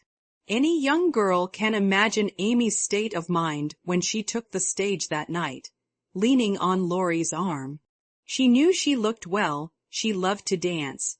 She felt that her foot was on her native heath in a ballroom, and enjoyed the delightful sense of power which comes when young girls first discover the new and lovely kingdom they are born to rule by virtue of beauty, youth, and womanhood. She did pity the Davis girls, who were awkward, plain, and destitute of escort, except a grim papa and 3 grimmer maiden aunts, and she bowed to them in her friendliest manner as she passed, which was good of her, as it permitted them to see her dress, and burn with curiosity to know who her distinguished-looking friend might be. With the first burst of the band, Amy's color rose, her eyes began to sparkle, and her feet to tap the floor impatiently, for she danced well and wanted Laurie to know it. Therefore the shock she received can better be imagined than described, when he said in a perfectly tranquil tone, "Do you care to dance?" One usually does at a ball. Her amazed look and quick answer caused Laurie to repair his error as fast as possible. "I meant the first dance. May I have the honor? I can give you one if I put off the count. He dances divinely, but he will excuse me as you are an old friend," said Amy, hoping that the name would have a good effect and show Laurie that she was not to be trifled with. Nice little boy, but rather a short pole to support. A daughter of the gods, divinely tall and most divinely fair, was all the satisfaction she got, however. The set in which they found themselves was composed of English, and Amy was compelled to walk decorously through a cotillion, feeling all the while as if she could dance the tarantella with relish. Laurie resigned her to the nice little boy, and went to do his duty to Flo, without securing Amy for the joys to come, which reprehensible want of forethought was properly punished, for she immediately engaged herself till supper, meaning to relent if he then gave any signs penitence. She showed him her ball book with demure satisfaction when he strolled instead of rushed up to claim her for the next, a glorious polka redowa. But his polite regrets didn't impose upon her, and when she galloped away with the Count, she saw Laurie sit down by her aunt with an actual expression of relief. That was unpardonable, and Amy took no more notice of him for a long while, except a word now and then when she came to her chaperone between the dances for a necessary pin or a moment's rest. Her anger had a good effect, however, for she hid it under a smiling face, and seemed unusually blithe and brilliant. Laurie's eyes followed her with pleasure, for she neither romped nor sauntered, but danced with spirit and grace, making the delightsome pastime what it should be. He very naturally fell to studying her from this new point of view, and before the evening was half over, had decided that little Amy was going to make a very charming woman. It was a lively scene, for soon the spirit of the social season took possession of everyone, and Christmas merriment made all faces shine, hearts happy, and heels light. The musicians fiddled, tooted, and banged as if they enjoyed it. Everybody danced who could, and those who couldn't admired their neighbors with uncommon warmth. The air was dark with Davises, and many Jones gamboled like a flock of young giraffes. The golden secretary darted through the room like a meteor with a dashing Frenchwoman who carped the floor with her pink satin train. The serene Teuton found the supper table and was happy, eating steadily through the bill of fare, and dismayed the Garkins by the ravages he committed. But the emperor's friend covered himself with glory, for he danced everything, whether he knew it or not, and introduced impromptu pirouettes when the figures bewildered him. The boyish abandon of that stout man was charming to behold, for though he carried weight, he danced like an india-rubber ball. He ran, he flew, he pranced, his face glowed, his bald head shone, his coat-tails waved wildly, his pumps actually twinkled in the air, and when the music stopped, he wiped the drops from his brow, and beamed upon his fellow-men like a French Pickwick without glasses.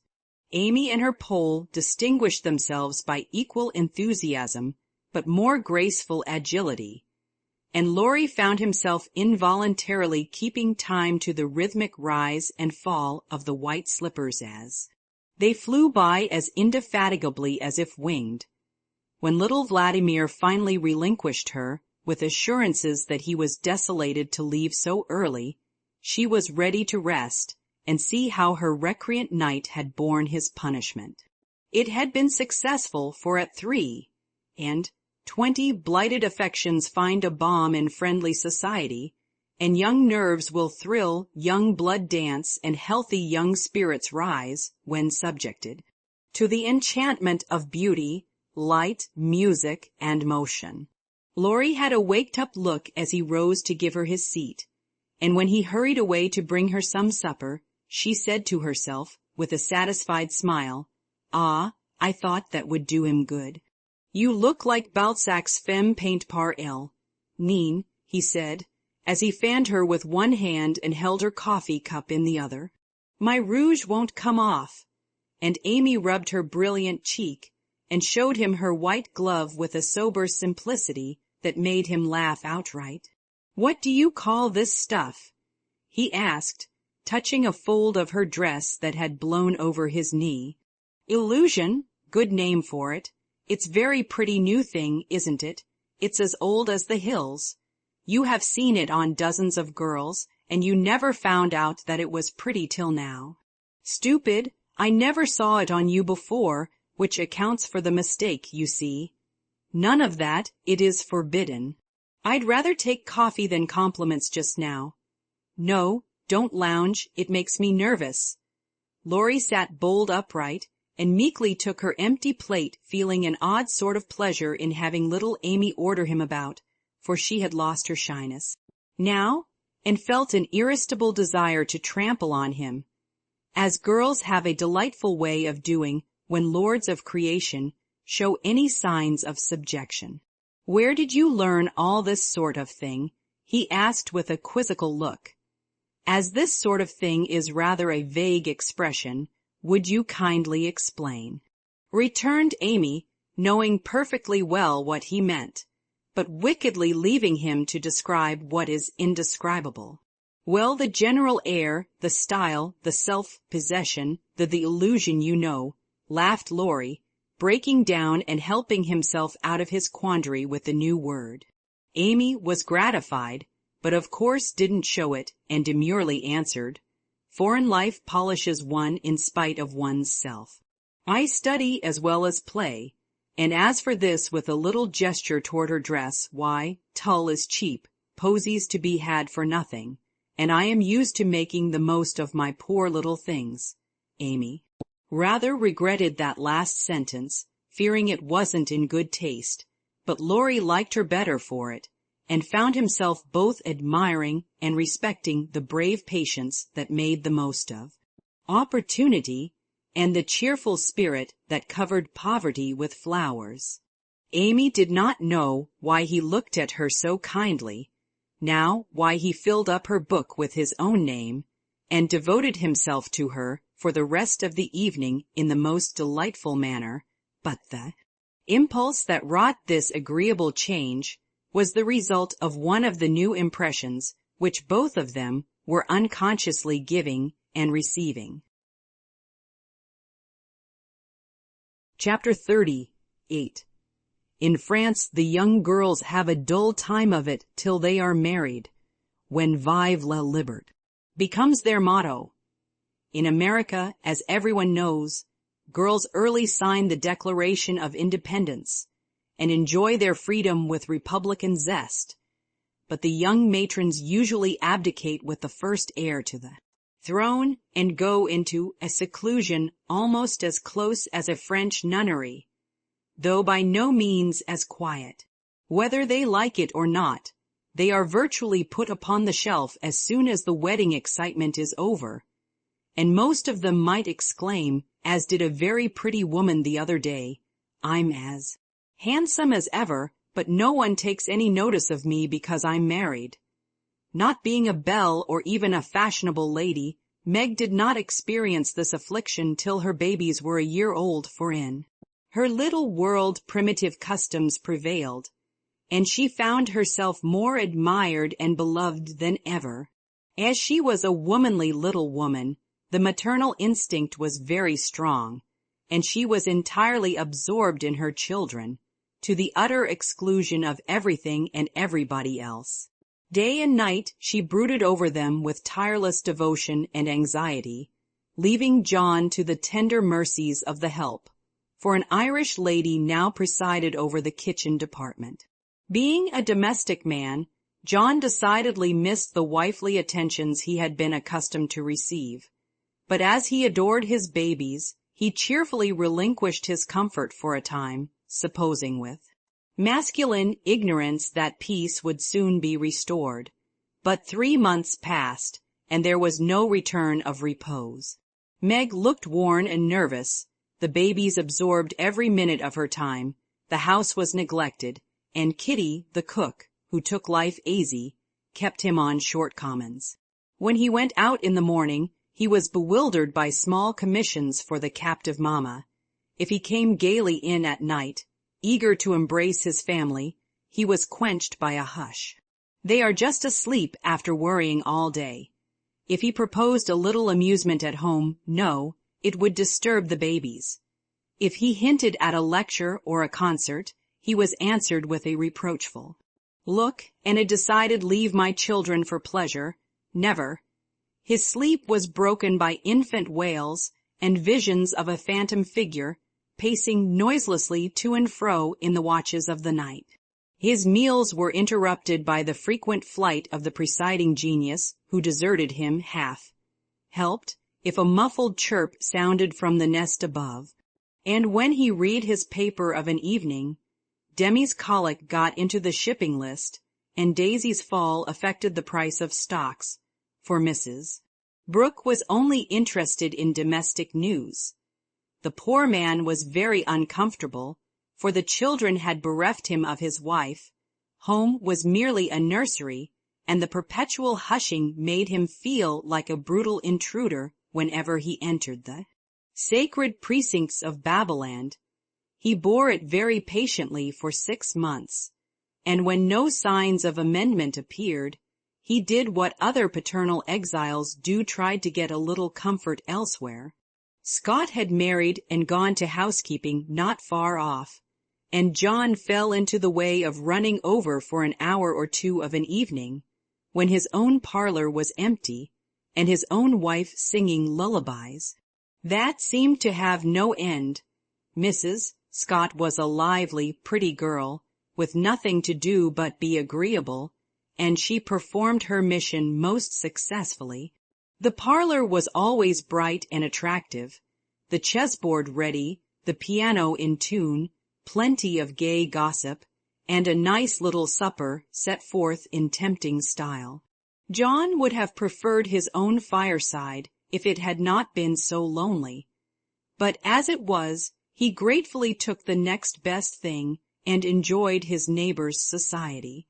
Meg rather approved of the new arrangement at first, and found it a relief to know that John was having a good time instead of dozing in the parlor, or tramping about the house and waking the children.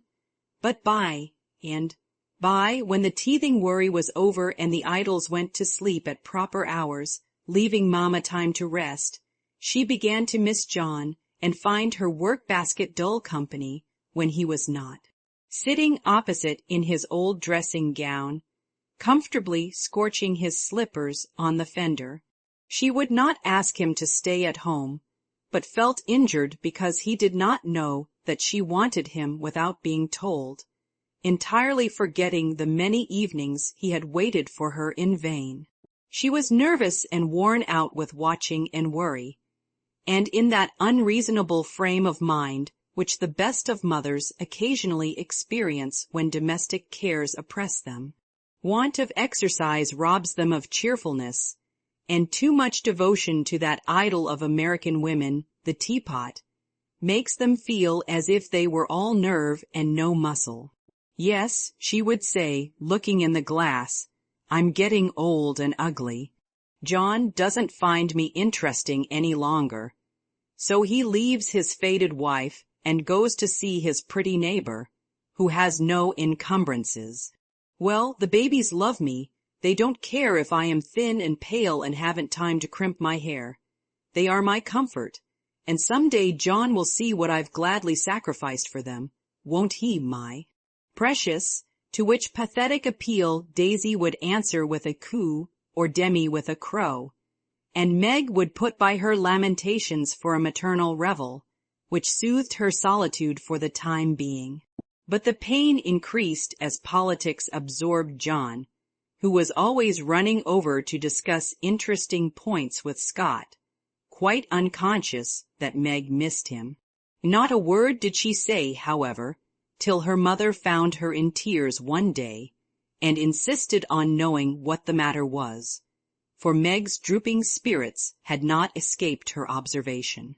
"I wouldn't tell anyone except you, Mother, but I really do need advice, for if John goes on much longer, I might as well be widowed," replied Mrs.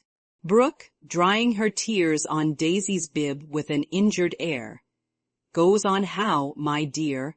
asked her mother anxiously.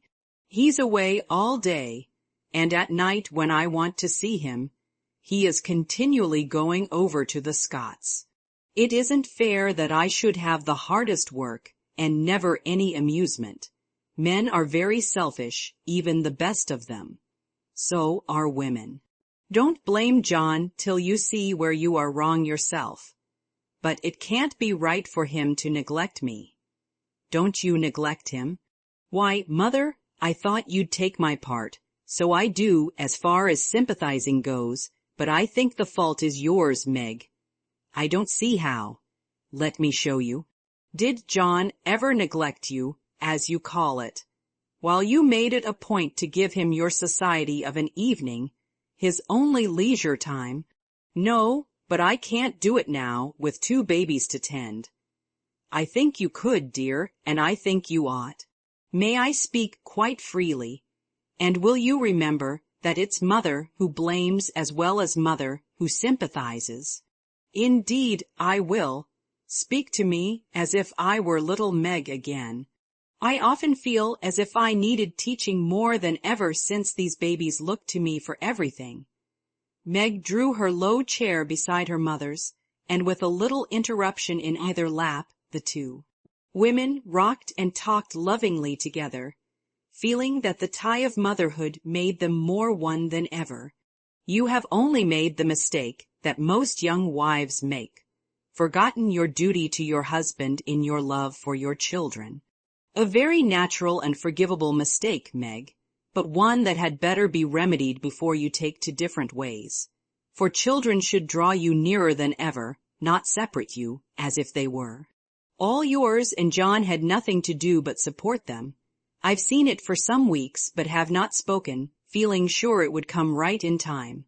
I'm afraid it won't. If I ask him to stay, he'll think I'm jealous, and I wouldn't insult him by such an idea. He doesn't see that I want him, and I don't know how to tell him without words. Make it so pleasant he won't want to go away. My dear, he's longing for his little home, but it isn't home without you, and you are always in the nursery. Oughtn't I to be there? Not all the time. Too much confinement makes you nervous, and then you are unfitted for everything. Besides, you owe something to John as well as to the babies. Don't neglect husband for children. Don't shut him out of the nursery, but teach him how to help in it. His place is there as well as yours, and the children need him. Let him feel that he has a part to do, and he will do it gladly and faithfully, and it will be better for you all." "You really think so, Mother?" "I know it, Meg, for I've tried it, and I seldom give advice unless I've proved its practicability. When you and Joe were little, I went on just as you are, feeling as if I didn't do my duty unless I devoted myself wholly to you. Poor father took to his books, after I had refused all offers of help, and left me to try my experiment alone.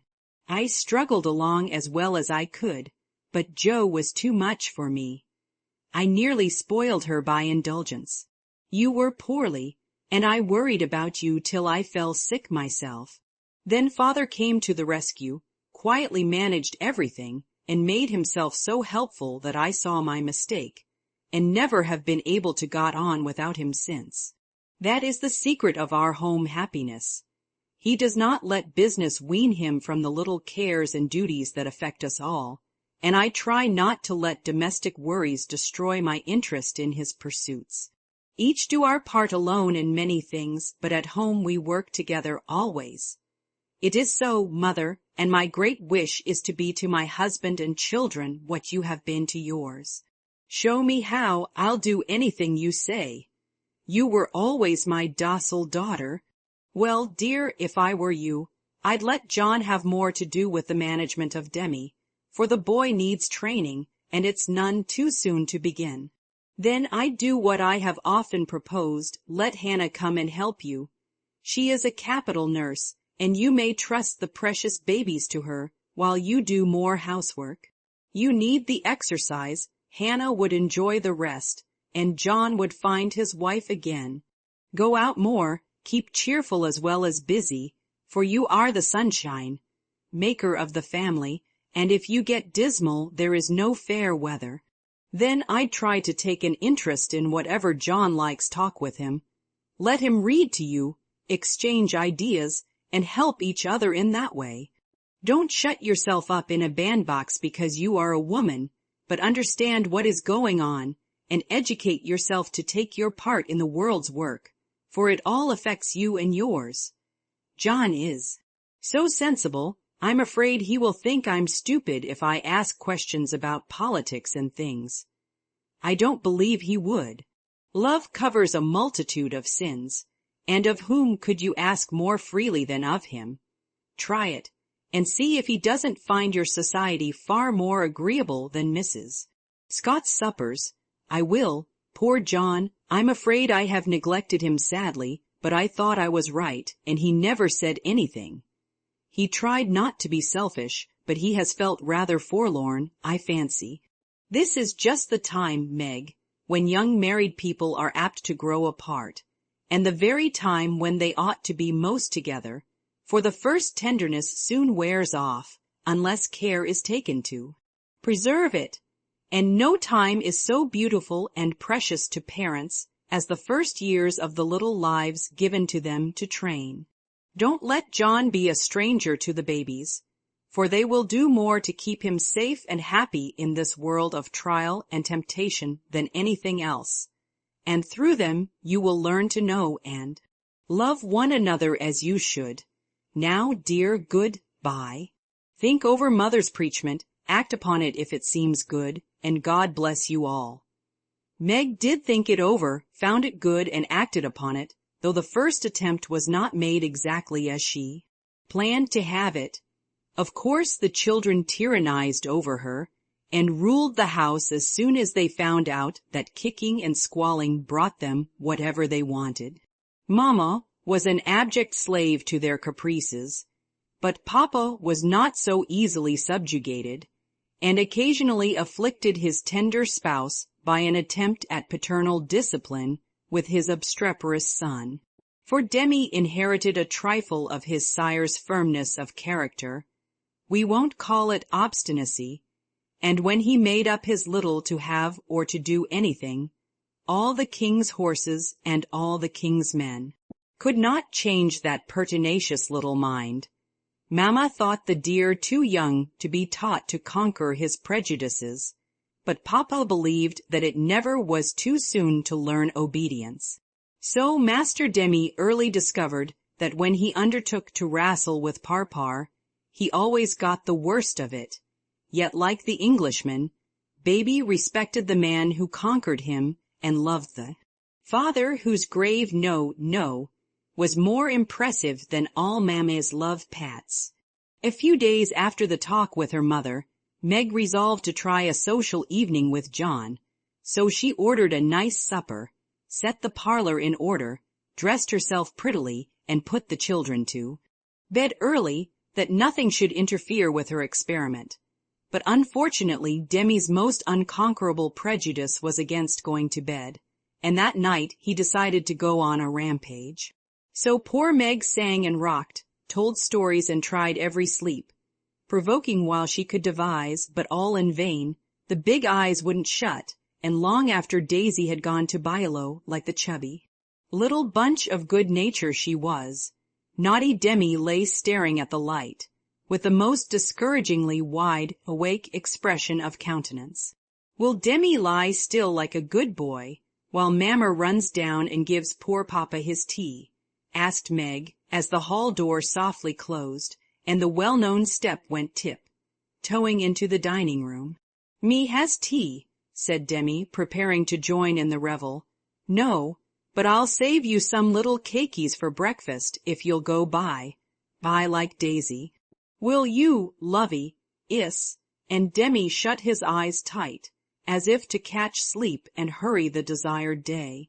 Taking advantage of the propitious moment, Meg slipped away and ran down to greet her husband with a smiling face and the little blue bow in her hair, which was his especial admiration.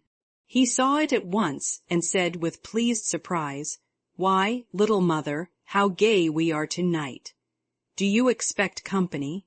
"Only you, dear. No, I'm tired of being dowdy, so I dressed up as a change. You always make yourself nice for table, no matter how tired you are, so why shouldn't I when I have the time?" "I do it out of respect for you, my dear," said old-fashioned John. "Ditto, Mr. Brooke," laughed Meg, looking young and pretty again as she nodded to him over the teapot. "Well, it's altogether delightful, and like old times. This tastes right. I drink your health, dear."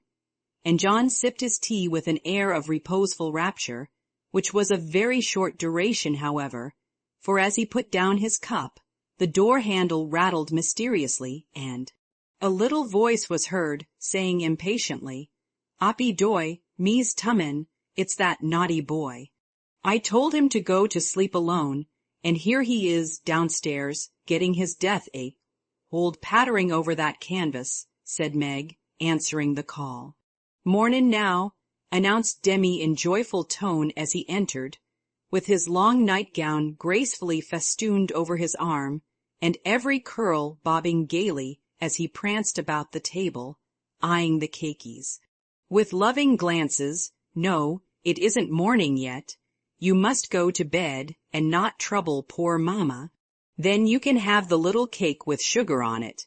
Me loves parpar," said the artful one, preparing to climb the paternal knee and revel in forbidden joys. But John shook his head and said to Meg, "If you told him to stay up there and go to sleep alone, make him do it, or he will never learn to mind you." "Yes, of course.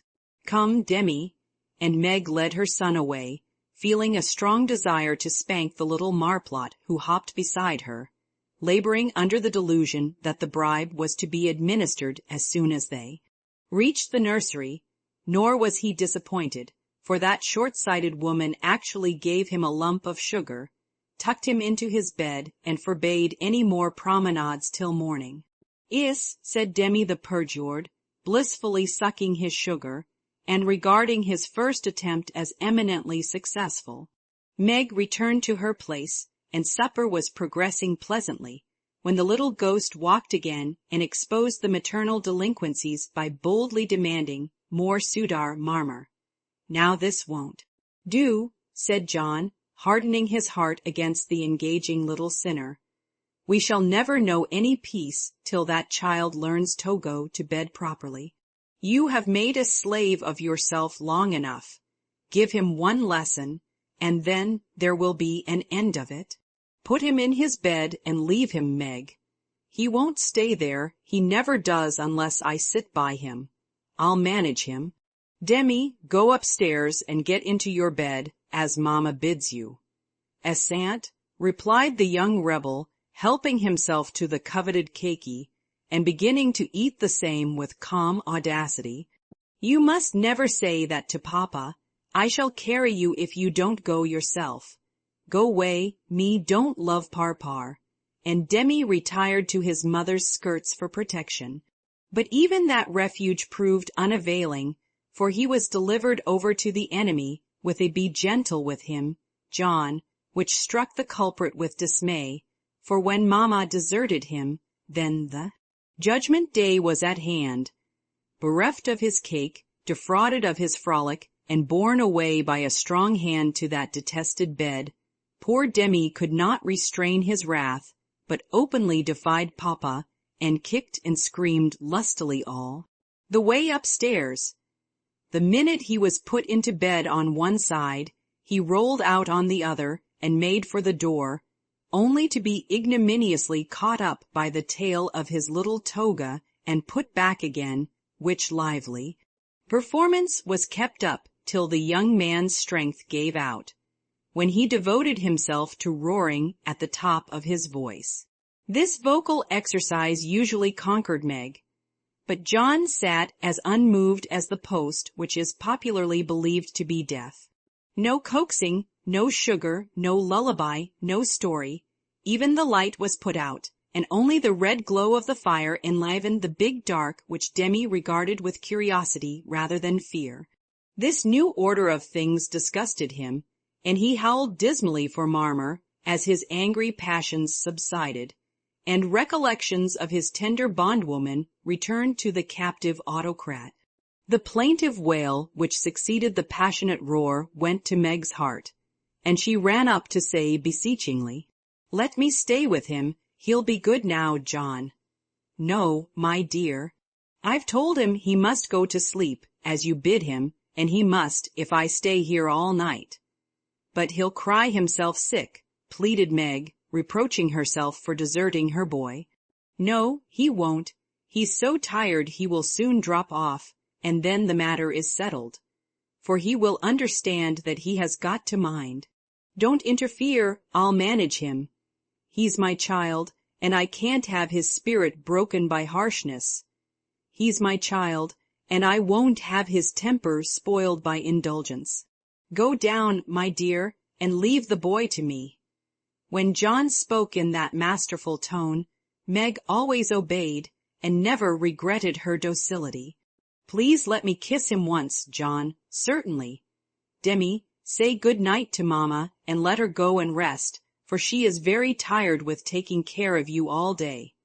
Meg always insisted upon it that the kiss won the victory, for after it was given, Demi sobbed more quietly and lay quite still at the bottom of the bed, whither he had wriggled in his anguish of mind. "Poor little man, he's worn out with sleep and crying. I'll cover him up and then go and set Meg's heart at rest," thought John, creeping to the bedside, hoping to find his rebellious heir asleep. But he wasn't, for the moment his father peeped at him, Demi's eyes opened, his little chin began to quiver, and he put up his arms, saying with a penitent hiccup, "Me's dude now." Sitting on the stairs outside, Meg wondered at the long silence which followed the uproar, and after imagining all sorts of impossible accidents, she slipped into the room to set her fears at rest. Demi lay fast asleep, not in his usual spread-eagle attitude, but in a subdued bunch, cuddled close in the circle of his father's arm and holding his father's finger, as if he felt that justice was tempered with mercy and had gone to sleep a sadder and wiser baby. So held, John had waited with a womanly patience till the little hand relaxed its hold, and while waiting had fallen asleep, more tired by that tussle with his son than with his whole day's work. As Meg stood watching the two faces on the pillow, she smiled to herself and then slipped away again, saying in a satisfied tone, "I never need fear that John will be too harsh with my babies. He does know how to manage them and will be a great help, for Demi is getting too much for me." When John came down at last, expecting to find a pensive or reproachful wife, he was agreeably surprised to find Meg placidly trimming a bonnet, and to be greeted with the request to read something about the election, if he was not too tired. John saw in a minute that a revolution of some kind was going on, but wisely asked no questions, knowing that Meg was such a transparent little person. She couldn't keep a secret to save her life, and therefore the clue would soon appear. He read a long debate with the most amiable readiness, and then explained it in his most lucid manner, while Meg tried to look deeply interested, to ask intelligent questions and keep her thoughts from wandering from the state of the nation to the state of her bonnet. In her secret soul, however, she decided that politics were as bad as mathematics, and the mission of politicians seemed to be calling each other names, but she kept these feminine ideas to herself, and when John paused, shook her head and said with what she thought diplomatic ambiguity, "Well, I really don't see what we are coming to." John laughed and watched her for a minute as she poised a pretty little preparation of lace and flowers on her hand, and regarded it with the genuine interest which his harangue had failed to waken. "She is trying to like politics for my sake, so I'll try and like millinery for hers. That's only fair," thought John the Just, adding aloud, "That's very pretty. Is it what you call a breakfast cap? My dear man, it's a bonnet. My very best go to concert and theatre bonnet. I beg your pardon, it was so small, I naturally mistook it for one of the flyaway things you sometimes wear. How do you keep it on? These bits of lace are fastened under the chin with a rosebud, so." And Meg illustrated by putting on the bonnet and regarding him with an air of calm satisfaction that was irresistible. "It's a love of a bonnet, but I prefer the face inside, for it looks young and happy again." And John kissed the smiling face, to the great detriment of the rosebud under the chin. "I'm glad you like it, for I want you to take me to one of the new concerts some night. I really need some music to put me in tune. Will you please?" "Of course I will, with all my heart, or anywhere else you like. You have been shut up so long, it will do you no end of good, and I shall enjoy it of all things." "What put it into your head, little mother?" "Well, I had a talk with Marmee the other day, and told her how nervous and cross and out of sorts I felt, and she said I needed change and less care, so Hannah is to help me with the children, and I'm to see to things about the house more, and now and then have a little fun, just to keep me from getting to be a fidgety, broken-down old woman before my time. It's only an experiment, John, and I want to try it for your sake as much as for mine, because I've neglected you shamefully lately, and I'm going to make home what it used to be, if I can. You don't object, I hope. Never mind what John said, or what a very narrow escape the little bonnet had from utter ruin. All that we have any business to know is that John did not appear to object, judging from the changes which gradually took place in the house and its inmates. It was not all paradise by any means, but everyone was better for the division of labor system. The children throve under the paternal rule, for accurate, steadfast John brought order and obedience into babydom, while Meg recovered her spirits and composed her nerves by plenty of wholesome exercise, a little pleasure, and much confidential conversation with her sensible husband. Home grew homelike again, and John had no wish to leave it, unless he took Meg with him. The Scotts came to the Brooks now, and everyone found the little house a cheerful place, full of happiness, content, and family love. Even Sally Moffat liked to go there. "It is always so quiet and pleasant here, it does me good, Meg," she used to say, looking about her with wistful eyes, as if trying to discover the charm that she might use it in her great house. Full of splendid loneliness, for there were no riotous, sunny-faced babies there, and Ned lived in a world of Lis's own, where there was no place for her. This household happiness did not come all at once, but John and Meg had found the key to it, and each year of married life taught them how to use it, unlocking the treasuries of real home love and mutual helpfulness, which the poorest may possess, and the richest cannot buy.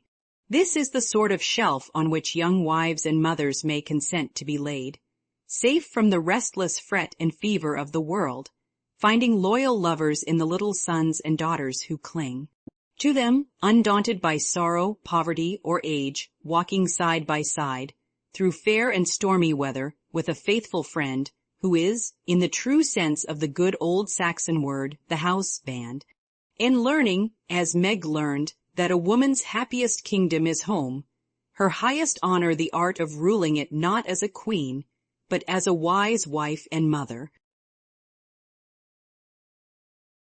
Chapter 30. 9. Laurie went to Nice intending to stay a week, and remained a month. He was tired of wandering about alone, and Amy's familiar presence seemed to give a homelike charm to the foreign scenes in which she bore a part. He rather missed the petting he used to receive, and enjoyed a taste of it again, for no attentions, however flattering, from strangers, were half so pleasant as the sisterly adoration of the girls at home. Amy never would pet him like the others, but she was very glad to see him now, and quite clung to him, feeling that he was the representative of the dear family for whom she longed more than she would confess. They naturally took comfort in each other's society, and were much together, riding, walking, dancing, or dawdling, for at Nice no one can be very industrious during the gay season. But, while apparently amusing themselves in the most careless fashion, they were consciously making discoveries and forming opinions about each other. Amy rose daily in the estimation of her friend, but he sank in hers, and each felt the truth before a word was spoken.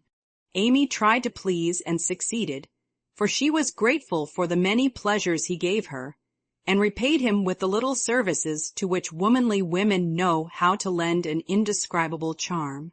Laurie made no effort of any kind, but just let himself drift along as comfortably as possible, trying to forget, and feeling that all women owed him a kind word because one had been cold to him. It cost him no effort to be generous, and he would have given Amy all the trinkets in Nice if she would have taken them. But at the same time he felt that he could not change the opinion she was forming of him, and he rather dreaded the keen blue eyes that seemed to watch him with such half-sorrowful, half-scornful surprise. All the rest have gone to Monaco for the day. I preferred to stay at home and write letters. They are done now, and I am going to Valrose to sketch. Will you come?" said Amy, as she joined Laurie one lovely day when he lounged in as usual about noon. "Well, yes, but isn't it rather warm for such a long walk?" he answered slowly, for the shaded salon looked inviting after the glare without. "I'm going to have the little carriage, and Baptiste can drive, so you'll have nothing to do but hold your umbrella and keep your gloves nice," returned Amy, with a sarcastic glance at the immaculate kids, which were a weak point with Laurie. "Then I'll go with pleasure," and he put out his hand for her sketchbook. But she tucked it under her arm with a sharp, "Don't trouble yourself. It's no exertion to me, but you don't look equal to it." Laurie lifted his eyebrows and followed at a leisurely pace as she ran downstairs, but when they got into the carriage he took the reins himself, and left little Baptiste nothing to do but fold his arms and fall asleep on his perch. The two never quarreled. Amy was too well bred, and just now Laurie was too lazy, so in a minute he peeped under her hat-brim with an inquiring air. She answered him with a smile, and they went on together in the most amicable manner. It was a lovely drive, along winding roads rich in the picturesque scenes that delight beauty, loving eyes. Here an ancient monastery, whence the solemn chanting of the monks came down to them. There a bare-legged shepherd in wooden shoes, pointed hat, and rough jacket over one shoulder, sat piping on a stone while his goats skipped among the rocks or lay at his feet. Meek-mouthed, scullered donkeys, laden with panniers of freshly cut grass, passed by, with a pretty girl in a capeline sitting between the green piles, or an old woman spinning with a distaff as she went. Brown, soft-eyed children ran out from the quaint stone hovels to offer nosegays, or bunches of oranges still on the bough. Gnarled olive trees covered the hills with their dusky foliage, fruit hung golden in the orchard, and great scarlet anemones fringed the roadside, while beyond green slopes and craggy heights, the Maritime Alps rose sharp and white against the blue Italian sky. Valrosa well deserved its name, for in that climate of perpetual summer roses blossomed everywhere. They overhung the archway, thrust themselves between the bars of the great gate with a sweet welcome to passers-by, and lined the avenue, winding through lemon trees and feathery palms up to the villa on the hill. Every shadowy nook, where seats invited one to stop and rest, was a mass of bloom. Every cool grotto had its marble nymph smiling from a veil of flowers, and every fountain reflected crimson, white, or pale pink roses, leaning down to smile at their own beauty.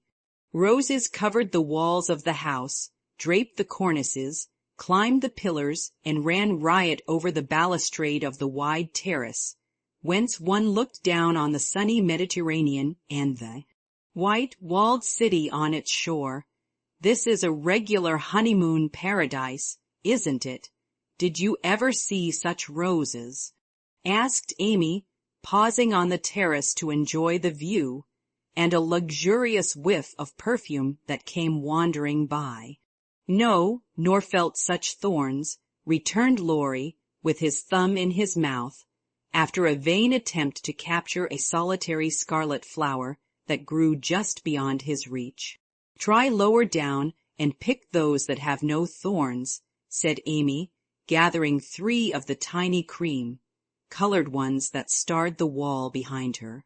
She put them in his buttonhole as a peace offering, and he stood a minute looking down at them with a curious expression, for in the Italian part of his nature there was a touch of superstition, and he was just then in that state of half-sweet, half-bitter melancholy, when imaginative young men find significance in trifles and food for romance everywhere. He had thought of Jo in reaching after the thorny red rose, for vivid flowers became her, and she had often worn ones like that from the greenhouse at home. The pale roses Amy gave him were the sort that the Italians lay in dead hands, never in bridal wreaths, and for a moment he wondered if the omen was for Jo or for himself, but the next instant his American common sense got the better of sentimentality, and he laughed a heartier laugh than Amy had heard since he came. "It's good advice. You'd better take it and save your fingers," she said, thinking her speech amused him. "Thank you, I will," he answered in jest, and a few months later he did it in earnest. "Laurie, when are you going to your grandfather?" she asked presently, as she settled herself on a rustic seat. "Very soon. You have said that a dozen times within the last 3 weeks. I dare say short answers save trouble. He expects you, and you really ought to go. Hospitable creature." "I know it. Then why don't you do it? Natural depravity, I suppose." "Natural indolence, you mean. It's really dreadful," and Amy looked severe. "Not so bad as it seems, for I should only plague him if I went, so I might as well stay and plague you a little longer. You can bear it better. In fact, I think it agrees with you excellently." And Laurie composed himself for a lounge on the broad ledge of the balustrade. Amy shook her head and opened her sketchbook with an air of resignation. But she had made up her mind to lecture that boy, and in a minute she began again. "What are you doing just now? Watching lizards?" "No, no. I mean, what do you intend and wish to do?" "Smoke a cigarette, if you'll allow me." "How provoking you are. I don't approve of cigars, and I will only allow it on condition that you let me put you into my sketch. I need a figure. With all the pleasure in life. How will you have me, full length or 3/4, on my head or my heels?" "I should respectfully suggest a recumbent posture. Then put yourself in also and call it dolce far niente. Stay as you are, and go to sleep if you like." "I intend to work hard," said Amy in her most energetic tone. "What delightful enthusiasm!" And he leaned against a tall urn with an air of entire satisfaction. What would Jo say if she saw you now? Asked Amy impatiently, hoping to stir him up by the mention of her still more energetic sister's name. As usual, go away, Teddy. I'm busy. He laughed as he spoke, but the laugh was not natural, and a shade passed over his face, for the utterance of the familiar name touched the wound that was not healed yet. Both tone and shadow struck Amy, for she had seen and heard them before, and now she looked up in time to catch a new expression on Laurie's face, a hard, bitter look, full of pain, dissatisfaction, and regret. It was gone before she could study it, and the listless expression back again. She watched him for a moment with artistic pleasure, thinking how like an Italian he looked, as he lay basking in the sun with uncovered head and eyes full of southern dreaminess, for he seemed to have forgotten her and fallen into a reverie. You look like the effigy of a young knight asleep on his tomb, she said, carefully tracing the well-cut profile defined against the dark stone. Wish I was. That's a foolish wish unless you have spoiled your life. You are so changed, I sometimes think there. Amy stopped, with a half-timid, half-wistful look, more significant than her unfinished speech. Laurie saw and understood the affectionate anxiety which she hesitated to express, and looking straight into her eyes, said, just as he used to say it to her mother, "It's all right, ma'am." That satisfied her and set at rest the doubts that had begun to worry her lately. It also touched her, and she showed that it did, by the cordial tone in which she said, "I'm glad of that. I didn't think you'd been a very bad boy, but I fancied you might have wasted money at that wicked Baden. Lost your heart to some charming Frenchwoman with a husband, or got into some of the scrapes that young men seem to consider a necessary part of a foreign tour. Don't stay out there in the sun. Come and lie on the grass here and let us be friendly, as Jo used to say when we got in the sofa corner and told secrets." Laurie obediently threw himself down on the turf and began to amuse himself by sticking daisies into the ribbons of Amy's hat that lay there. "I'm all ready for the secrets," and he glanced up with a decided expression of interest in his eyes. "I've none to tell. You may begin." "Haven't one to bless myself with. I thought perhaps you'd had some news from home. You have heard all that has come lately. Don't you hear often? I fancied Jo would send you volumes." "She's very busy. I'm roving about so. It's impossible to be regular, you know." "When do you begin your great work of art, Raphaela?" he asked, changing the subject abruptly after another pause, in which he had been wondering if Amy knew his secret and wanted to talk about it. "Never," she answered, with a despondent but decided air. "Rome took all the vanity out of me, for after seeing the wonders there, I felt too insignificant to live and gave up all my foolish hopes in despair." "Why should you, with so much energy and talent?" "That's just why, because talent isn't genius and no amount of energy can make it so. I want to be great or nothing. I won't be a common place dauber, so I don't intend to try any more." "And what are you going to do with yourself now, if I may ask?" "Polish up my other talents and be an ornament to society, if I get the chance." It was a characteristic speech and sounded daring, but audacity becomes young people, and Amy's ambition had a good foundation. Laurie smiled, but he liked the spirit with which she took up a new purpose when a long, cherished one died, and spent no time lamenting. "Good, and here is where Fred Vaughan comes in, I fancy." Amy preserved a discreet silence, but there was a conscious look in her downcast face that made Laurie sit up and say gravely, "Now I'm going to play brother and ask questions, may I? I don't promise to answer. Your face will if your tongue won't. You aren't woman of the world enough yet to hide your feelings, my dear. I heard rumors about Fred and you last year. And it's my private opinion that if he had not been called home so suddenly and detained so long, something would have come of it, hey?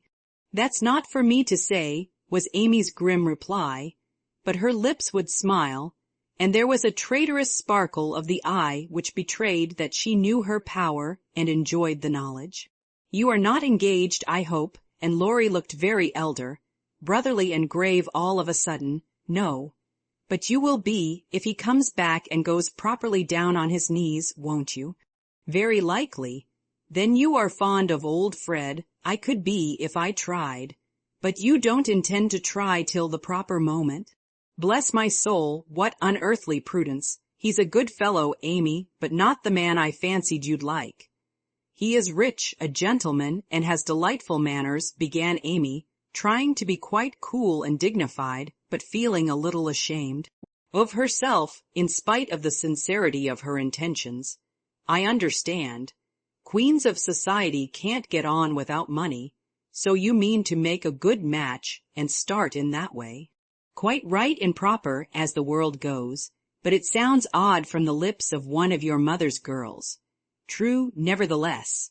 A short speech, but the quiet decision with which it was uttered contrasted curiously with the young speaker.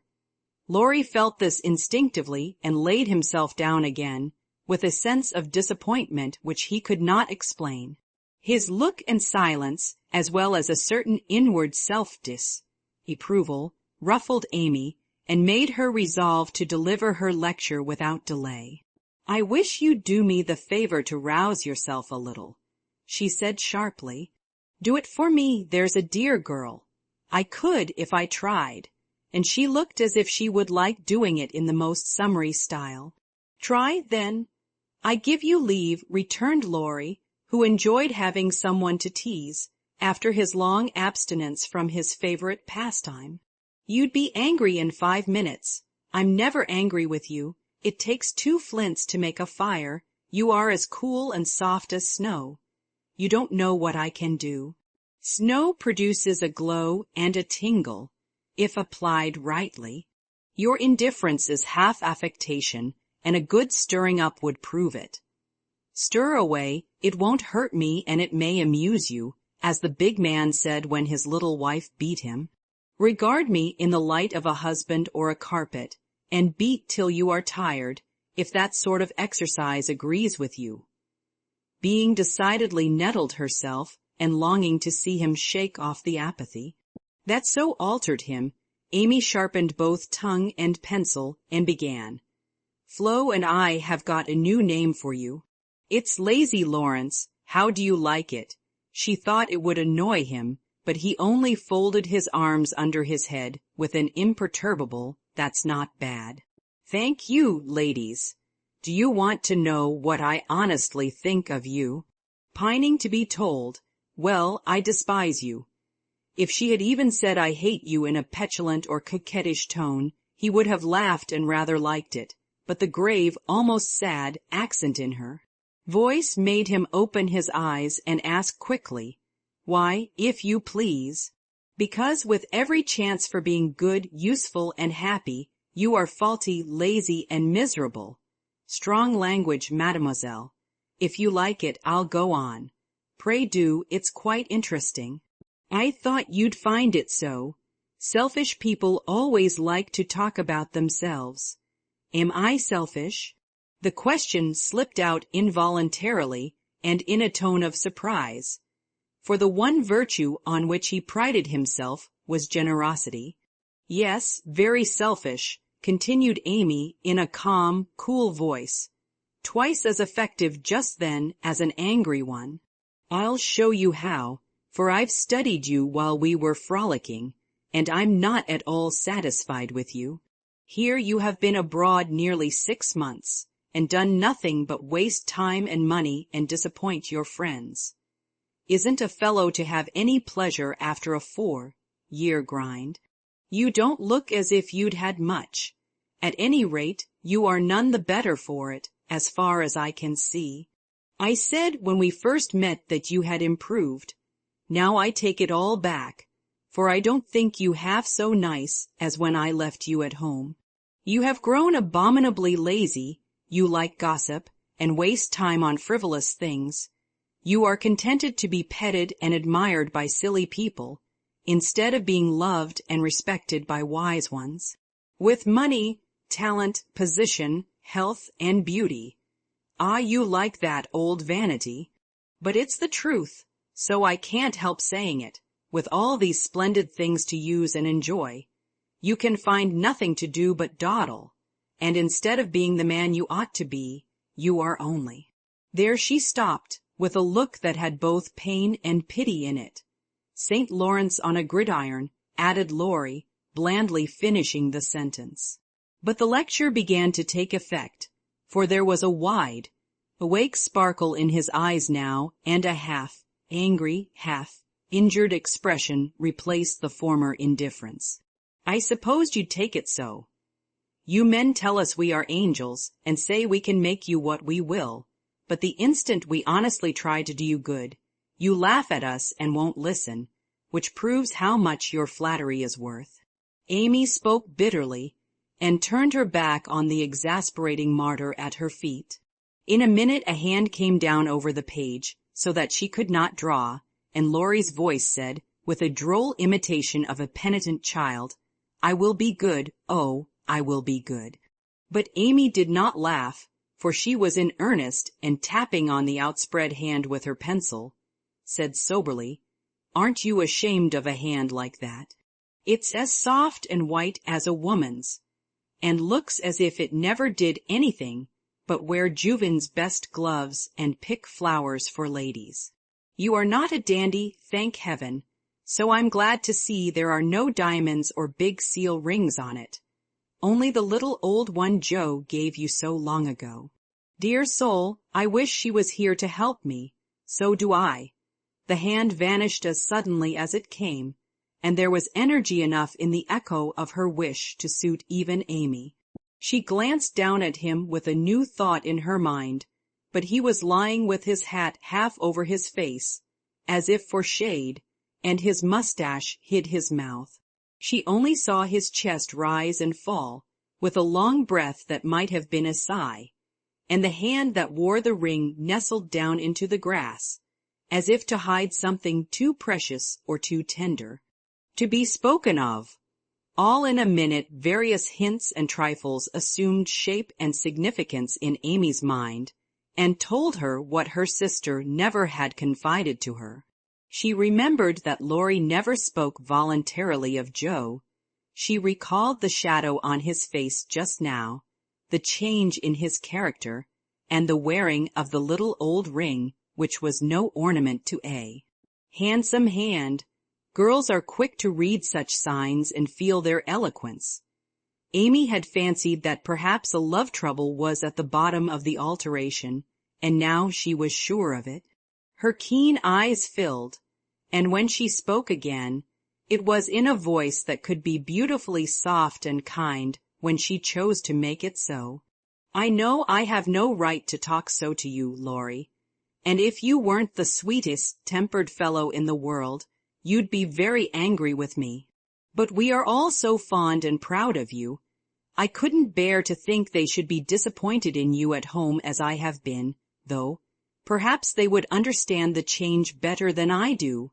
"I think they would," came from under the hat in a grim tone, quite as touching as a broken one.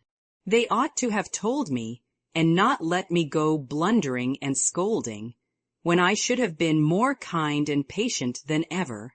I never did like that Miss Randall, and now I hate her," said artful Amy, wishing to be sure of her facts this time. "Hang Miss Randall." And Laurie knocked the hat off his face with a look that left no doubt of his sentiments toward that young lady. "I beg pardon," I thought, and there she paused diplomatically. "No, you didn't. You knew perfectly well I never cared for anyone but Joe." Laurie said that in his old, impetuous tone, and turned his face away as he spoke. "I did think so, but as they never said anything about it, and you came away, I supposed I was mistaken. And Joe wouldn't be kind to you. Why, I was sure she loved you dearly. She was kind, but not in the right way, and it's lucky for her she didn't love me, if I'm the good. For nothing fellow you think me. It's her fault, though, and you may tell her so. The hard, bitter look came back again as he said that, and it troubled Amy, for she did not know what balm to apply. I was wrong, I didn't know. I'm very sorry I was so cross, but I can't help wishing you'd bear it better, Teddy dear. Don't, that's her name for me. And Laurie put up his hand with a quick gesture to stop the words spoken in Joe's half-kind, half-reproachful tone. Wait till you've tried it yourself, he added in a low voice, as he pulled up the grass by the handful. I'd take it manfully, and be respected if I couldn't be loved, said Amy, with the decision of one who knew nothing about it. Now, Laurie flattered himself that he had borne it remarkably well, making no moan, asking no sympathy, and taking his trouble away to live it down alone. Amy's lecture put the matter in a new light, and for the first time it did look weak and selfish to lose heart at the first failure, and shut himself up in moody indifference. He felt as if suddenly shaken out of a pensive dream, and found it impossible to go to sleep again. Presently he sat up and asked slowly, "Do you think Joe would despise me as you do?" "Yes, if she saw you now. She hates lazy people. Why don't you do something splendid and make her love you?" "I did my best, but it was no use." "Graduating well, you mean. That was no more than you ought to have done, for your grandfather's sake. It would have been shameful to fail after spending so much time and money, when everyone knew that you could do well." "I did fail, say what you will, for Joe wouldn't love me," began Laurie, leaning his head on his hand in a despondent attitude. "No, you didn't, and you'll say so in the end, for it did you good, and proved that you could do something if you tried. If you'd only set about another task of some sort, you'd soon be your hearty, happy self again and forget your trouble. That's impossible. Try it and see. You needn't shrug your shoulders and think, much she knows about such things. I don't pretend to be wise, but I am observing, and I see a great deal more than you'd imagine. I'm interested in other people's experiences and inconsistencies, and though I can't explain, I remember and use them for my own benefit. Love Joe all your days, if you choose, but don't let it spoil you. For it's wicked to throw away so many good gifts because you can't have the one you want. There, I won't lecture any more, for I know you'll wake up and be a man in spite of that hard-hearted girl." Neither spoke for several minutes. Laurie sat turning the little ring on his finger, and Amy put the last touches to the hasty sketch she had been working at while she talked.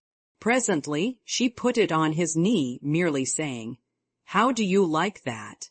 He looked, and then he smiled as he could not well help doing, for it was capitally done, the long, lazy figure on the grass, with listless face, half-shut eyes, and one hand holding a cigar, from which came the little wreath of smoke that encircled the dreamer's head.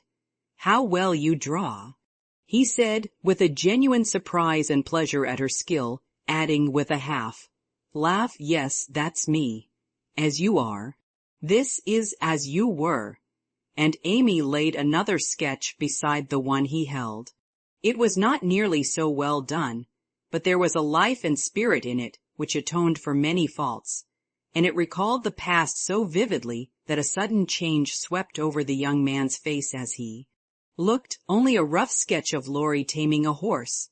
Hat and coat were off, and every line of the active figure, resolute face, and commanding attitude was full of energy and meaning.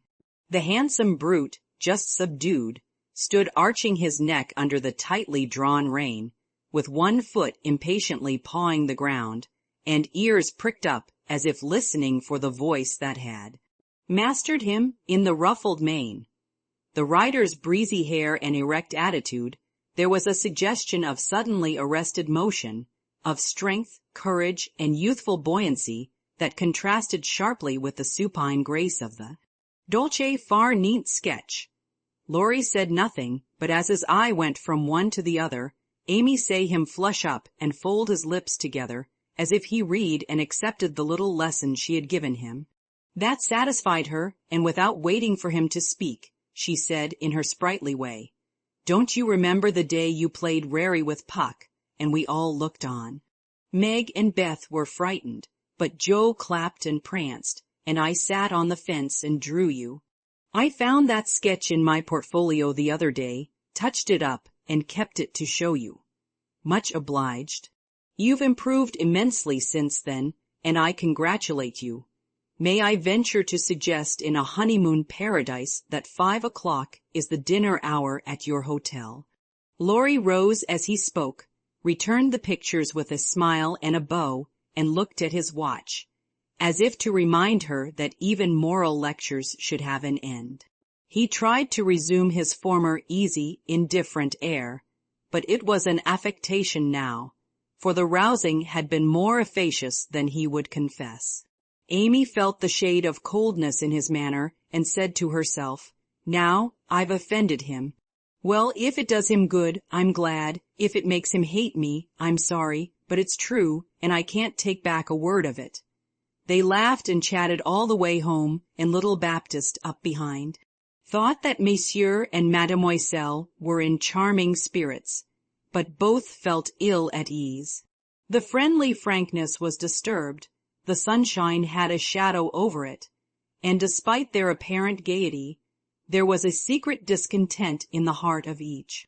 "Shall we see you this evening, mon frere?" asked Amy, as they parted at her aunt's door.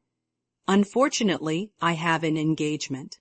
"Au revoir, mademoiselle," and Laurie bent as if to kiss her hand in the foreign fashion, which became him better than many men. Something in his face made Amy say quickly and warmly, "No, be yourself with me, Laurie, and part in the good old way. I'd rather have a hearty English handshake than all the sentimental salutations in France. Good-bye, dear." And with these words, uttered in the tone she liked, Laurie left her after a handshake, almost painful in its heartiness. Next morning, instead of the usual call, Amy received a note which made her smile at the beginning and sigh at the end. "My dear Mentor, please make my adieus to your aunt, and exult within yourself, for lazy Lawrence has gone to his grandpa like the best of boys. A pleasant winter to you, and may the gods grant you a blissful honeymoon at Valrosa. I think Fred would be benefited by a rouser. Tell him so with my congratulations. Yours gratefully, Telemachus. Good boy. I'm glad he's gone," said Amy with an approving smile. The next minute her face fell as she glanced about the empty room, adding, with an involuntary sigh, "Yes, I am glad, but how I shall miss him." Chapter 40. When the first bitterness was over, the family accepted the inevitable and tried to bear it cheerfully, helping one another by the increased affection which comes to bind households tenderly, together in times of trouble. They put away their grief, and each did his or her part toward making that last year a happy one. The pleasantest room in the house was set apart for Beth, and in it was gathered everything that she most loved: flowers, pictures, her piano, the little work table, and the beloved pussies. Father's best books found their way there, Mother's easy chair, Joe's desk, Amy's finest sketches, and every day Meg brought her babies on a loving pilgrimage to make sunshine for Auntie Beth. John quietly set apart a little sum, that he might enjoy the pleasure of keeping the invalid supplied with the fruit she loved and longed for. Old Hannah never wearied of concocting dainty dishes to tempt a capricious appetite, dropping tears as she worked, and from across the sea came little gifts and cheerful letters, seeming to bring breaths of warmth and fragrance from lands that know no winter. Here, cherished like a household saint in its shrine, sat Beth, tranquil and busy as ever, for nothing could change the sweet, unselfish nature, and even while preparing to leave life, she tried to make it happier for those who should remain behind. The feeble fingers were never idle, and one of her pleasures was to make little things for the school children daily passing to and fro, to drop a pair of mittens from her window for a pair of purple hands, a needlebook for some small mother of many dolls, pen-whippers for young penmen toiling through forests of pothooks, scrapbooks for picture, loving eyes, and all manner of pleasant devices, till the reluctant climbers of the ladder of learning found their way strewn with flowers, as it were, and came to regard the gentle giver as a sort of fairy godmother, who sat above there and showered down gifts miraculously suited to their tastes and needs. If Beth had wanted any reward, she found it in the bright little faces always turned up to her window, with nods and smiles, and the droll little letters which came to her, full of blots and gratitude. The first few months were very happy ones, and Beth often used to look round and say how beautiful this is. As they all sat together in her sunny room, the babies kicking and crowing on the floor, mother and sisters working near, and father reading, in his pleasant voice, from the wise old books which seemed rich in good and comfortable words, as applicable now as when written centuries ago, a little chapel, where a paternal priest taught his flock the hard lessons all must learn, trying to show them that hope can comfort love, and faith make resignation possible. Simple sermons that went straight to the souls of those who listened, for the father's heart was in the minister's religion, and the frequent falter in the voice gave a double eloquence to the words he spoke or read. It was well for all that this peaceful time was given them as preparation for the sad hours to come, for by and by Beth said the needle was so heavy and put it down forever. Talking wearied her, faces troubled her, pain claimed her for its own, and her tranquil spirit was sorrowfully perturbed by the ills that vexed her feeble flesh. Ah me, such heavy days, such long, long nights, such aching hearts and imploring prayers, when those who loved her best were forced to see the thin hands stretched out to them beseechingly, to hear the bitter cry, help me, and to feel that there was no help. A sad eclipse of the serene soul, a sharp struggle of the young life with death, but both were mercifully brief, and then the natural rebellion over, the old peace returned more beautiful than ever. With the wreck of her frail body, Beth's soul grew strong, and though she said little, those about her felt that she was ready, saw that the first pilgrim called was likewise the fittest, and waited with her on the shore, trying to see the shining ones coming to receive her when she crossed the river. Joe never left her for an hour since Beth had said, I feel stronger when you are here.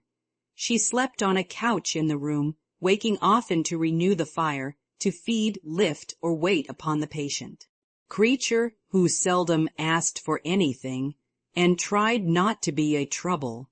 All day she haunted the room, jealous of any other nurse, and prouder of being chosen then than of any honor her life ever brought her. Precious and helpful hours to Joe, for now her heart received the teaching that it needed. Lessons in patience were so sweetly taught her that she could not fail to learn them. Charity for all, the lovely spirit that can forgive and truly forget unkindness, the loyalty to duty that makes the hardest easy, and the sincere faith that fears nothing, but trusts undoubtingly. Often when she woke, Joe found Beth reading in her well-worn little book, heard her singing softly to beguile the sleepless night, or saw her lean her face upon her hands while slow tears dropped through the transparent fingers, and Joe would lie watching her with thoughts too deep for tears, feeling that Beth, in her simple, unselfish way, was trying to wean herself from the dear old life, and fit herself for the life to come by sacred words of comfort, quiet prayers, and the music she loved so well. Seeing this did more for Joe than the wisest sermons, the saintliest hymns, the most fervent prayers that any voice could utter. For with eyes made clear by many tears, and a heart softened by the tenderest sorrow, she recognized the beauty of her sister's life, uneventful, unambitious, yet full of the genuine virtues which smell sweet and blossom in the dust, the self-forgetfulness that makes the humblest on earth remembered soonest in heaven, the true success which is possible to all. One night when Beth looked among the books upon her table, to find something to make her forget the mortal weariness that was almost as hard to bear as pain, as she turned the leaves of her old favorite Pilgrim's Progress, she found a little paper scribbled over in Joe's hand. The name caught her eye, and the blurred look of the lines made her sure that tears had fallen on it. Poor Joe, she's fast asleep, so I won't wake her to ask leave. She shows me all her things, and I don't think she'll mind if I look at this, thought Beth, with a glance at her sister, who lay on the rug with the tongs beside her, ready to wake up the minute. The log fell apart, my Beth sitting patient in the shadow till the blessed light shall come. A serene and saintly presence sanctifies our troubled home. Earthly joys and hopes and sorrows break like ripples on the strand of the deep and solemn river where her willing feet now stand. O my sister, passing from me, out of human care and strife, leave me, as a gift, those virtues which have beautified your life. Dear, bequeath me that great patience which has power to sustain a cheerful, uncomplaining spirit in its prison, house of pain. Give me, for I need it sorely, of that courage, wise and sweet, which has made the path of duty green beneath your willing feet. Give me that unselfish nature, that with charity divine can pardon wrong for love's dear sake meek heart. Forgive me mine. Thus our parting daily loseth something of its bitter pain, and while learning this hard lesson, my great loss becomes my gain. For the touch of grief will render my wild nature more serene. Give to life new aspirations, a new trust in the unseen. Henceforth, safe across the river, I shall see forever more a beloved household spirit waiting for me on the shore. Hope and faith, born of my sorrow, guardian angels shall become, and the sister gone before me by their hands shall lead me home. Blurred and blotted, faulty and feeble as the lines were, they brought a look of inexpressible comfort to Beth's face, for her one regret had been that she had done so little, and this seemed to assure her that her life had not been useless, that her death would not bring the despair she feared. As she sat with the paper folded between her hands, the charred log fell asunder. Joe started up, revived the blaze, and crept to the bedside, hoping Beth slept. Not asleep, but so happy, dear. See, I found this and read it. I knew you wouldn't care. Have I been all that to you, Joe? She asked with wistful, humble earnestness. Oh, Beth, so much, so much. And Joe's head went down upon the pillow beside her sister's. Then I don't feel as if I'd wasted my life. I'm not so good as you make me, but I have tried to do right. And now, when it's too late to begin even to do better, it's such a comfort to know that someone loves me so much and feels as if I'd helped them. More than anyone in the world, Beth. I used to think I couldn't let you go, but I'm learning to feel that I don't lose you, that you'll be more to me than ever, and death can't part us, though it seems to. I know it cannot, and I don't fear it any longer, for I'm sure I shall be your Beth still, to love and help you more than ever. You must take my place, Joe, and be everything to father and mother when I'm gone. They will turn to you, don't fail them, and if it's hard to work alone, remember that I don't forget you, and that you'll be happier in doing that than writing splendid books or seeing all the world, for love is the only thing that we can carry with us when we go, and it makes the go easy. I'll try, Beth.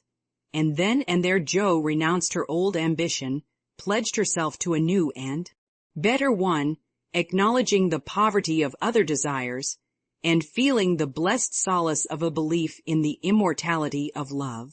So the spring days came and went, the sky grew clearer, the earth greener, the flowers were up fairly early, and the birds came back in time to say good-bye to Beth, who, like a tired but trustful child, clung to the hands that had led her all her life, as father and mother guided her tenderly through the valley of the shadow and gave her up to God.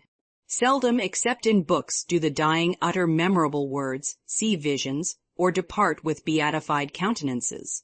And those who have sped many parting souls know that to most the end comes as naturally, and simply as sleep. As Beth had hoped, the tide went out easily, and in the dark hour before dawn, on the bosom where she had drawn her first breath, she quietly drew her last, with no farewell but one loving look, one little sigh.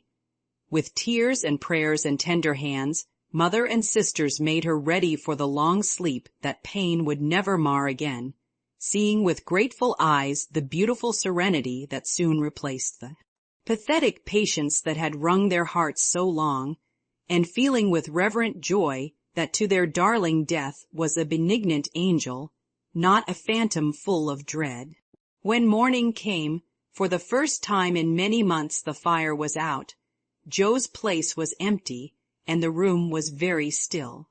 But a bird sang blithely on a budding bough, close by, the snowdrops blossomed freshly at the window, and the spring sunshine streamed in like a benediction over the placid face upon the pillow, a face so full of painless peace that those who loved it best smiled through their tears, and thanked God that Beth was well at last.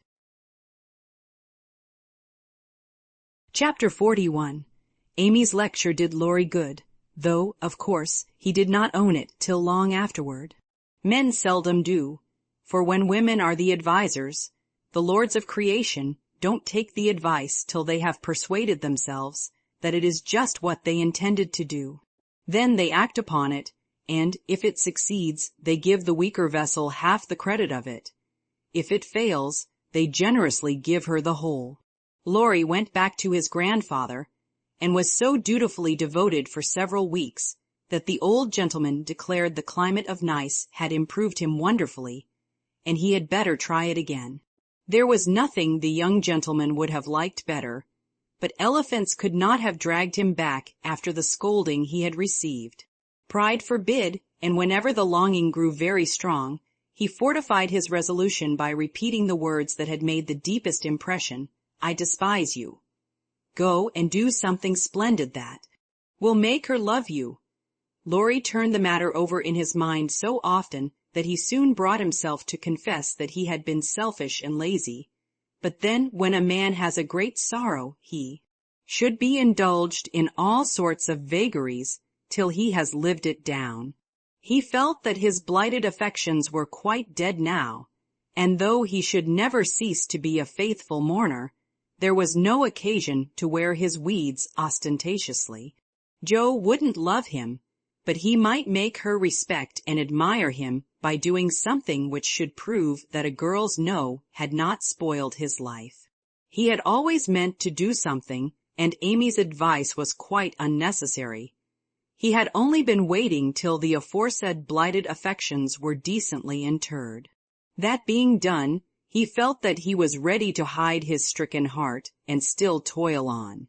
As Goethe, when he had a joy or a grief, put it into a song, so Laurie resolved to embalm his love sorrow in music, and to compose a requiem which should harrow up Joe's soul and melt the heart of every hearer.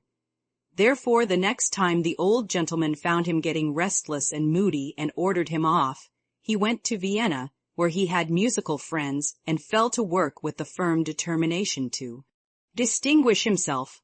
But whether the sorrow was too vast to be embodied in music, or music too ethereal to uplift a mortal woe, he soon discovered that the requiem was beyond him just at present. It was evident that his mind was not in working order yet, and his ideas needed clarifying, for often in the middle of a plaintive strain he would find himself humming a dancing tune that vividly recalled the Christmas ball at Nice, especially the stout Frenchman, and put an effectual stop to tragic composition for the time being. Then he tried an opera, for nothing seemed impossible in the beginning, but here again unforeseen difficulties beset him. He wanted Jo for his heroine, and called upon his memory to supply him with tender recollections and romantic visions of his love. But memory turned traitor, and as if possessed by the perverse spirit of the girl, would only recall Jo's oddities, faults, and freaks, would only show her in the most unsentimental aspects beating. Mats with her head tied up in a bandana, barricading herself with the sofa pillow, or throwing cold water over his passion a la Gummidge, and an irresistible laugh spoiled the pensive picture he was endeavoring to paint. Jo wouldn't be put into the opera at any price, and he had to give her up with a bless that girl, what a torment she is, and a clutch at his hair, as became a distracted composer. When he looked about him for another and a less intractable damsel to immortalize in melody, memory produced one with the most obliging readiness. This phantom wore many faces, but it always had golden hair, was enveloped in a diaphanous cloud, and floated airily before his mind's eye in a pleasing chaos of roses, peacocks, white ponies, and blue ribbons. He did not give the complacent wraith any name, but he took her for his heroine and grew quite fond of her, as well he might, for he gifted her with every gift and grace under the sun, and escorted her unscathed through trials which would have annihilated any mortal woman. Thanks to this inspiration, he got on swimmingly for a time, but gradually the work lost its charm, and he forgot to compose, while he sat musing, pen in hand, or roamed about the gay city to get some new ideas and refresh his mind, which seemed to be in a somewhat unsettled state that winter. He did not do much, but he thought a great deal, and was conscious of a change of some sort going on in spite of himself. It's genius simmering, perhaps. I'll let it simmer and see what comes of it, he said, with a secret suspicion all the while that it wasn't genius, but something far more common. Whatever it was, it simmered to some purpose, for he grew more and more discontented with his desultory life, began to long for some real and earnest work to go at, soul and body, and finally came to the wise conclusion that everyone who loved music was not a composer. Returning from one of Mozart's grand operas, splendidly performed at the Royal Theatre, he looked over his own, played a few of the best parts, sat staring at the busts of Mendelssohn, Beethoven, and Bach, who stared benignly back again. Then suddenly he tore up his music sheets, one by one, and as the last fluttered out of his hand, he said soberly to himself, "She is right, talent isn't genius, and you can't make it so. That music has taken the vanity out of as Rome took it out of her, and I won't be a humbug any longer. Now, what shall I do?" That seemed a hard question to answer, and Laurie began to wish he had to work for his daily bread. Now, if ever, occurred an eligible opportunity for going to the devil, as he once forcibly expressed it. For he had plenty of money and nothing to do, and Satan is proverbially fond of providing employment for full and idle hands. The poor fellow had temptations enough from without and from within, but he withstood them pretty well, for much as he valued liberty, he valued good faith and confidence more, so his promise to his grandfather, and his desire to be able to look honestly into the eyes of the women who loved him, and say all's well, kept him safe and steady. Very likely some misses. Grundy will observe, I don't believe it, boys will be boys, young men must sow their wild oats, and women must not expect miracles. I dare say you don't, Mrs. Grundy, but it's true nevertheless.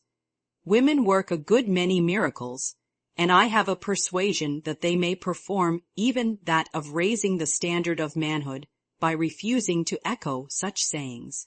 Let the boys be boys, the longer the better, and let the young men sow their wild oats if they must. But mothers, sisters, and friends may help to make the crop a small one, and keep many tares from spoiling the harvest by believing, and showing that they believe, in the possibility of loyalty to the virtues which make men manliest in good women's eyes. If it is a feminine delusion, leave us to enjoy it while we may, for without it half the beauty and the romance of life is lost, and sorrowful forebodings would embitter all our hopes of the brave, tender-hearted little lads, who still love their mothers better than themselves, and are not ashamed to own it. Laurie thought that the task of forgetting his love for Joe would absorb all his powers for years, but to his great surprise he discovered it grew easier every day. He refused to believe it at first, got angry with himself, and couldn't understand it. But these hearts of ours are curious and contrary things, and time and nature work their will in spite of us. Laurie's heart wouldn't ache. The wound persisted in healing with a rapidity that astonished him, and instead of trying to forget, he found himself trying to remember.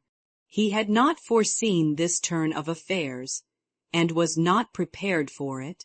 He was disgusted with himself, surprised at his own fickleness, and full of a queer mixture of disappointment and relief that he could recover from such a tremendous blow so soon. He carefully stirred up the embers of his lost love, but they refused to burst into a blaze.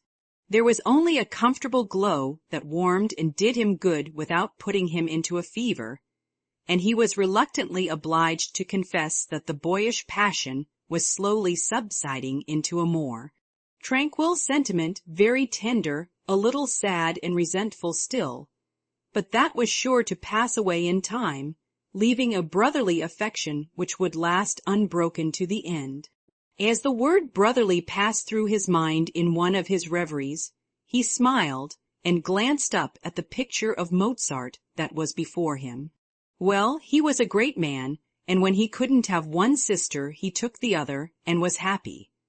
Laurie did not utter the words, but he thought them, and the next instant kissed the little old ring, saying to himself, "No, I won't. I haven't forgotten. I never can.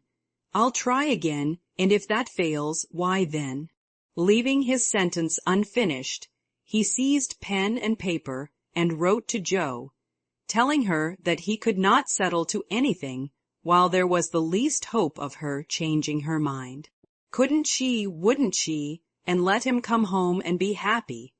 While waiting for an answer he did nothing, but he did it energetically, for he was in a fever of impatience. It came at last and settled his mind effectually on one point, for Joe decidedly couldn't and wouldn't. She was wrapped up in Beth and never wished to hear the word love again. Then she begged him to be happy with somebody else, but always keep a little corner of his gart for his loving sister Joe. In a postscript she desired him not to tell Amy that Beth was worse. She was coming home in the spring, and there was no need of saddening the remainder of her stay. That would be time enough, please God, but Laurie must write to her often, and not let her feel lonely, homesick, or anxious. So I will at once. Poor little girl, it will be a sad going home for her, I'm afraid. And Laurie opened his desk, as if writing to Amy had been the proper conclusion of the sentence left unfinished some weeks before. But he did not write the letter that day, for as he rummaged out his best paper, he came across something which changed his purpose.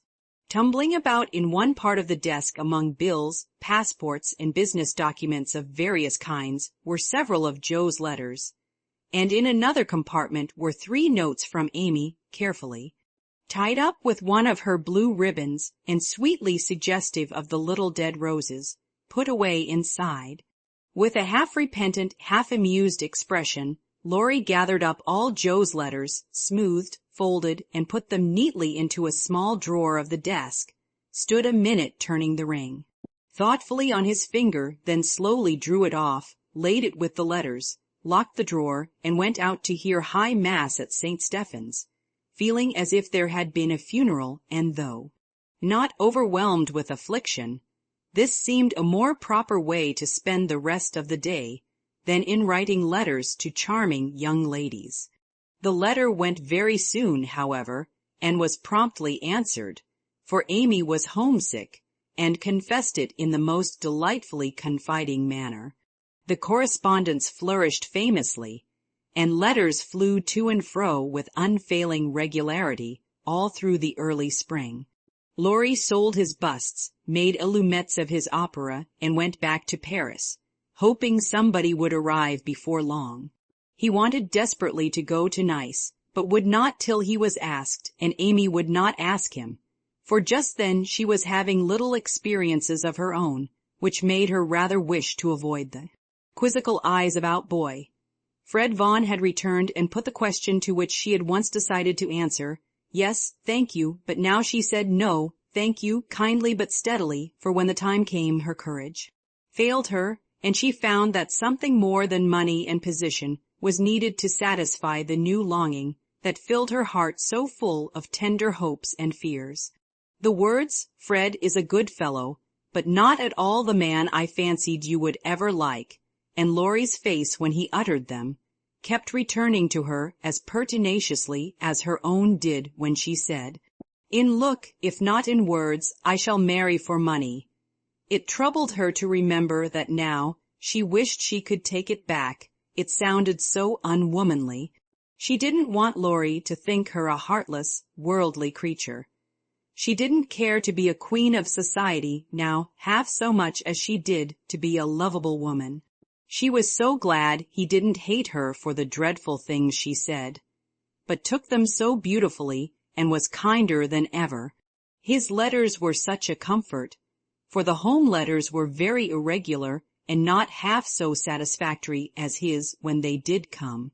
It was not only a pleasure, but a duty to answer them, for the poor fellow was forlorn and needed petting, since Joe persisted in being stony-hearted.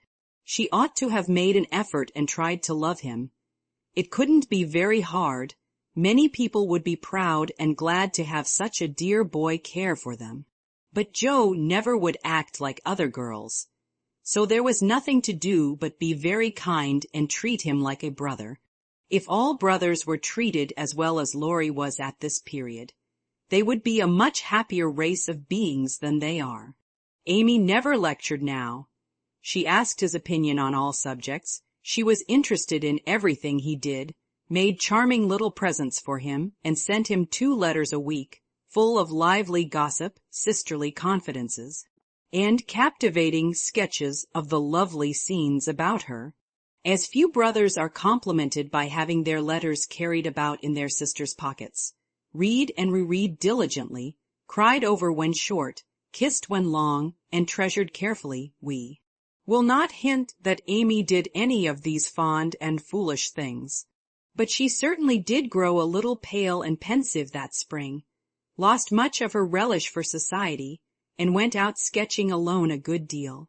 She never had much to show when she came home, but was studying nature, I dare say, while she sat for hours with her hands folded on the terrace at Valrosa, or absently sketched any fancy that occurred to her, a stalwart knight carved on a tomb, a young man asleep in the grass, with his hat over his eyes, or a curly-haired girl in gorgeous array, promenading down a ballroom on the arm of a tall gentleman, both faces being left a blur according to the last fashion in art, which was safe but not altogether satisfactory.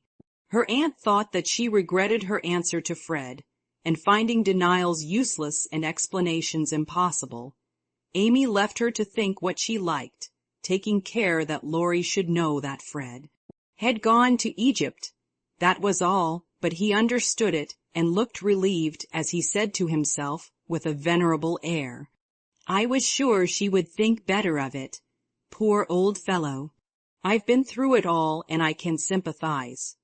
With that he heaved a great sigh, and then, as if he had discharged his duty to the past, put his feet up on the sofa and enjoyed Amy's letter luxuriously. While these changes were going on abroad, trouble had come at home. But the letter telling that Beth was failing never reached Amy, and when the next found her at Vevey, for the heat had driven them from Nice in May, and they had traveled slowly to Switzerland by way of Genoa and the Italian lakes.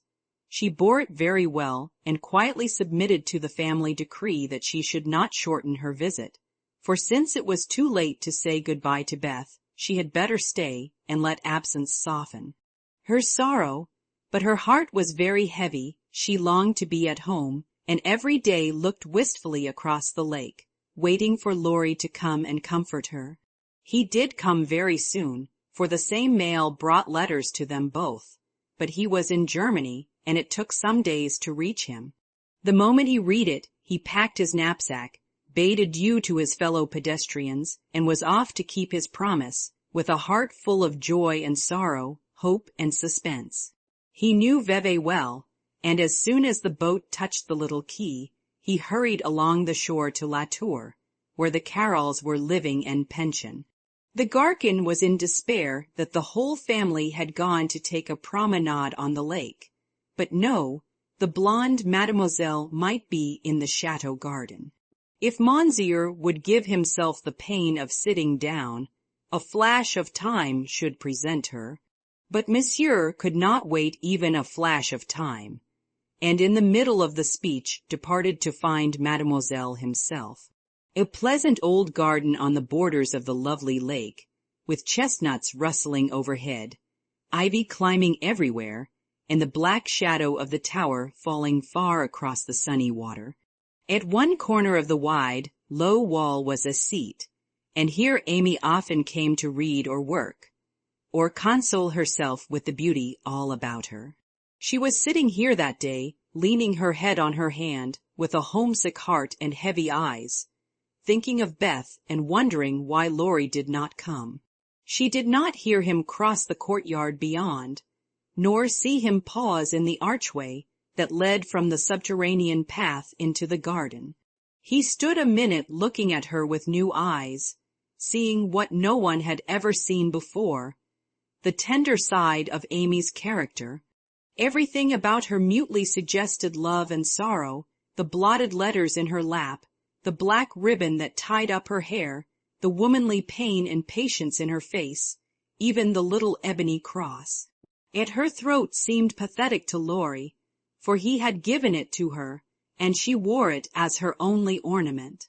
If he had any doubts about the reception she would give him, they were set at rest the minute she looked up and saw him, for dropping everything, she ran to him, exclaiming in a tone of unmistakable love and longing, "Oh, Laurie, Laurie, I knew you'd come to me."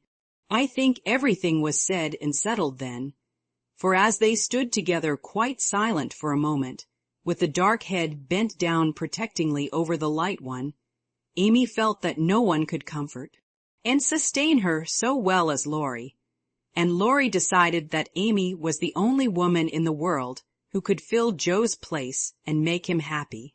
He did not tell her so, but she was not disappointed, for both felt the truth, were satisfied, and gladly left the rest to silence. In a minute Amy went back to her place, and while she dried her tears, Laurie gathered up the scattered papers, finding in the sight of sundry well-worn letters and suggestive sketches good omens. For the future, as he sat down beside her, Amy felt shy again, and turned rosy red at the recollection of her impulsive greeting. "I couldn't help it. I felt so lonely and sad, and was so very glad to see you.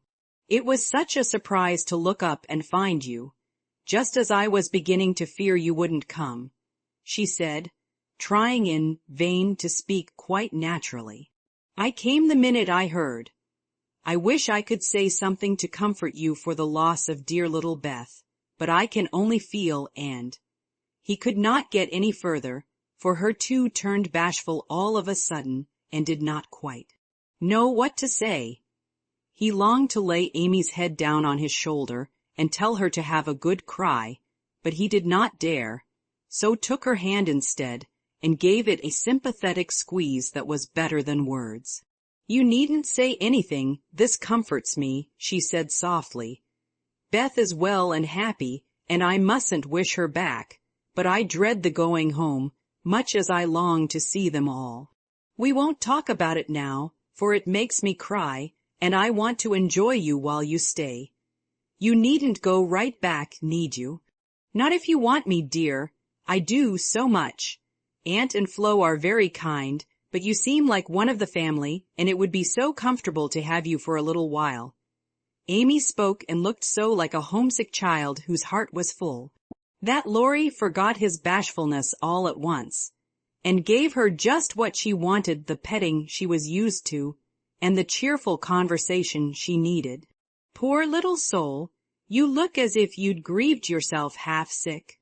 I'm going to take care of you, so don't cry any more, but come and walk about with me. The wind is too chilly for you to sit still, he said in the half-caressing, half-commanding way that Amy liked, as he tied on her hat, drew her arm through his, and began to pace up and down the sunny walk under the new-leaved chestnuts.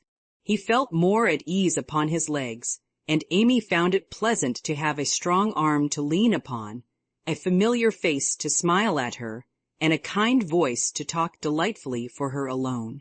The quaint old garden had sheltered many pairs of lovers, and seemed expressly made for them. So sunny and secluded was it, with nothing but the tower to overlook them, and the wide lake to carry away the echo of their words, as it rippled by below. For an hour this new pair walked and talked, or rested on the wall, enjoying the sweet influences which gave such a charm to time and place. And when an unromantic dinner bell warned them away, Amy felt as if she left her burden of loneliness and sorrow behind her in the chateau garden. The moment Mrs.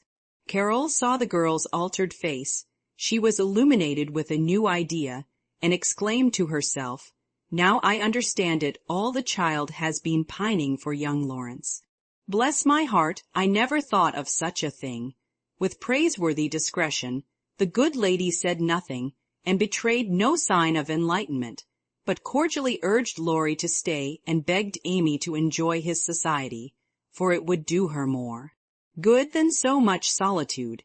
Amy was a model of docility, and as her aunt was a good deal occupied with Flo, she was left to entertain her friend, and did it with more than her usual success.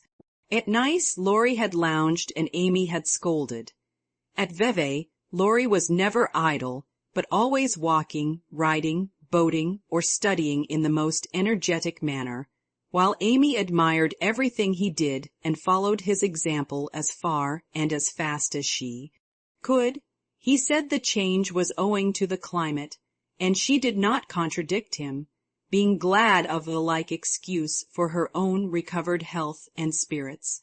The invigorating air did them both good, and much exercise worked wholesome changes in minds as well as bodies. They seemed to get clearer views of life and duty up there among the everlasting hills. The fresh winds blew away desponding doubts, delusive fancies, and moody mists.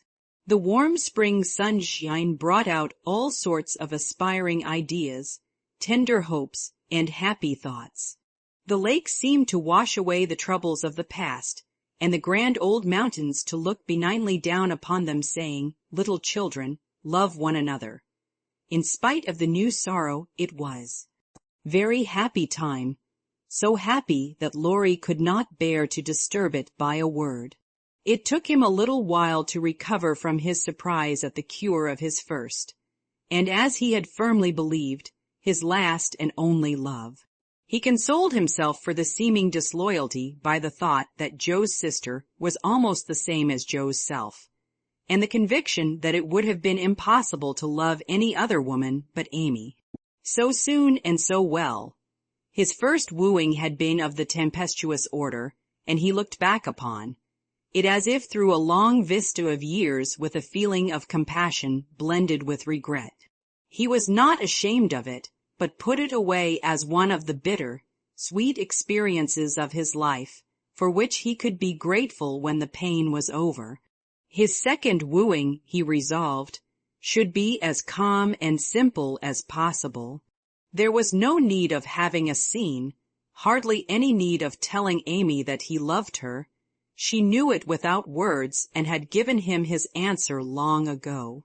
It all came about so naturally that no one could complain, and he knew that everybody would be pleased, even Joe. But when our first little passion has been crushed, we are apt to be wary and slow in making a second trial. So Laurie let the days pass, enjoying every hour, and leaving to chance the utterance of the word that would put an end to the first and sweetest part of his new romance. He had rather imagined that the denouement would take place in the chateau garden by moonlight, and in the most graceful and decorous manner, but it turned out exactly the reverse, for the matter was settled on the lake at noonday in a few blunt words. They had been floating about all the morning from gloomy St. Gingolph to sunny Montreux, with the Alps of Savoy on one side, Mont St. Bernard and the Dent du Midi on the other, pretty Vevey in the valley, and Lausanne upon the hill beyond, a cloudless blue sky overhead, and the bluer lake below, dotted with the picturesque boats that look like white-winged gulls. They had been talking of Bonnivard as they glided past Chillon, and of Rousseau as they looked up at Clarens, where he wrote his Heloise. Neither had read it, but they knew it was a love story, and each privately wondered if it was half as interesting as their own. Amy had been dabbling her hand in the water during the little pause that fell between them, and when she looked up, Laurie was leaning on his oars with an expression in his eyes that made her say, hastily, merely for the sake of saying something, "You must be tired. Rest a little and let me row. It will do me good, for since you came I have been altogether lazy and luxurious. I'm not tired, but you may take an oar if you like. There's room enough, though I have to sit nearly in the middle, else the boat won't trim," returned Laurie, as if he rather liked the arrangement. Feeling that she had not mended matters much, Amy took the offered third of a seat, shook her hair over her face, and accepted an oar. She rowed as well as she did many other things, and though she used both hands and Laurie but one, the oars kept time, and the boat went smoothly through the water. "How well we pull together, don't we?" said Amy, who objected to silence just then. "So well that I wish we might always pull in the same boat. Will you, Amy?" very tenderly. "Yes, Laurie," very low. Then they both stopped rowing, and unconsciously added a pretty little tableau of human love and happiness to the dissolving views reflected in the lake. Chapter 42. It was easy to promise self-abnegation when self was wrapped up in another, and heart and soul were purified by a sweet example. But when the helpful voice was silent, the daily lesson over, the beloved presence gone, and nothing remained but loneliness and grief, then Joe found her promise very hard to keep. How could she comfort father and mother when her own heart ached with a ceaseless longing for her sister?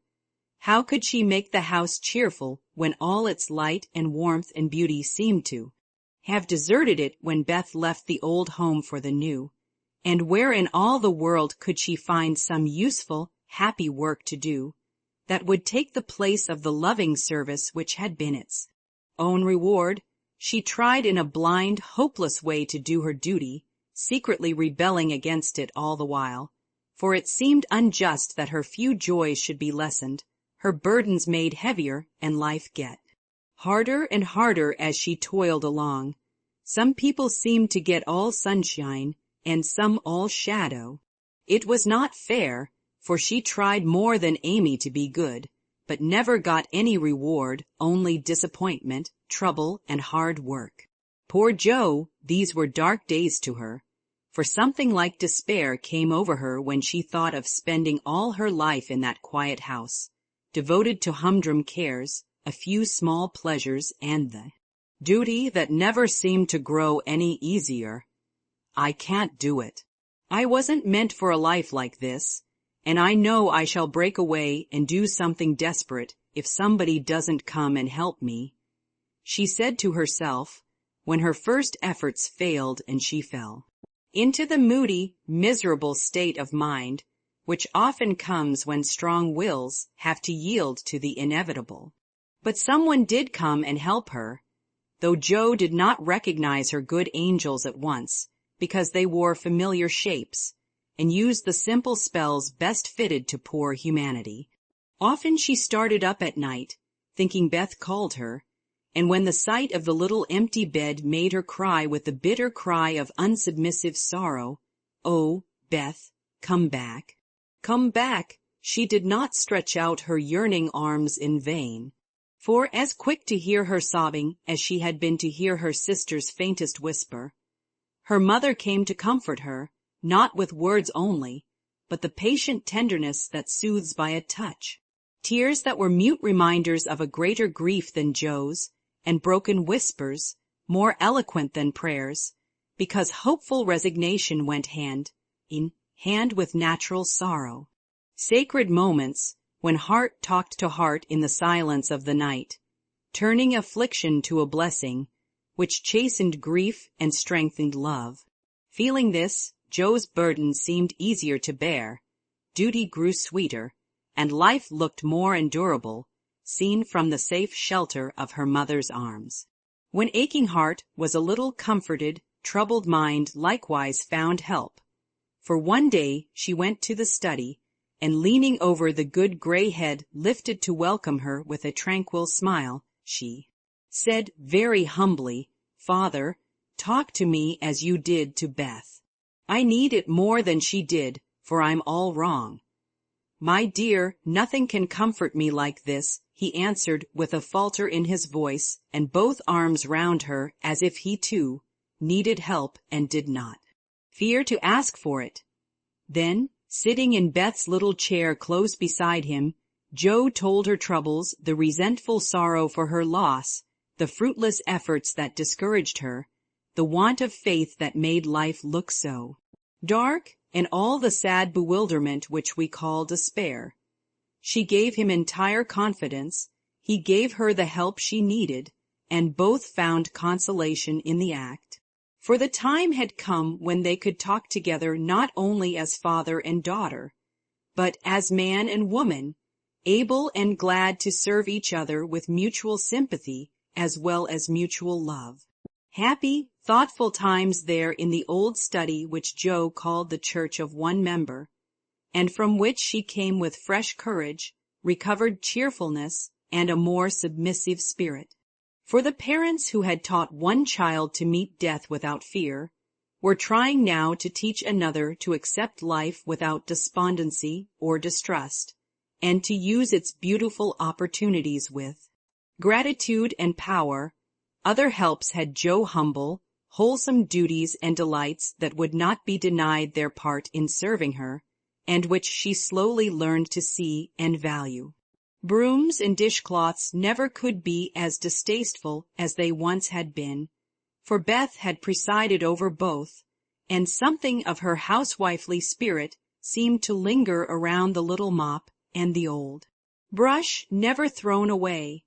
As she used them, Jo found herself humming the songs Beth used to hum, imitating Beth's orderly ways, and giving the little touches here and there that kept everything fresh and cozy, which was the first step toward making home happy, though she didn't know it till Hannah said with an approving squeeze of the hand, "You thoughtful creeter, you're determined we shan't miss that dear lamb ef you can help it.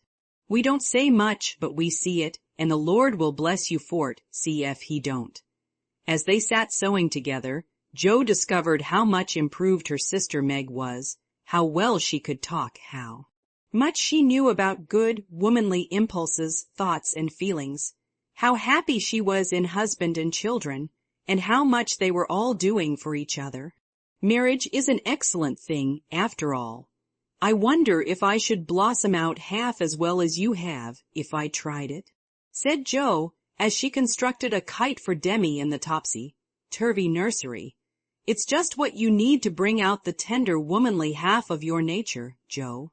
You are like a chestnut burr, prickly outside but silky, soft within, and a sweet kernel if one can only get at it.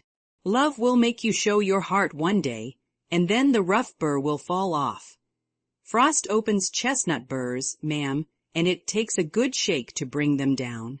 Boys go nutting, and I don't care to be bagged by them, returned Joe, pasting away at the kite which no wind that blows would ever carry up, for Daisy had tied herself on as a bob.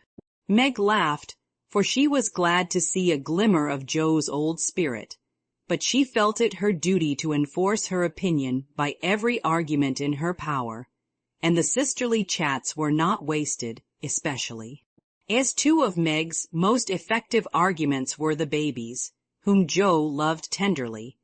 Grief is the best opener of some hearts, and Joe's was nearly ready for the bag. A little more sunshine to ripen the nut, then, not a boy's impatient shake, but a man's hand reached up to pick it gently from the burr, and find the kernel sound and sweet. If she suspected this, she would have shut up tight, and been more prickly than ever. Fortunately, she wasn't thinking about herself, so when the time came, down she dropped.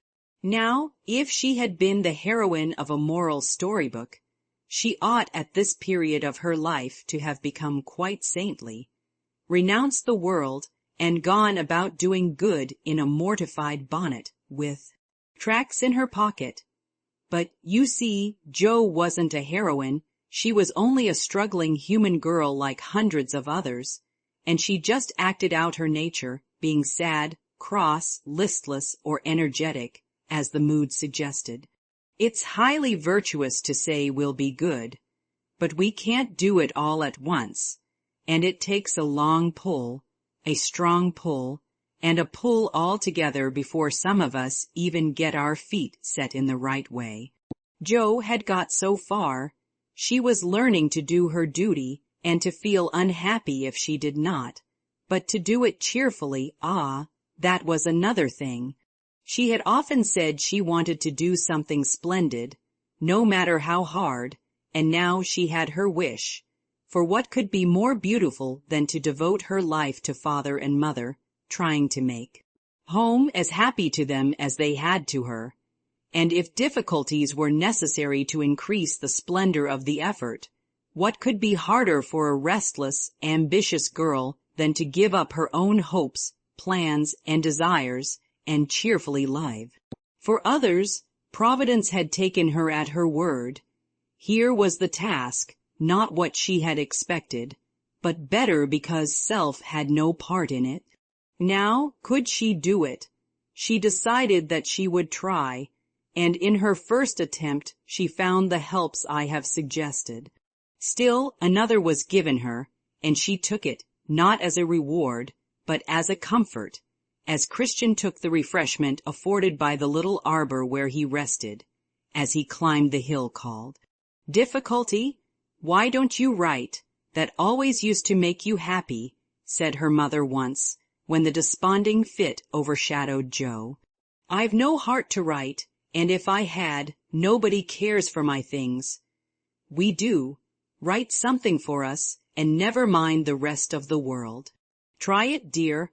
I'm sure it would do you good and please us very much. Don't believe I can. But Joe got out her desk and began to overhaul her half-finished manuscripts.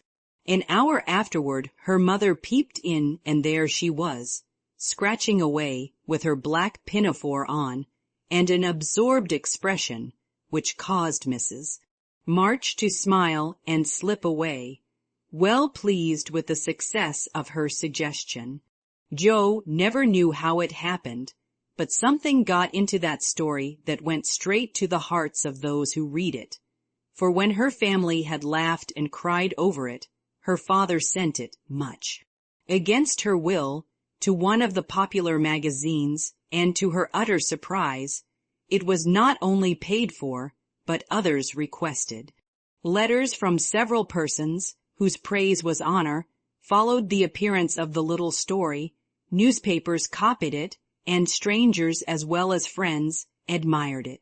For a small thing, it was a great success, and Jo was more astonished than when her novel was commended and condemned all at once. I don't understand it. What can there be in a simple little story like that to make people praise it so? She said, quite bewildered. There is truth in it, Jo, that's the secret. Humor and pathos make it alive, and you have found your style at last. You wrote with not thoughts of fame and money, and put your heart into it, my daughter. You have had the bitter, now comes the sweet. Do your best and grow as happy as we are in your success. If there is anything good or true in what I write, it isn't mine. I owe it all to you and Mother and Beth, said Jo, more touched by her father's words than by any amount of praise from the world. So taught by love and sorrow, Jo wrote her little stories and sent them away to make friends for themselves and her, finding it a very charitable world to such humble wanderers, for they were, kindly welcomed, and sent home comfortable tokens to their mother, like dutiful children whom good fortune overtakes. When Amy and Laurie wrote of their engagement, Mrs. March feared that Jo would find it difficult to rejoice over it, but her fears were soon set at rest, for thought Jo looked grave at first, she took it very quietly, and was full of hopes and plans. For the children, before, she read the letter twice. It was a sort of written duet, wherein each glorified the other in lover-like fashion, very pleasant to read and satisfactory to think of, for no one had any objection to make. You like it, Mother, said Jo, as they laid down the closely written sheets and looked at one another. Yes, I hoped it would be so. Ever since Amy wrote that she had refused Fred, I felt sure then that something better than what you call the mercenary spirit had come over her, and a hint here and there in her letters made me suspect that love and Laurie would win the day. How sharp you are, Marmee, and how silent. You never said a word to me. Mothers have need of sharp eyes and discreet tongues when they have girls to manage. I was half afraid to put the idea into your head, lest you should write and congratulate them before the thing was settled. I'm not the scatterbrain I was. You may trust me. I'm sober and sensible enough for anyone's confidante now. So you are, my dear, and I should have made you mine, only I fancied it might pain you to learn that your Teddy loved someone else. Now, Mother, did you really think I could be so silly and selfish, after I'd refused his love when it was freshest, if not best? I knew you were sincere then, Jo, but lately I have thought that if he came back and asked again, you might perhaps feel like giving another answer. Forgive me, dear, I can't help seeing that you are very lonely, and sometimes there is a hungry look in your eyes that goes to my heart. So I fancied that your boy might fill the empty place if he tried now. No, Mother, it is better as it is, and I'm glad Amy has learned to love him. But you are right in one thing.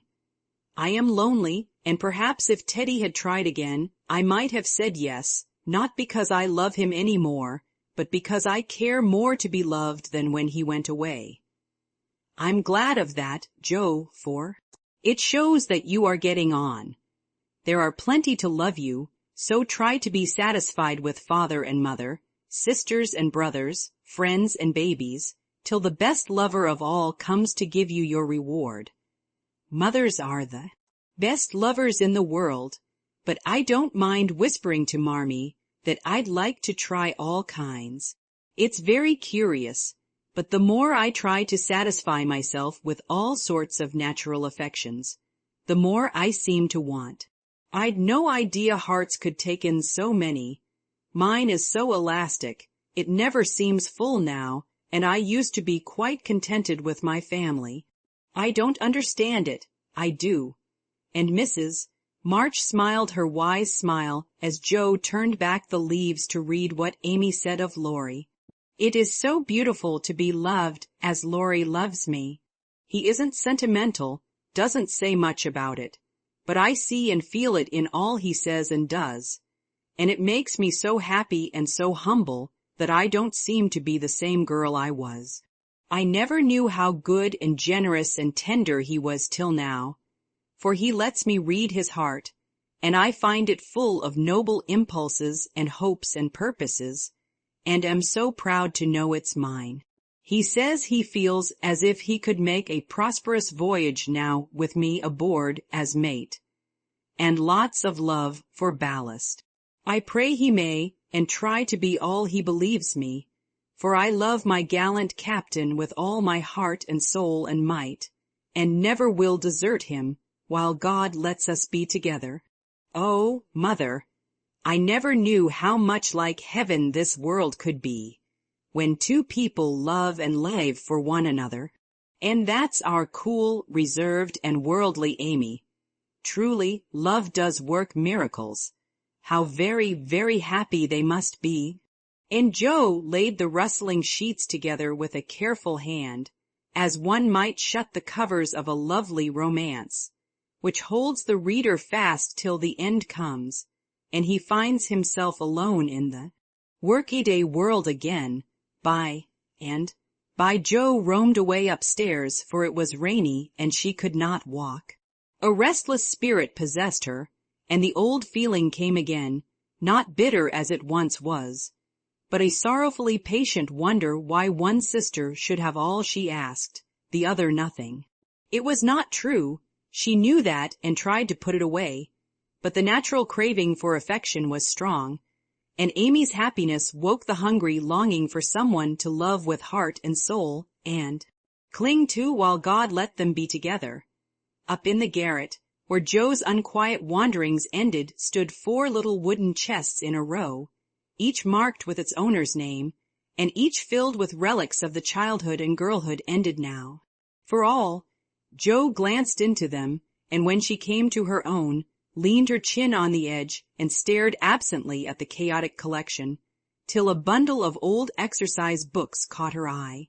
She drew them out, turned them over, and relived that pleasant winter at kind Mrs. Kirk's. She had smiled at first, then she looked thoughtful, next sad, and when she came to a little message written in the professor's hand, her lips began to tremble, the books slid out of her lap, and she sat looking at the friendly words as they took a new meaning, and touched a tender spot in her heart. "Wait for me, my friend. I may be a little late, but I shall surely come." Oh, if he only would, so kind, so good, so patient with me always, my dear old Fritz. I didn't value him half enough when I had him, but now how I should love to see him, for everyone seems going away from me, and I'm all alone. And holding the little paper fast, as if it were a promise yet to be fulfilled, Joe laid her head down on a comfortable rag bag, and cried, as if in opposition to the rain pattering on the roof.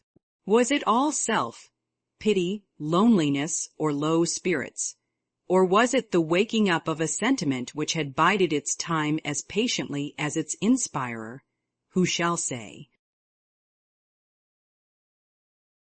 Chapter 43. Joe was alone in the twilight, lying on the old sofa, looking at the fire and thinking. It was her favorite way of spending the hour of dusk. No one disturbed her, and she used to lie there on Beth's little red pillow, planning stories, dreaming dreams, or thinking tender thoughts of the sister who never seemed far away. Her face looked tired, grave, and rather sad, for tomorrow was her birthday, and she was thinking how fast the years went by, how old she was getting, and how little she seemed to have accomplished. Almost 25 and nothing to show for it. Joe was mistaken in that. There was a good deal to show and by she saw and was grateful for it. An old maid, that's what I'm to be. A literary spinster with a pen for a spouse, a family of stories for children, and 20 years hence a morsel of fame, perhaps, when, like poor Johnson, I'm old and can't enjoy it, solitary and can't share it, independent, and don't need it. Well, I needn't be a sour saint nor a selfish sinner, and I dare say Old maids are very comfortable when they get used to it, but, and there Joe sighed, as if the prospect was not inviting.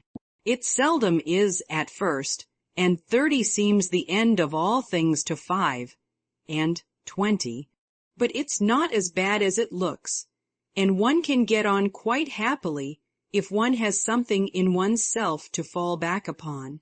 At 25, girls begin to talk about being old maids, but secretly resolve that they never will be. At 30, they say nothing about it, but quietly accept the fact, and if sensible, console themselves by remembering that they have 20 more useful, happy years, in which they may be learning to grow old gracefully. Don't laugh at the spinsters, dear girls, for often very tender, tragic romances are hidden away in the hearts that beat so quietly under the sober gowns, and many silent sacrifices of youth. Health, ambition, love itself, make the faded faces beautiful in God's sight. Even the sad, sour sisters should be kindly dealt with, because they have missed the sweetest part of life, if for no other reason. And looking at them with compassion, not contempt, girls in their bloom should remember that they too may miss the blossom time. That rosy cheeks don't last forever, that silver threads will come in the bonny brown hair, and that by and by kindness and respect will be as sweet as love and admiration now. Gentlemen, which means boys, be courteous to the old maids, no matter how poor and plain and prim, for the only chivalry worth having is that which is the readiest to pay deference to the old. Protect the feeble and serve womankind, regardless of rank, age, or color. Just recollect the good aunts who have not only lectured and fussed, but nursed and petted, too often without thanks, the scrapes they have helped you out of, the tips they have given you from their small store, the stitches the patient old fingers have set for you, the steps the willing old feet have taken, and gratefully pay the dear old ladies the little attentions that women love to receive. As long as they live, the bright-eyed girls are quick to see such traits, and will like you all the better for them, and if death, almost the only power that can part mother and son, should rob you of yours, you will be sure to find a tender welcome and maternal cherishing from some Aunt Priscilla, who has kept the warmest corner of her lonely old heart for the best nevy in the world. Joe must have fallen asleep, as I dare say my reader has during this little homily, for suddenly Laurie's ghost seemed to stand before her, a substantial, lifelike ghost, leaning over her with the very look he used to wear when he felt a good deal and didn't like to show it.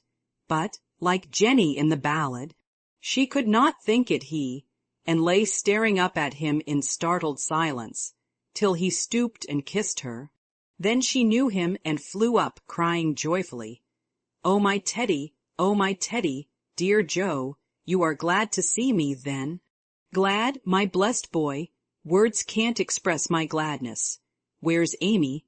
Your mother has got her down at Meg's. We stopped there by the way, and there was no getting my wife out of their clutches." "Your what?" cried Joe, for Laurie uttered those 2 words with an unconscious pride and satisfaction which betrayed him. "Oh, the dickens, now I've done it." And he looked so guilty that Joe was down on him like a flash. "You've gone and got married?" "Yes, please, but I never will again." And he went down upon his knees, with a penitent clasping of hands, and a face full of mischief, mirth, and triumph. "Actually married? Very much so, thank you. Mercy on us. What dreadful thing will you do next?" And Joe fell into her seat with a gasp. A characteristic, but not exactly complimentary, congratulation, returned Laurie, still in an abject attitude, but beaming with satisfaction. "What can you expect when you take one's breath away, creeping in like a burglar and letting cats out of bags like that? Get up, you ridiculous boy, and tell me all about it." Not a word unless you let me come in my old place and promise not to barricade. Joe laughed at that as she had not done for many a long day, and patted the sofa invitingly, as she said in a cordial tone, "The old pillow is up garret, and we don't need it now. So come and fess, Teddy." How good it sounds to hear you say Teddy. No one ever calls me that but you. And Laurie sat down with an air of great content. What does Amy call you, my lord? That's like her. Well, you look it. And Joe's eye plainly betrayed that she found her boy comelier than ever. The pillow was gone, but there was a barricade nevertheless, a natural one, raised by time, absence, and change of heart. Both felt it, and for a minute looked at one another, as if that invisible barrier cast a little shadow over them. It was gone directly, however, for Laurie said, with a vain attempt at dignity, "Don't I look like a married man and the head of a family?" "Not a bit, and you never will. You've grown bigger and bonnier, but you are the same scapegrace as ever." "Now really, Joe, you ought to treat me with more respect," began Laurie, who enjoyed it all immensely. "How can I, when the mere idea of you, married and settled, is so irresistibly funny that I can't keep sober?" answered Joe, smiling all over her face, so infectiously that they had another laugh, and then settled down for a good talk, quite in the pleasant old fashion. "It's no use your going out in the cold to get Amy, for they are all coming up presently. I couldn't wait. I wanted to be the one to tell you the grand surprise, and have first skim, as we used to say when we squabbled about the cream. Of course you did, and spoiled your story by beginning at the wrong end. Now start right and tell me how it all happened. I'm pining to know." "Well, I did it to please Amy," began Laurie with a twinkle that made Joe exclaim. "Fib number one. Amy did it to please you. Go on and tell the truth if you can, sir." Now she's beginning to marmot. "Isn't it jolly to hear her?" said Laurie to the fire, and the fire glowed and sparkled as if it quite agreed. "It's all the same, you know, she and I being one. We planned to come home with the Carrolls a month or more ago, but they suddenly changed their minds and decided to pass another winter in Paris. But Grandpa wanted to come home. He went to please me, and I couldn't let him go along, neither could I leave Amy and Mrs. Carroll had got English notions about chaperones and such nonsense, and wouldn't let Amy come with us. So I just settled the difficulty by saying, 'Let's be married, and then we can do as we like.' Of course you did. You always have things to suit you." "Not always." And something in Laurie's voice made Joe say hastily, "How did you ever get Aunt to agree? It was hard work, but between us we talked her over, for we had heaps of good reasons on our side. There wasn't time to write and ask leave, but you all liked it, had consented to it and it was only taking time by the fetlock, as my wife says. Aren't we proud of those 2 words, and don't we like to say them?" interrupted Joe, addressing the fire in her turn, and watching with delight the happy light it seemed to kindle in the eyes that had been so tragically gloomy when she saw them last. "A trifle, perhaps. She's such a captivating little woman I can't help being proud of her." Well, then Uncle and Aunt were there to play propriety.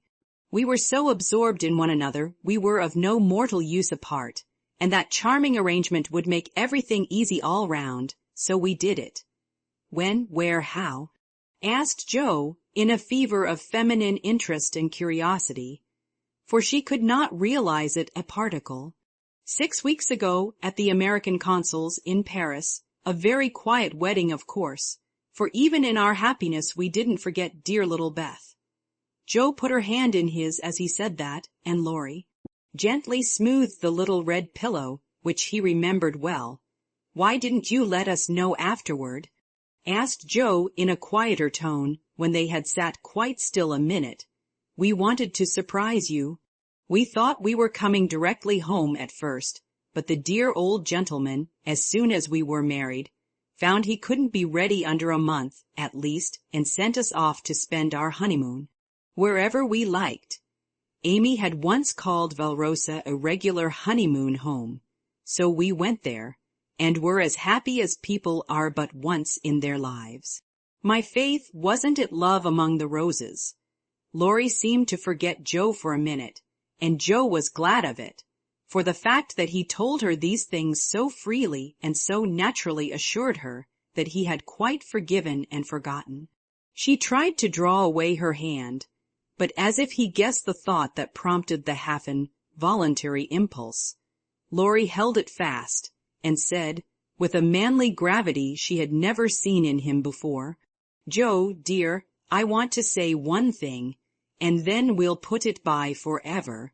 As I told you in my letter when I wrote that Amy had been so kind to me, I never shall stop loving you, but the love is altered, and I have learned to see that it is better as it is. Amy and you changed places in my heart, that's all. I think it was meant to be so, and would have come about naturally if I had waited as you tried to make me. But I never could be patient, and so I got a heartache. I was a boy then, headstrong and violent, and it took a hard lesson to show me my mistake.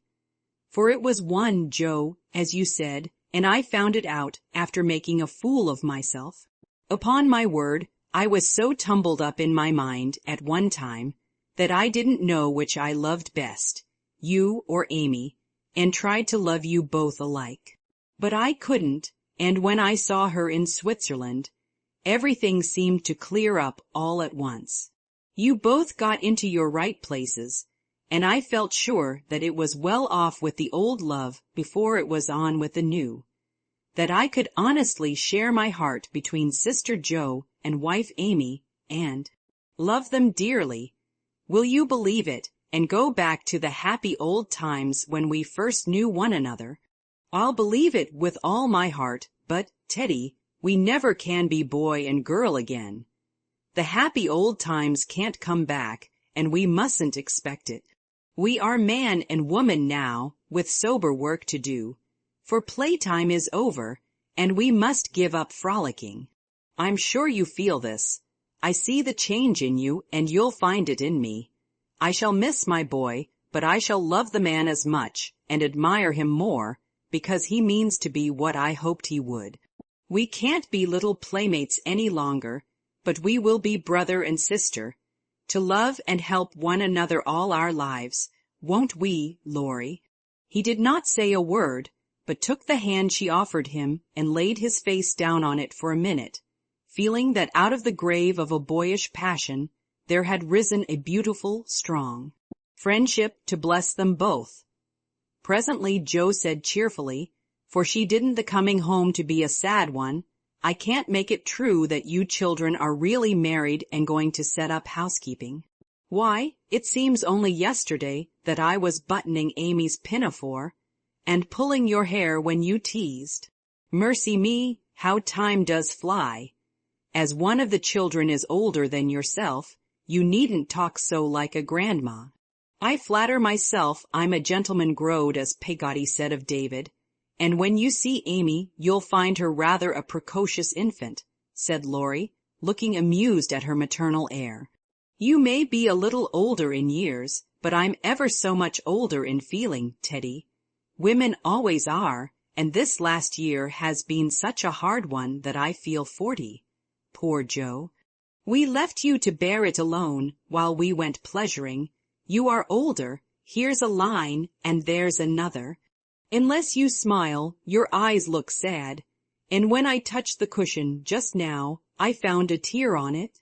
You've had a great deal to bear, and had to bear it all alone.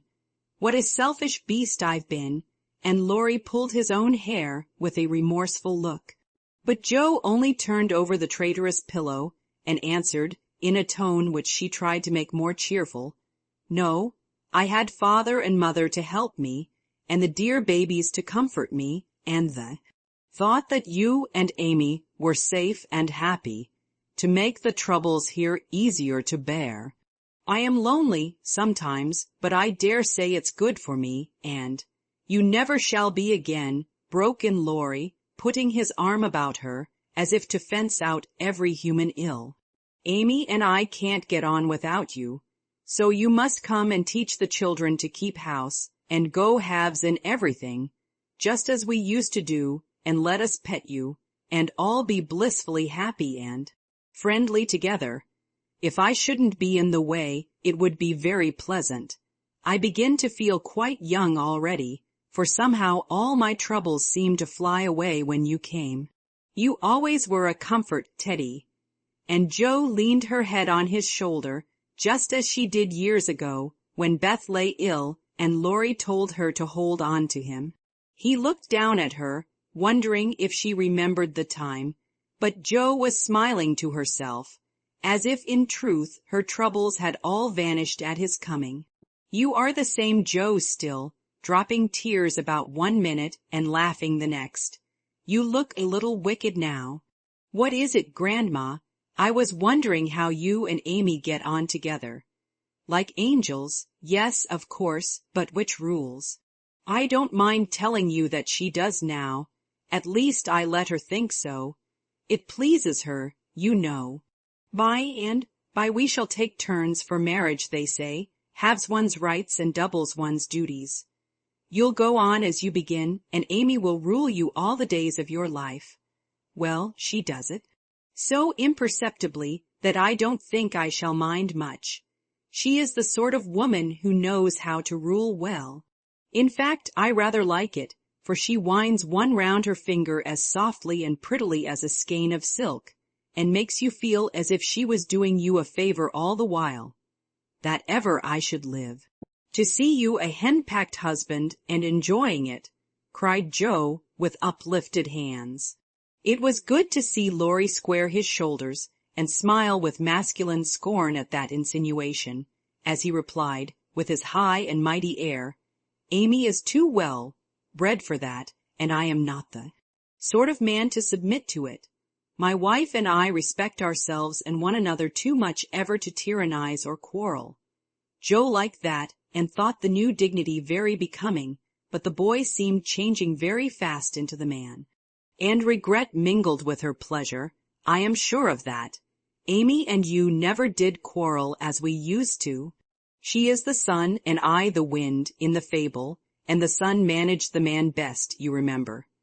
She can blow him up as well as shine on him, laughed Laurie. Such a lecture as I got at Nice. I give you my word it was a deal worse than any or your scoldings, a regular rouser.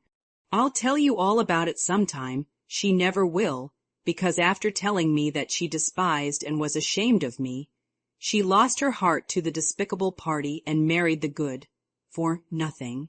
What baseness! Well, if she abuses you, come to me, and I'll defend you. I look as if I needed it, don't I?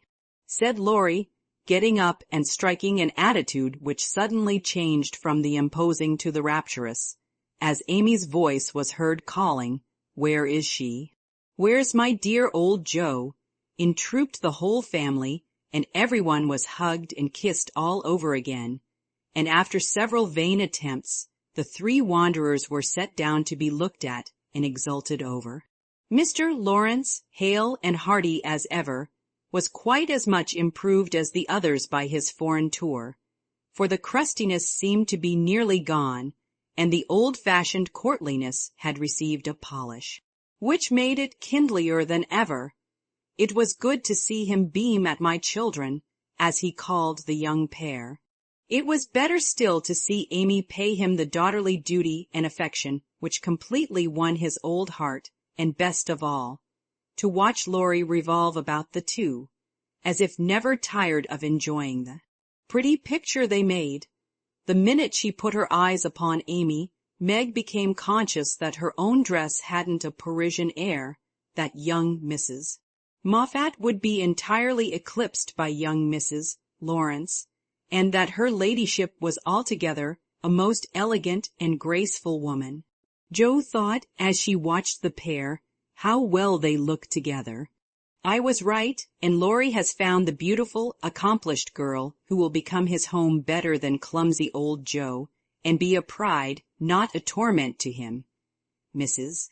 March and her husband smiled and nodded at each other with happy faces, for they saw that their youngest had done well, not only in worldly things, but the better wealth of love, confidence, and happiness.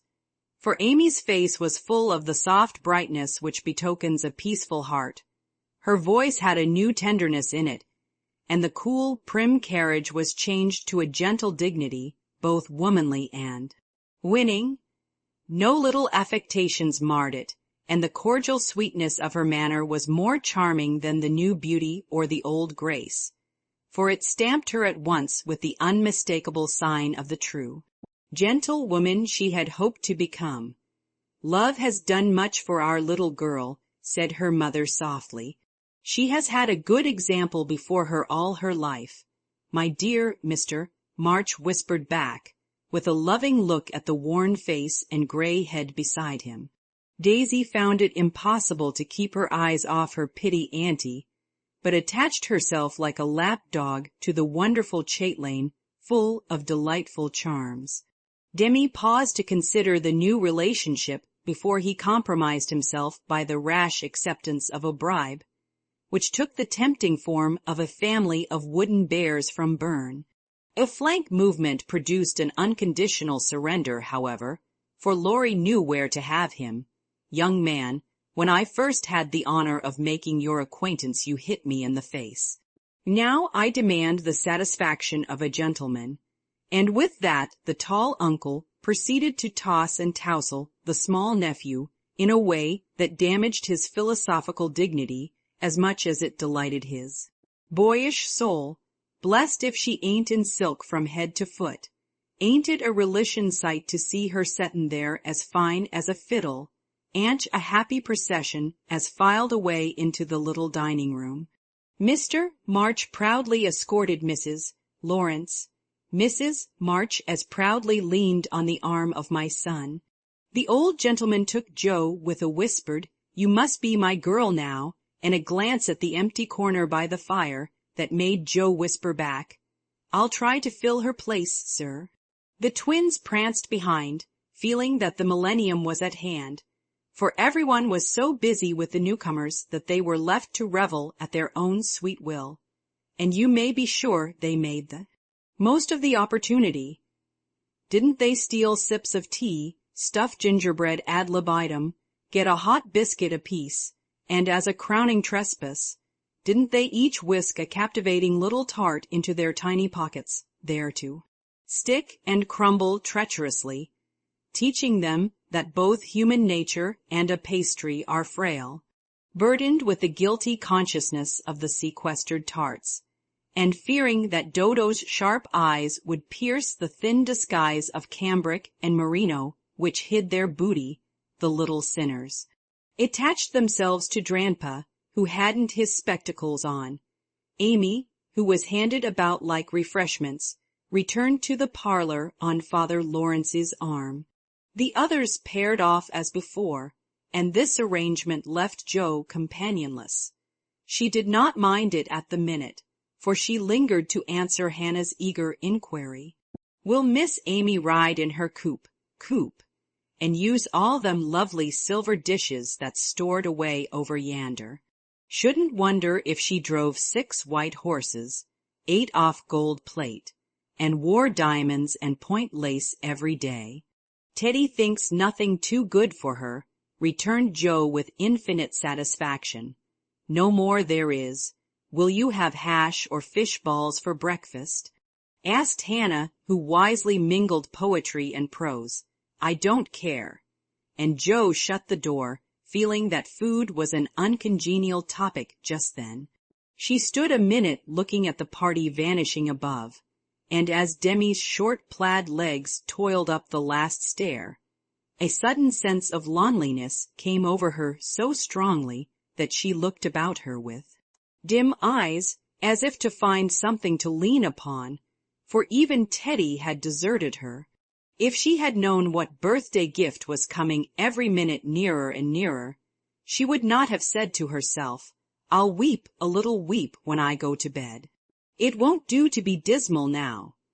Then she drew her hand over her eyes, for one of her boyish habits was never to know where her handkerchief was, and had just managed to call up a smile when there came a knock at the porch door. She opened with hospitable haste, and started as if another ghost had come to surprise her, for there stood a tall bearded gentleman, beaming on her from the darkness like a midnight sun.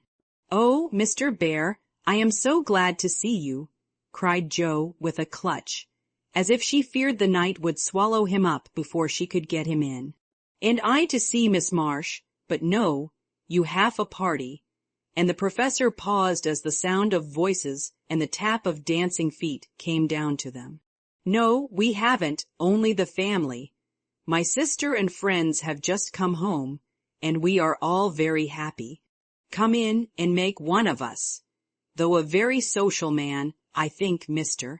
Bear would have gone decorously away and come again another day, but how could he, when Jo shut the door behind him and bereft him of his hat?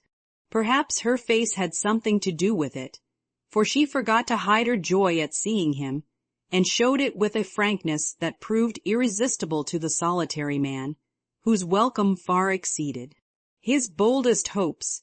"If I shall not be Monsieur de Trop, I will so gladly see them all. You have been ill, my friend." He put the question abruptly, for, as Jo hung up his coat, the light fell on her face, and he saw a change in it. "Not ill, but tired and sorrowful. We have had trouble since I saw you last." "Ah, yes, I know. My heart was sore for you when I heard that." And he shook hands again, with such a sympathetic face that Jo felt as if no comfort could equal the look of the kind eyes, the grasp of the big, warm hand. "Father, Mother, this is my friend, Professor Bear," she said, with a face and tone of such irrepressible pride and pleasure that she might as well have blown a trumpet and opened the door with a flourish. If the stranger had any doubts about his reception, they were set at rest in a minute by the cordial welcome he received. Everyone greeted him kindly, for Jo's sake at first, but very soon they liked him for his own. They could not help it, for he carried the talisman that opens all hearts, and these simple people warmed to him at once, feeling even the more friendly because he was poor. For poverty enriches those who live above it, and is a sure passport to truly hospitable spirits. Mr. Bear sat looking about him with the air of a traveler who knocks at a strange door, and when it opens, finds himself at home. The children went to him like bees to a honey-pot, and establishing themselves on each knee, proceeded to captivate him by rifling his pockets, pulling his beard, and investigating his watch with juvenile audacity. The women telegraphed their approval to one another, and Mr. March, feeling that he had got a kindred spirit, opened his choicest stores for his guest's benefit, while Silent John listened and enjoyed the talk, but said not a word, and Mr. Lawrence found it impossible to go to sleep. If Jo had not been otherwise engaged, Laurie's behavior would have amused her, for a faint twinge, not of jealousy, but something like suspicion, caused that gentleman to stand aloof at first and observe the newcomer with brotherly circumspection, but it did not last long. He got interested in spite of himself, and before he knew it, was drawn into the circle. For Mr. Bear talked well in this genial atmosphere, and did himself justice. He seldom spoke to Laurie, but he looked at him often, and a shadow would pass across his face, as if regretting his own lost youth, as he watched the young man in his prime. Then his eyes would turn to Jo so wistfully that she would have surely answered the mute inquiry if she had seen it. But Jo had her own eyes to take care of, and feeling that they could not be trusted, she prudently kept them on the little sock she was knitting, like a model maiden aunt. A stealthy glance now and then refreshed her like sips of fresh water after a dusty walk, for the sidelong peeps showed her several propitious omens. Mr. Bear's face had lost the absent-minded expression and looked all alive with interest in the present moment. Actually young and handsome, she thought, forgetting to compare him with Laurie as she usually did strange men, to their great detriment. Then he seemed quite inspired, though the burial customs of the ancients, to which the conversation had strayed, might not be considered an exhilarating topic. Jo quite glowed with triumph when Teddy got quenched in an argument, and thought to herself, as she watched her father's absorbed face, how he would enjoy having such a man as my professor to talk with every day. Lastly, Mr. Bear was dressed in a new suit of black, which made him look more like a gentleman than ever. His bushy hair had been cut and smoothly brushed, but didn't stay in order long, for in exciting moments he rumpled it up in the droll way he used to do, and Jo liked it rampantly erect better than flat, because she thought it gave his fine forehead a Jove-like aspect. Poor Jo, how she did glorify that plain man, as she sat knitting away so quietly, yet letting nothing escape her, not even the fact that Mr. Bear actually had gold sleeve buttons in his immaculate wristbands. Dear old fellow. He couldn't have got himself up with more care if he'd been going wooing, said Jo to herself, and then a sudden thought born of the words made her blush so dreadfully that she had to drop her ball and go down after it to hide her face. The maneuver did not succeed as well as she expected, however, for though just in the act of setting fire to a funeral pyre, the professor dropped his torch, metaphorically speaking, and made a dive after the little blue ball.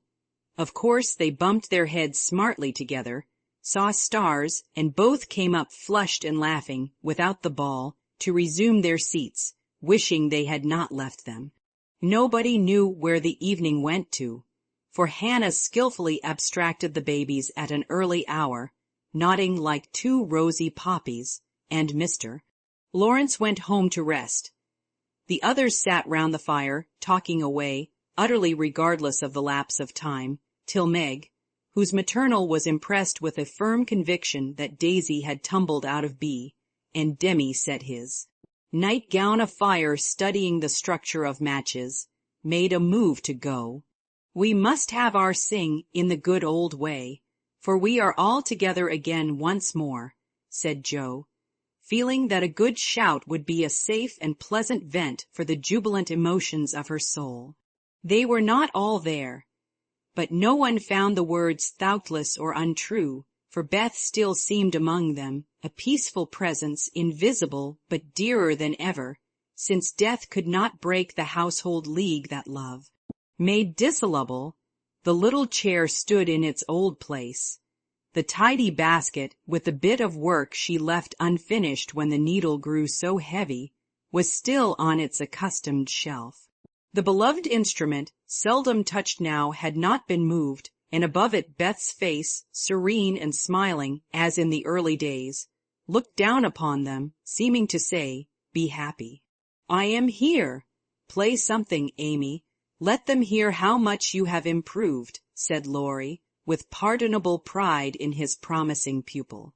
But Amy whispered, with full eyes, as she twirled the faded stool, "Not tonight, dear. I can't show off tonight." But she did show something better than brilliancy or skill, for she sang Beth's songs with a tender music in her voice which the best master could not have taught, and touched the listeners' hearts with a sweeter power than any other inspiration could have given her. The room was very still, when the clear voice failed suddenly at the last line of Beth's favorite hymn. It was hard to say, "Earth hath no sorrow that heaven cannot heal," and Amy leaned against her husband, who stood behind her, feeling that her welcome home was not quite perfect without Beth's kiss. "Now we must finish with Mignon's song, for Mr. Bear sings that," said Jo, before the pause grew painful. And Mr. Bear cleared his throat with a gratified hem, as he stepped into the corner where Jo stood, saying, "You will sing with me, We go excellently well together. A pleasing fiction, by the way, for Joe had no more idea of music than a grasshopper, but she would have consented if he had proposed to sing a whole opera and warbled away, blissfully regardless of time and tune. It didn't much matter, for Mr. Bear sang like a true German, heartily and well, and Joe soon subsided into a subdued hum, that she might listen to the mellow voice that seemed to sing for her alone. Knowst thou the land where the citron blooms, used to be the professor's favorite line, for Das Land meant Germany to him, but now he seemed to dwell, with peculiar warmth and melody, upon the words, There, oh there, might I with thee, oh, my beloved, go. And one listener was so thrilled by the tender invitation that she longed to say she did know the land, and would joyfully depart thither whenever he liked. The song was considered a great success, and the singer retired covered with laurels. But a few minutes afterward he forgot his manners entirely and stared at Amy putting on her bonnet, for she had been introduced simply as my sister, and on one had called her by her new name. Since her came, he forgot himself still further when Laurie said, in his most gracious manner, at parting, My wife and I are very glad to meet you, sir. Please remember that there is always a welcome waiting for you over the way. Then the professor thanked him so heartily and looked so suddenly illuminated with satisfaction that Laurie thought him the most delightfully demonstrative old fellow he ever met. I too shall go, but I shall gladly come again, if you will give me leave, dear madam, for a little business in the city will keep me here some days. He spoke to Mrs. March, but he looked at Joe, and the mother's voice gave as cordial an assent as did the daughter's eyes, for Mrs. March was not so blind to her children's interest as Mrs. Moffat supposed. I suspect that is a wise man, remarked Mr. March with placid satisfaction from the hearthrug after the last guest had gone. I know he is a good one, added Mrs. March with decided approval as she wound up the clock. I thought you'd like him, was all Joe said as she slipped away to her bed. She wondered what the business was that brought Mr. Bear to the city, and finally decided that he had been appointed to some great honor somewhere, but had been too modest to mention the fact. If she had seen his face when, safe in his own room, he looked at the picture of a severe and rigid young lady, with a good deal of hair, who appeared to be gazing darkly into futurity, it might have thrown some light upon the subject, especially when he turned off the gas and kissed the picture in the dark. Chapter 44. Please, Madame Mother, could you lend me my wife for half an hour?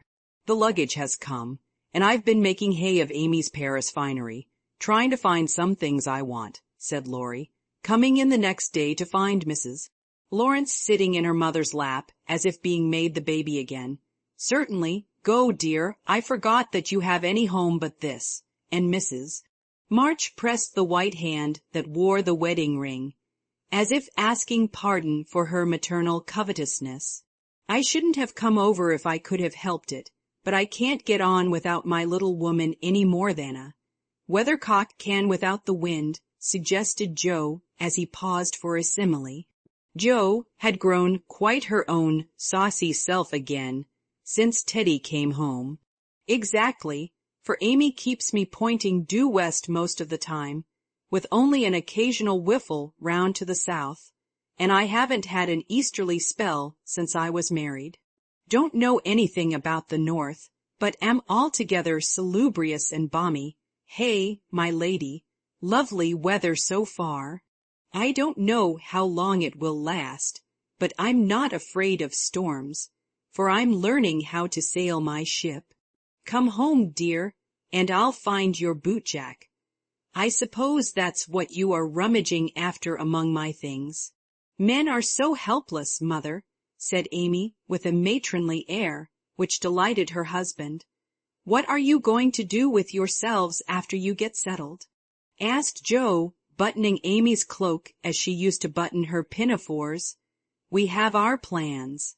We don't mean to say much about them yet, because we are such very new brooms, but we don't intend to be idle.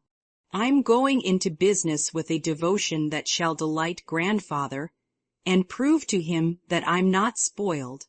I need something of the sort to keep me steady. I'm tired of dawdling and mean to work like a man." "And Amy, what is she going to do?" asked Mrs. March, well pleased at Laurie's decision and the energy with which he spoke.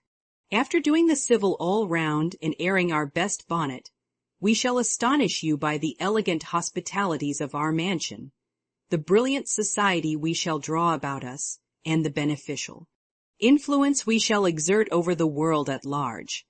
That's about it, isn't it, Madame Recamier?" asked Laurie with a quizzical look at Amy. "Time will show." "Come away, impertinence, and don't shock my family by calling me names before their faces," answered Amy, resolving that there should be a home with a good wife in it before she set up a salon as a queen of society. "How happy those children seem together," observed Mr. March, finding it difficult to become absorbed in his Aristotle after the young couple had gone.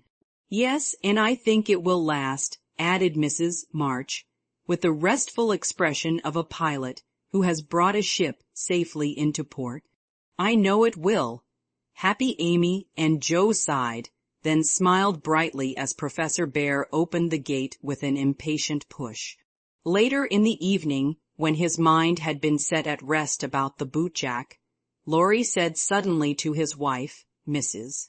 Lawrence, "My lord, that man intends to marry our Joe." "I hope so, don't you, dear?" "Well, my love, I consider him a trump, in the fullest sense of that expressive word, but I do wish he was a little younger and a good deal richer." "Now, Laurie, don't be too fastidious and worldly-minded.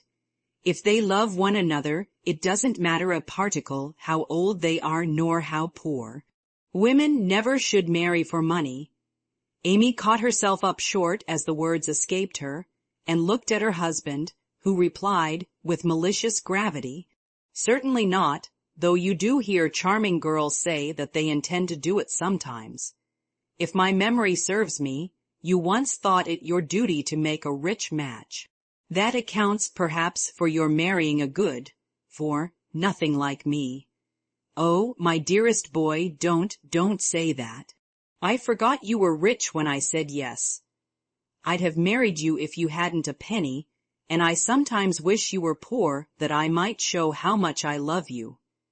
And Amy, who was very dignified in public and very fond in private, gave convincing proofs of the truth of her words. "You don't really think I am such a mercenary creature as I tried to be once, do you? It would break my heart if you didn't believe that I'd gladly pull in the same boat with you, even if you had to get your living by rowing on the lake. 2. Am I an idiot and a brute? How could I think so when you refused a richer man for me, and won't let me give you half I want to now, when I have the right? Girls do it every day, poor things, and are taught to think it is their only salvation. But you had better lessons, and though I trembled for you at one time, I was not disappointed, for the daughter was true to the mother's teaching. I told Mama so yesterday, and she looked as glad and grateful as if I'd given her a check for $1 million, to be spent in charity. You are not listening to my moral remarks, Mrs. Lawrence." And Laurie paused, for Amy's eyes had an absent look, though fixed upon his face. "Yes, I am, and admiring the emply in your chin at the same time. I don't wish to make you vain, but I must confess that I'm prouder of my handsome husband than of all his money. Don't laugh, but your nose is such a comfort to me." And Amy softly caressed the well-cut feature with artistic satisfaction. Laurie had received many compliments in his life, but never one that suited him better, as he plainly showed, though he did laugh at his wife's peculiar taste, while she said slowly, "May I ask you a question, dear? Of course you may. Shall you care if Joe does marry Mr. Bear?" "Oh, that's the trouble, is it? I thought there was something in the dimple that didn't quite suit you. Not being a dog in the manger, but the happiest fellow alive. I assure you I can dance at Joe's wedding with a heart as light as my heels." "Do you doubt it, my darling?" Amy looked up at him and was satisfied. Her little jealous fear vanished forever, and she thanked him with a face full of love and confidence. "I wish we could do something for that capital old professor. Couldn't we invent a rich relation who shall obligingly die out there in Germany and leave him a tidy little fortune?" said Laurie, when they began to pace up and down the long drawing-room, arm in arm, as they were fond of doing, in memory of the chateau garden. "Joe would find us out and spoil it all. She is very proud of him, just as he is, and said yesterday that she thought poverty was a beautiful thing. Bless her dear heart. She won't think so when she has a literary husband, and a dozen little professors and professorins to support. We won't interfere now, but watch our chance, and do them a good turn in spite of themselves. I owe Joe for a part of my education, and she believes in people's paying their honest debts, so I'll get round her in that way. How delightful it is to be able to help others, isn't it? That was always one of my dreams, to have the power of giving freely, and thanks to you, the dream has come true. Ah, we'll do quantities of good, won't we? There's one sort of poverty that I particularly like to help. Out beggars get taken care of, but poor gentle folks fare badly because they won't ask, and people don't dare to offer charity. Yet there are 1,000 ways of helping them, if one only knows how to do it so delicately that it does not offend. I must say, I like to serve a decayed gentleman better than a blarneying beggar. I suppose it's wrong, but I do, though it is harder. Because it takes a gentleman to do it, added the other member of the Domestic Admiration Society. Thank you. I'm afraid I don't deserve that pretty compliment. But I was going to say that while I was dawdling about abroad, I saw a good many talented young fellows making all sorts of sacrifices and enduring real hardships that they might realize their dreams. Splendid fellows, some of them, working like heroes, poor and friendless, but so full of courage, patience, and ambition that I was ashamed of myself and longed to give them a right good lift. Those are people whom it's a satisfaction to help, for if they've got genius, it's an honor to be allowed to serve them, and not let it be lost or delayed for want of fuel to keep the pot boiling. If they haven't, it's a pleasure to comfort the poor souls and keep them from despair when they find it out. Yes, indeed, and there's another class who can't ask and who suffer in silence. I know something of it, for I belonged to it before you made a princess of me, as the king does the beggar-maid in the old story. Ambitious girls have a hard time, Laurie, and often have to see youth, health, and precious opportunities go by, just for want of a little help at the right minute. People have been very kind to me, and whenever I see girls struggling along, as we used to do, I want to put out my hand and help them as I was helped. And so you shall, like an angel as you are, cried Laurie, resolving, with a glow of philanthropic zeal, to found and endow an institution for the express benefit of young women with artistic tendencies. Rich people have no right to sit down and enjoy themselves, or let their money accumulate for others to waste. It's not half so sensible to leave legacies when one dies as it is to use the money wisely while alive, and enjoy making one's fellow creatures happy with it. We'll have a good time ourselves, and add an extra relish to our own pleasure by giving other people a generous taste? Will you be a little dorkle, going about emptying a big basket of comforts and filling it up with good deeds? With all my heart, if you will be a brave St. Martin, stopping as you ride gallantly through the world to share your cloak with the beggar. It's a bargain, and we shall get the best of it. So the young pair shook hands upon it, and then paced happily on again, feeling that their pleasant home was more homelike because they hoped to brighten other homes, believing that their own feet would walk more uprightly along the flowery path before them, if they smoothed rough ways for other feet, and feeling that their hearts were more closely knit together by a love which could tenderly remember those less blessed than they. Chapter 45. I cannot feel that I have done my duty as humble historian of the March family, without devoting at least one chapter to the two most precious and important members of it. Daisy and Demi had now arrived at years of discretion, for in this fast age babies of 3 or 4 assert their rights, and get them too, which is more than many of their elders do. If there ever were a pair of twins in danger of being utterly spoiled by adoration, it was these prattling Brooks. Of course they were the most remarkable children ever born, as will be shown when I mention that they walked at 8 months, talked fluently at 12 months, and at 2 years they took their places at table and behaved with a propriety which charmed all beholders. At 3, Daisy demanded a needler and actually made a bag with 4 stitches in it. She likewise set up housekeeping in the sideboard and managed a microscopic cooking stove with a skill that brought tears of pride to Hannah's eyes, while Demi learned his letters with his grandfather, who invented a new mode of teaching the alphabet by forming letters with his arms and legs, thus uniting gymnastics for head and heels. The boy early developed a mechanical genius which delighted his father and distracted his mother, for he tried to imitate every machine he saw, and kept the nursery in a chaotic condition with his sewing-machine, a mysterious structure of string, chairs, clothespins, and spools, for wheels to go wound and wound.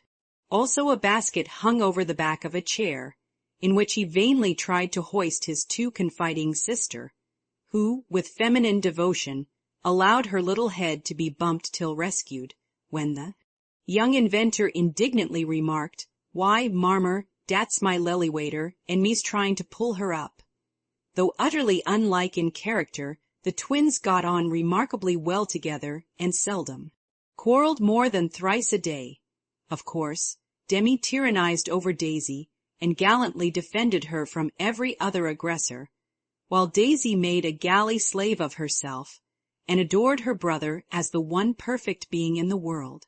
A rosy, chubby, sunshiny little soul was Daisy, who found her way to everybody's heart and nestled there, one of the captivating children who seem made to be kissed and cuddled, adorned and adored like little goddesses, and produced for general approval on all festive occasions.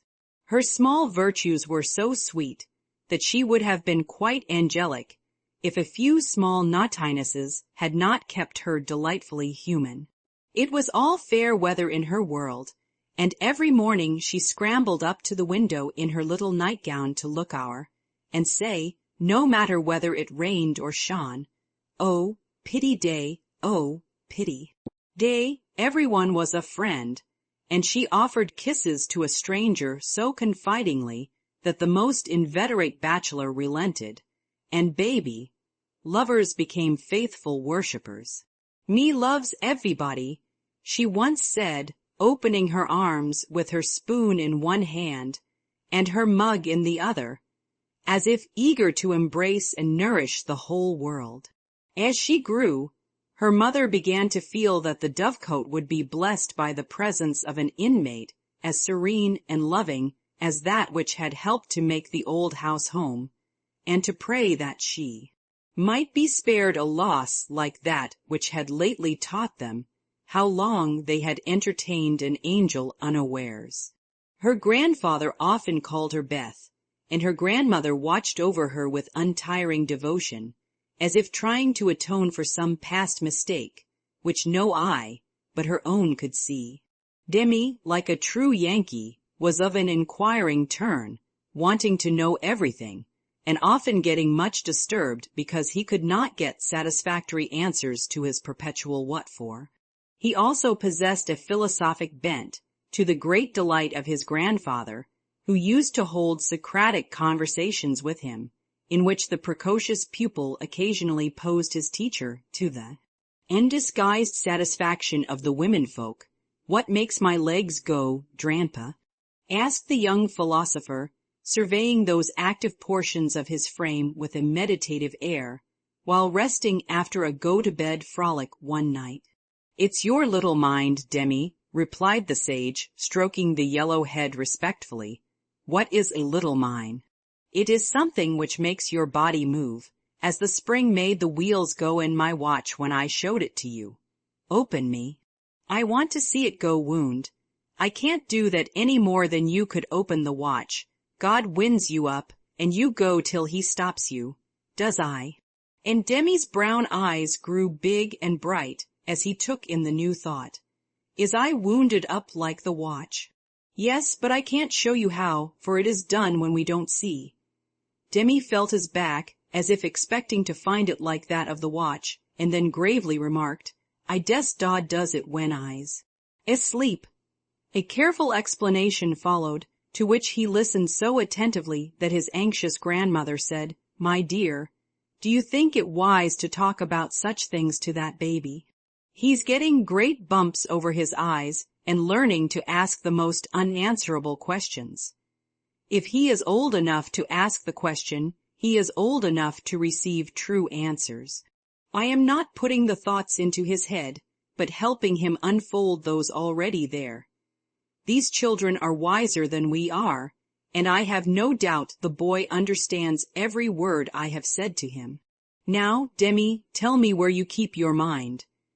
If the boy had replied like Alcibiades, "By the gods, Socrates, I cannot tell," his grandfather would not have been surprised, but when, after standing a moment on one leg, like a meditative young stork, he answered, in a tone of calm conviction, "In my little belly," the old gentleman could only join in Grandma's laugh and dismiss the class in metaphysics. There might have been cause for maternal anxiety if Demi had not given convincing proofs that he was a true boy, as well as a budding philosopher, for often, after a discussion which caused Hannah to prophesy, with ominous nods, that child ain't long for this world, he would turn about and set her fears at rest by some of the pranks with which dear, dirty, naughty little rascals distract and delight their parents' souls. Meg made many moral rules and tried to keep them, but what mother was ever proof against the winning wiles, the ingenious evasions, or the tranquil audacity of the miniature men and women who so early show themselves accomplished artful dodgers? "No more raisins, Demi. They'll make you sick," says Mama to the young person who offers his services in the kitchen with unfailing regularity on plum pudding day. "Me likes to be sick. I don't want to have you so run away and help Daisy make patty cakes." He reluctantly departs, but his wrongs weigh upon his spirit, and by when an opportunity comes to redress them, he outwits Mama by a shrewd bargain. "Now you have been good children, and I'll play anything you like," says Meg, as she leads her assistant cooks upstairs, when the pudding is safely bouncing in the pot. "Truly, Marmer?" asks Demi, with a brilliant idea in his well-powdered head. "Yes, truly." "Anything you say," replies the short-sighted parent, preparing herself to sing "The Three Little Kittens half a dozen times over," or to take her family to buy a penny bun, regardless of wind or limb, but Demi corners her by the cool reply, "Then we'll go and eat up all the raisins." Aunt Dodo was chief playmate and confidante of both children, and the trio turned the little house topsy-turvy. Aunt Amy was as yet only a name to them. Aunt Beth soon faded into a pleasantly vague memory, but Aunt Dodo was a living reality, and they made the most of her, for which compliment she was deeply grateful. But when Mr. Bear came, Joe neglected her playfellows, and dismay and desolation fell upon their little souls. Daisy, who was fond of going about peddling kisses, lost her best customer and became bankrupt. Demi, with infantile penetration, soon discovered that Dodo liked to play with the bear. Man better than she did him, but though hurt, he concealed his anguish, for he hadn't the heart to insult a rival who kept a mine of chocolate drops in his waistcoat pocket, and a watch that could be taken out of its case and freely shaken by ardent admirers. Some persons might have considered these pleasing liberties as bribes, but Demi didn't see it in that light, and continued to patronize the bear, man with pensive affability, while Daisy bestowed her small affections upon him at the third call, and considered his shoulder her throne, his arm her refuge, his gifts treasures surpassing worth. Gentlemen are sometimes seized with sudden fits of admiration for the young relatives of ladies whom they honor with their regard, but this counterfeit philoprogenitiveness sits uneasily upon them, and does not deceive anybody a particle. Mr. Bear's devotion was sincere, however likewise effective for honesty is the best policy in love as in law. He was one of the men who are at home with children, and looked particularly well when little faces made a pleasant contrast with his manly one. His business, whatever it was, detained him from day to day, but evenings seldom failed to bring him out to see well. He always asked for Mr. March, so I suppose he was the attraction. The excellent papa labored under the delusion that he was, and reveled in long discussions with the kindred spirit, till a chance remark of his more observing grandson suddenly enlightened him.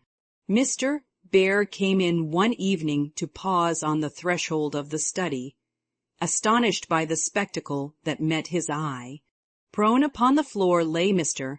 March with his respectable legs in the air, and beside him, likewise prone, was Demi, trying to imitate the attitude with his own short, scarlet-stockinged legs, both grovellers so seriously absorbed that they were unconscious of spectators, till Mr.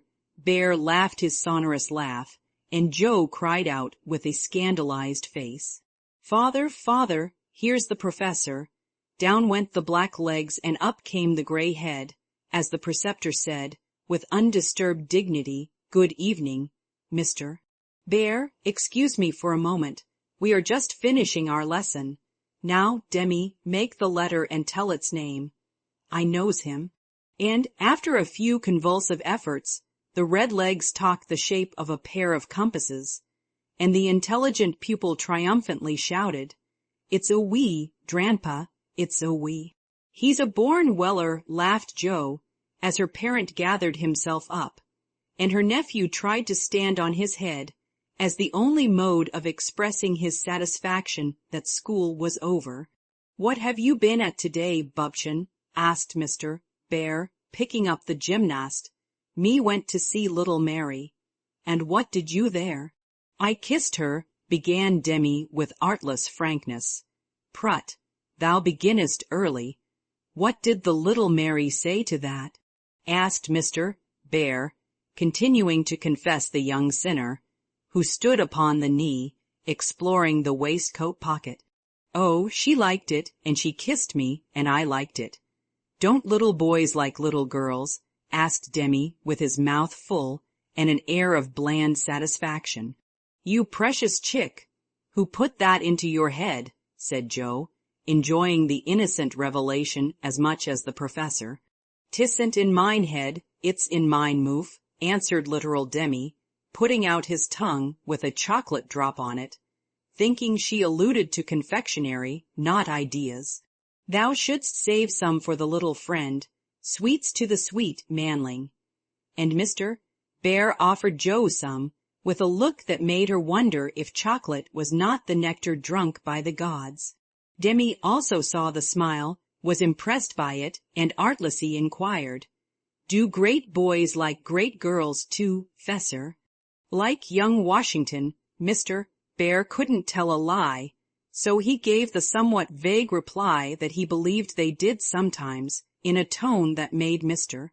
March put down his clothes brush, glance at Joe's retiring face, and then sink into his chair, looking as if the precocious chick had put an idea into his head that was both sweet and sour. Why, Dodo, when she caught him in the china closet half an hour afterward, nearly squeezed the breath out of his little body with a tender embrace, instead of shaking him for being there, and why she followed up this novel performance by the unexpected gift of a big slice of bread and jelly, remained one of the problems over which Demi puzzled his small wits, and was forced to leave unsolved forever. Chapter 46.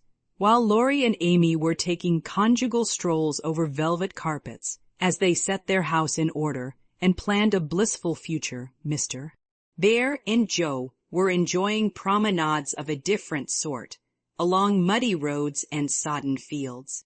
"I always do take a walk toward evening, and I don't know why I should give it up, just because I happened to meet the professor on his way out," said Joe to herself, after 2 or 3 encounters, for, though there were 2 paths to Meg's, whichever one she took she was sure to meet him, either going or returning.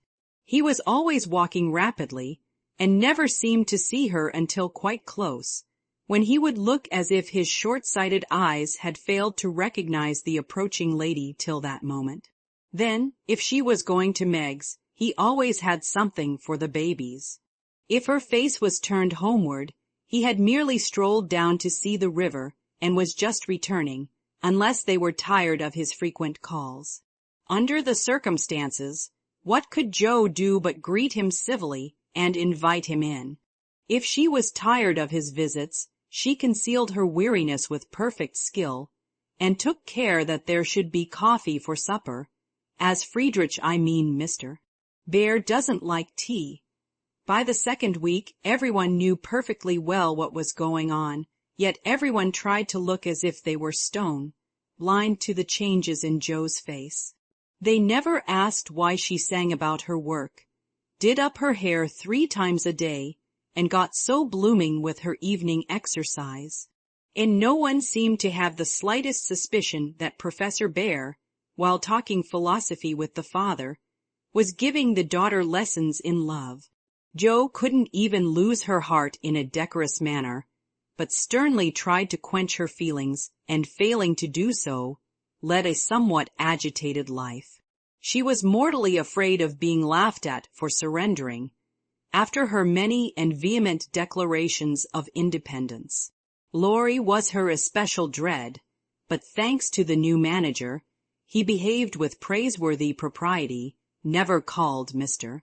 Bear a capital old fellow in public, never alluded in the remotest manner to Joe's improved appearance, or expressed the least surprise at seeing the professor's hat on the Marches table nearly every evening, but he exulted in private and longed for the time to come when he could give Joe a piece of plate, with a bear and a ragged staff on it, as an appropriate coat of arms. For a fortnight, the professor came and went with lover-like regularity. Then he stayed away for 3 whole days and made no sign, a proceeding which caused everybody to look sober, and Joe to become pensive at first, and then, alas for romance, very cross. Disgusted, I dare say, and gone home as suddenly as he came. It's nothing, Tom, of course, but I should think he would have come and bid us good bye like a gentleman, she said to herself, with a despairing look at the gate, as she put on her things for the customary walk one dull afternoon. "You'd better take the little umbrella, dear," "It looks like rain," said her mother, observing that she had on her new bonnet, but not alluding to the fact. "Yes, Marmee, do you want anything in town?" "I've got to run in and get some paper," returned Joe, pulling out the bow under her chin before the glass as an excuse for not looking at her mother. "Yes, I want some twilled silesia, a paper of number 9 needles, and 2 yards of narrow lavender ribbon. Have you got your thick boots on and something warm under your cloak?" "I believe so," answered Joe absently. "If you happen to meet Mr. Bear, bring him home to tea. I quite long to see the dear man," added Mrs. March. Joe heard that, but made no answer, except to kiss her mother and walk rapidly away, thinking with a glow of gratitude, in spite of her heartache, "How good she is to me." What do girls do who haven't any mothers to help them through their troubles? The dry goods stores were not down among the counting. Houses, banks, and wholesale warehouses, where gentlemen most do congregate.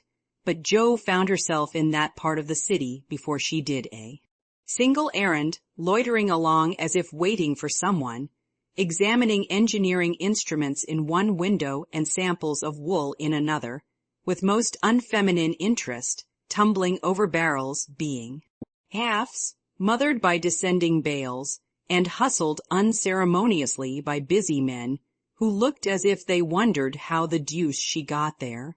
A drop of rain on her cheek recalled her thoughts from baffled hopes to ruined ribbons. For the drops continued to fall, and being a woman as well as a lover, she felt that, though it was too late to save her heart, she might her bonnet. Now she remembered the little umbrella, which she had forgotten to take in her hurry to be off, but regret was unavailing, and nothing could be done but borrow one or submit to a drenching. She looked up at the lowering sky, down at the crimson bow already flecked with black, forward along the muddy street, then one long, lingering look behind at a certain grimy warehouse with Hoffman, Swartz & Co. over the door, and said to herself with a sternly reproachful air, "It serves me right. What business had I to put on all my best things and come philandering down here, hoping to see the professor? Joe, I'm ashamed of you. No, you shall not go there to borrow an umbrella or find out where he is from his friends. You shall trudge away and do your errands in the rain. And if you catch your death and ruin your bonnet, it's no more than you deserve. Now then," with that she rushed across the street so impetuously that she narrowly escaped annihilation from a passing truck, and precipitated herself into the arms of a stately old gentleman, who said, "I beg pardon, ma'am," and looked mortally offended. Somewhat daunted, Joe righted herself, spread her handkerchief over the devoted ribbons, and putting temptation behind her, hurried on, with increasing dampness about the ankles, and much clashing of umbrellas overhead.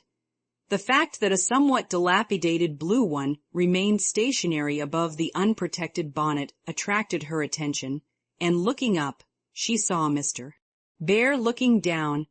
"I feel to know the strong-minded lady who goes so bravely under many horse noses, and so fast through much muss.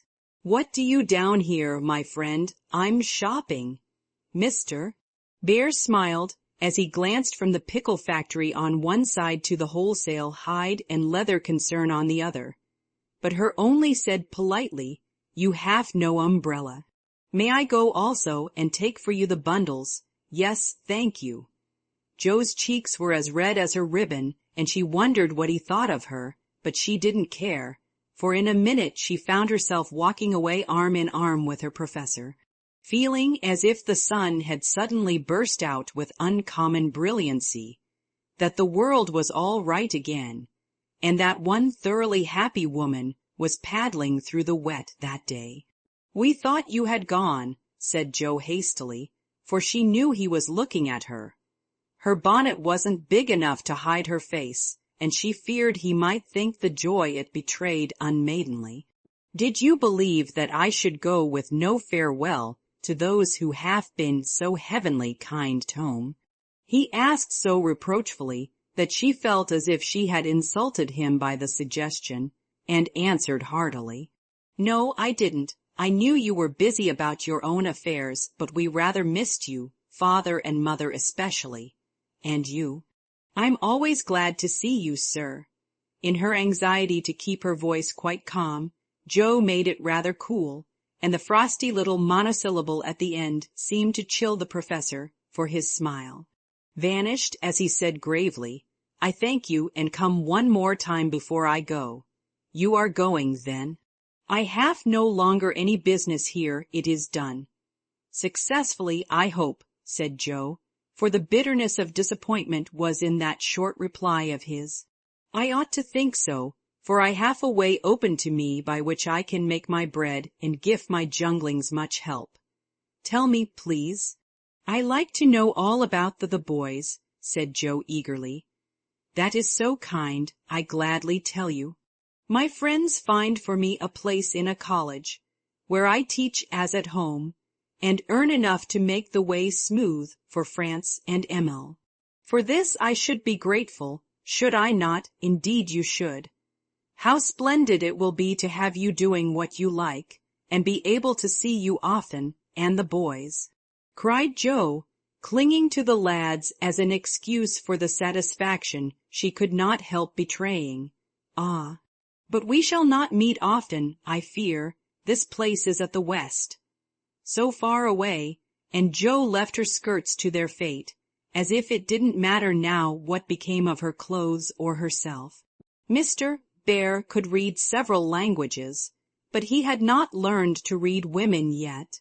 He flattered himself that he knew Jo pretty well, and was, therefore, much amazed by the contradictions of voice, face, and manner, which she showed him in rapid succession that day, for she was in half a dozen different moods in the course of half an hour. When she met him, she looked surprised, though it was impossible to help suspecting that she had come for that express purpose. When he offered her his arm, she took it with a look that filled him with delight, but when he asked if she missed him, she gave such a chilly, formal reply that despair fell upon him. On learning his good fortune, she almost clapped her hands. Was the joy all for the boys? Then, on hearing his destination, she said, "So far away," in a tone of despair that lifted him on to a pinnacle of hope. But the next minute she tumbled him down again by observing, like one entirely absorbed in the matter, "Here's the place for my errands. Will you come in? It won't take long." Jo rather prided herself upon her shopping capabilities, and particularly wished to impress her escort with the neatness and dispatch with which she would accomplish the business, but owing to the flutter she was in, everything went amiss. She upset the tray of needles, forgot the silesia was to be twilled till it was cut off, gave the wrong change, and covered herself with confusion by asking for lavender ribbon at the calico counter. Mr.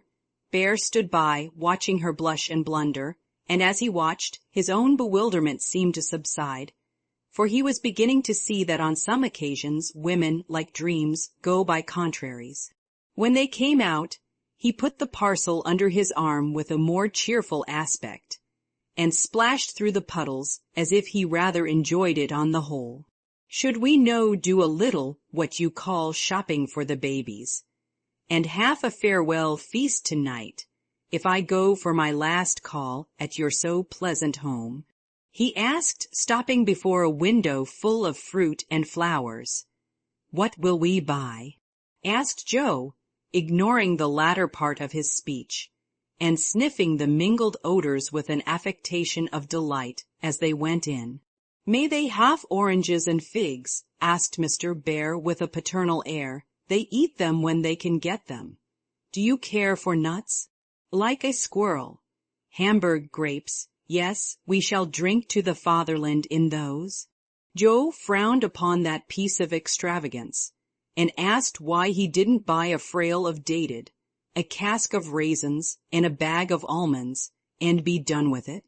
Whereat Mr. Bear confiscated her purse, produced his own, and finished the marketing by buying several pounds of grapes, a pot of rosy daisies, and a pretty jar of honey, to be regarded in the light of a demijohn, then distorting his pockets with knobby bundles, and giving her the flowers to hold, he put up the old umbrella, and they travelled on again. "Miss Marsh, I have a great favor to ask of you," began the professor, after a moist promenade of half a block. "Yes, sir." And Joe's heart began to beat so hard she was afraid he would hear it. "I am bold to say it in spite of the rain, because so short a time remains to me. Yes, sir." And Joe nearly crushed the small flower pot with the sudden squeeze she gave it. "I wish to get a little dress for my Tina, and I am too stupid to go alone. Will you kindly give me a word of taste and help?"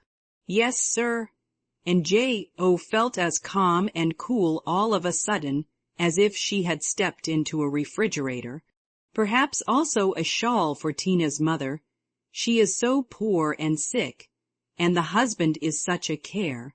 Yes, yes, a thick, warm shawl would be a friendly thing to take the little mother. I'll do it with pleasure, Mr. Bear. I'm going very fast, and he's getting dearer every minute," added Joe to herself. Then with a mental shake she entered into the business with an energy that was pleasant to behold.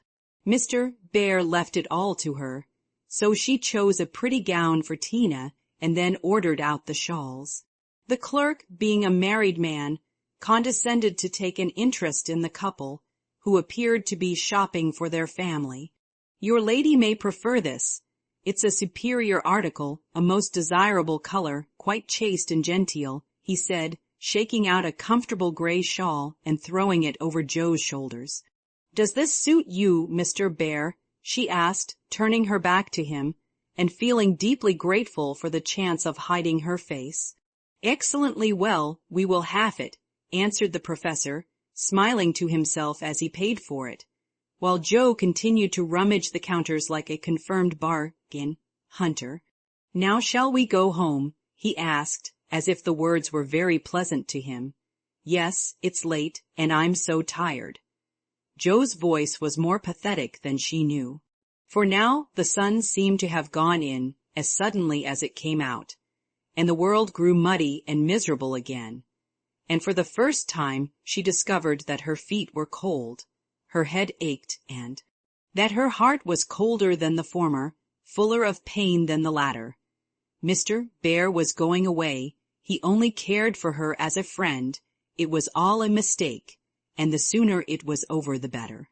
With this idea in her head, she hailed an approaching omnibus with such a hasty gesture that the daisies flew out of the pot and were badly damaged. "This is not our omnibus," said the professor, waving the loaded vehicle away, and stopping to pick up the poor little flowers. "I beg your pardon. I didn't see the name distinctly. Never mind, I can walk." "I'm used to plodding in the mud," returned Joe, winking hard, because she would have died rather than openly wipe her eyes. Mr. Bear saw the drops on her cheeks, though she turned her head away. The sight seemed to touch him very much, for suddenly stooping down, he asked in a tone that meant a great deal, "Heart's dearest, why do you cry?" Now, if Joe had not been new to this sort of thing, she would have said she wasn't crying, had a cold in her head, or told any other feminine fib proper to the occasion. Instead of which, that undignified creature answered, with an irrepressible sob, "Because you are going away." "Ach, mein Gott, that is so good," cried Mr. Bear, managing to clasp his hands in spite of the umbrella and the bundles. "Joe, I have nothing but much love to give you. I came to see if you could care for it, and I waited to be sure that I was something more than a friend. Am I? Can you make a little place in your heart for old Fritz?" he added all in one breath. "Oh, yes," said Joe, and he was quite satisfied, for she folded both hands over his arm and looked up at him with an expression that plainly showed how happy she would be to walk through life beside him even.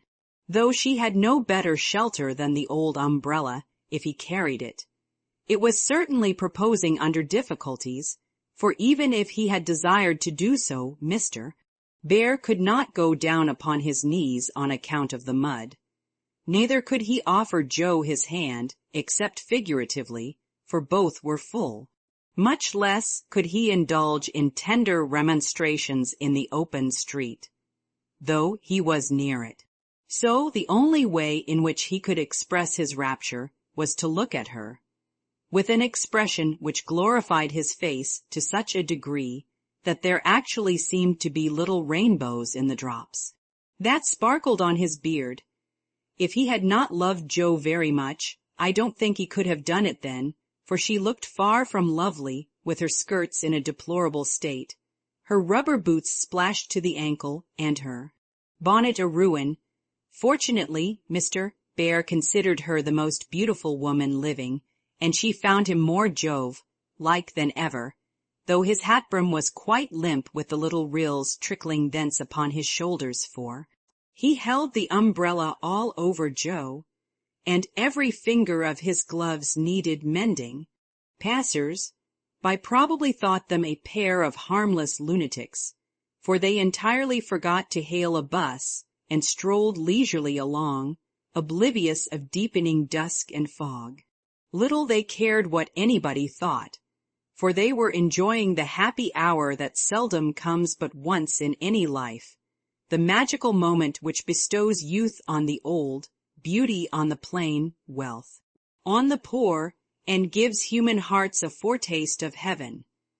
The professor looked as if he had conquered a kingdom, and the world had nothing more to offer him in the way of bliss, while Joe trudged beside him, feeling as if her place had always been there, and wondering how she ever could have chosen any other lot. Of course, she was the first to speak intelligibly, I mean, for the emotional remarks which followed her impetuous "oh, yes," were not of a coherent or reportable character. "Friedrich, why didn't you?" "Ah, heaven, she gifts me the name that no one speaks since Minna died," cried the professor, pausing in a puddle to regard her with grateful delight. "I always call you so to myself, I forgot, but I won't unless you like it." "Like it? It is more sweet to me than I can tell. Say thou also, and I shall say your language is almost as beautiful as mine. Isn't thou a little sentimental?" asked Joe, privately thinking it a lovely monosyllable. Sentimental, yes, thank God, we Germans believe in sentiment and keep ourselves young mid it. Your English you is so cold. Say thou, heart's dearest, it means so much to me, pleaded Mr. Bear, more like a romantic student than a grave professor. "Well then, why didn't thou tell me all this sooner?" asked Joe bashfully. "Now I shall have to show thee all my heart, and I so gladly will, because thou must take care of it hereafter. See, then, my Joe, the dear, funny little name I had a wish to tell something the day I said good-bye in New York. But I thought the handsome friend was betrothed to thee, and so I spoke not. Wouldst thou have said yes, then, if I had spoken? I don't know. I'm afraid not, for I didn't have any heart just then." "Prut, that I do not believe. It was asleep till the fairy prince came through the wood and waked it up." "Ah, well, die erst lieb ist die Beste, but that I should not expect. Yes, the first love is the best, but be so contented, for I never had another.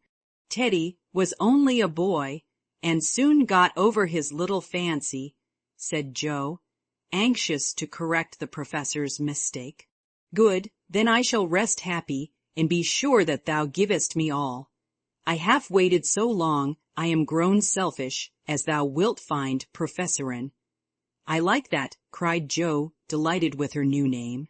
"Now tell me what brought you, at last, just when I wanted you. This." And Mr. Bear took a little worn paper out of his waistcoat pocket. Joe unfolded it, and looked much abashed, for it was one of her own contributions to a paper that paid for poetry, which accounted for her sending it an occasional attempt. "How could that bring you?" she asked, wondering what he meant. "I found it by chance. I knew it by the names and the initials, and in it there was one little verse that seemed to call me. Read and find him. I will see that you go not in the wet. In the garret 4 little chests all in a row, dim with dust and worn by time, all fashioned and filled long ago by children now in their prime. 4 little keys hung side by side, with faded ribbons, brave and gay when fastened there, with childish pride, long ago on a rainy day.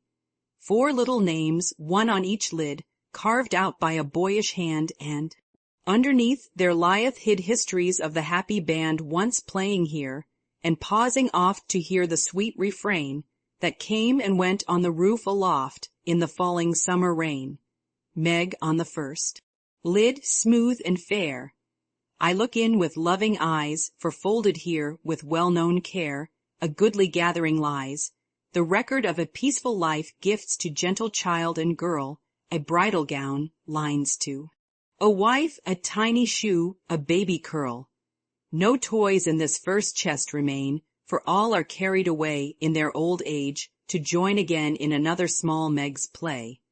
Ah, happy mother! Well, I know you hear, like a sweet refrain, lullabies ever soft and low in the falling summer rain. Joe on the next lid, scratched and worn, and within a motley store of headless dolls of schoolbooks. Torn, birds and beasts that speak no more, spoils brought home from the fairy ground only trod by youthful feet, dreams of a future never found, memories of a past still sweet, half-writ poems, stories wild, April letters, warm and cold, diaries of a willful child, hints of a woman early old, a woman in a lonely home, hearing, like a sad refrain, be worthy, love, and love will come in the falling summer rain. My Beth, the dust is always swept from the lid that bears your name, as if by loving eyes that wept, by careful hands that often came. Death canonized for us one saint, ever less human than divine, and still we lay, with tender plaint, relics in this household shrine the silver bell, so seldom rung, the little cap which last she wore, the fair, dead Catherine that hung by angels born above her door, the songs she sang, without lament, in her prison, house of pain, forever are they sweetly blent with the falling summer rain. Upon the last lid's polished field legend now both fair and true a gallant knight bears on his shield, Amy in letters gold and blue. Within lie snoods that bound her hair, slippers that have danced their last, faded flowers laid by with care, fans whose airy toils are past. Gay valentines, all ardent flames, trifles that have borne their part in girlish hopes and fears and shames, the record of a maiden heart now learning fairer, truer spells, hearing like a blithe refrain, the silver sound of bridal bells in the falling summer rain. 4 little chests all in a row, dim with dust and worn by time, 4 women, taught by weal and woe to love and labor in their prime. 4 sisters parted for an hour, none lost, one only gone before, made by love's immortal power, nearest and dearest evermore.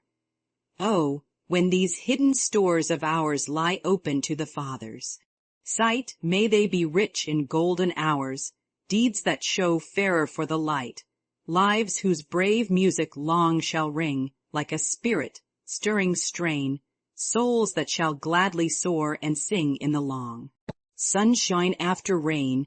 It's very bad poetry, but I felt it when I wrote it, one day when I was very lonely and had a good cry on a rag bag. I never thought it would go where it could tell tales, said Joe, tearing up the verses the professor had treasured so long.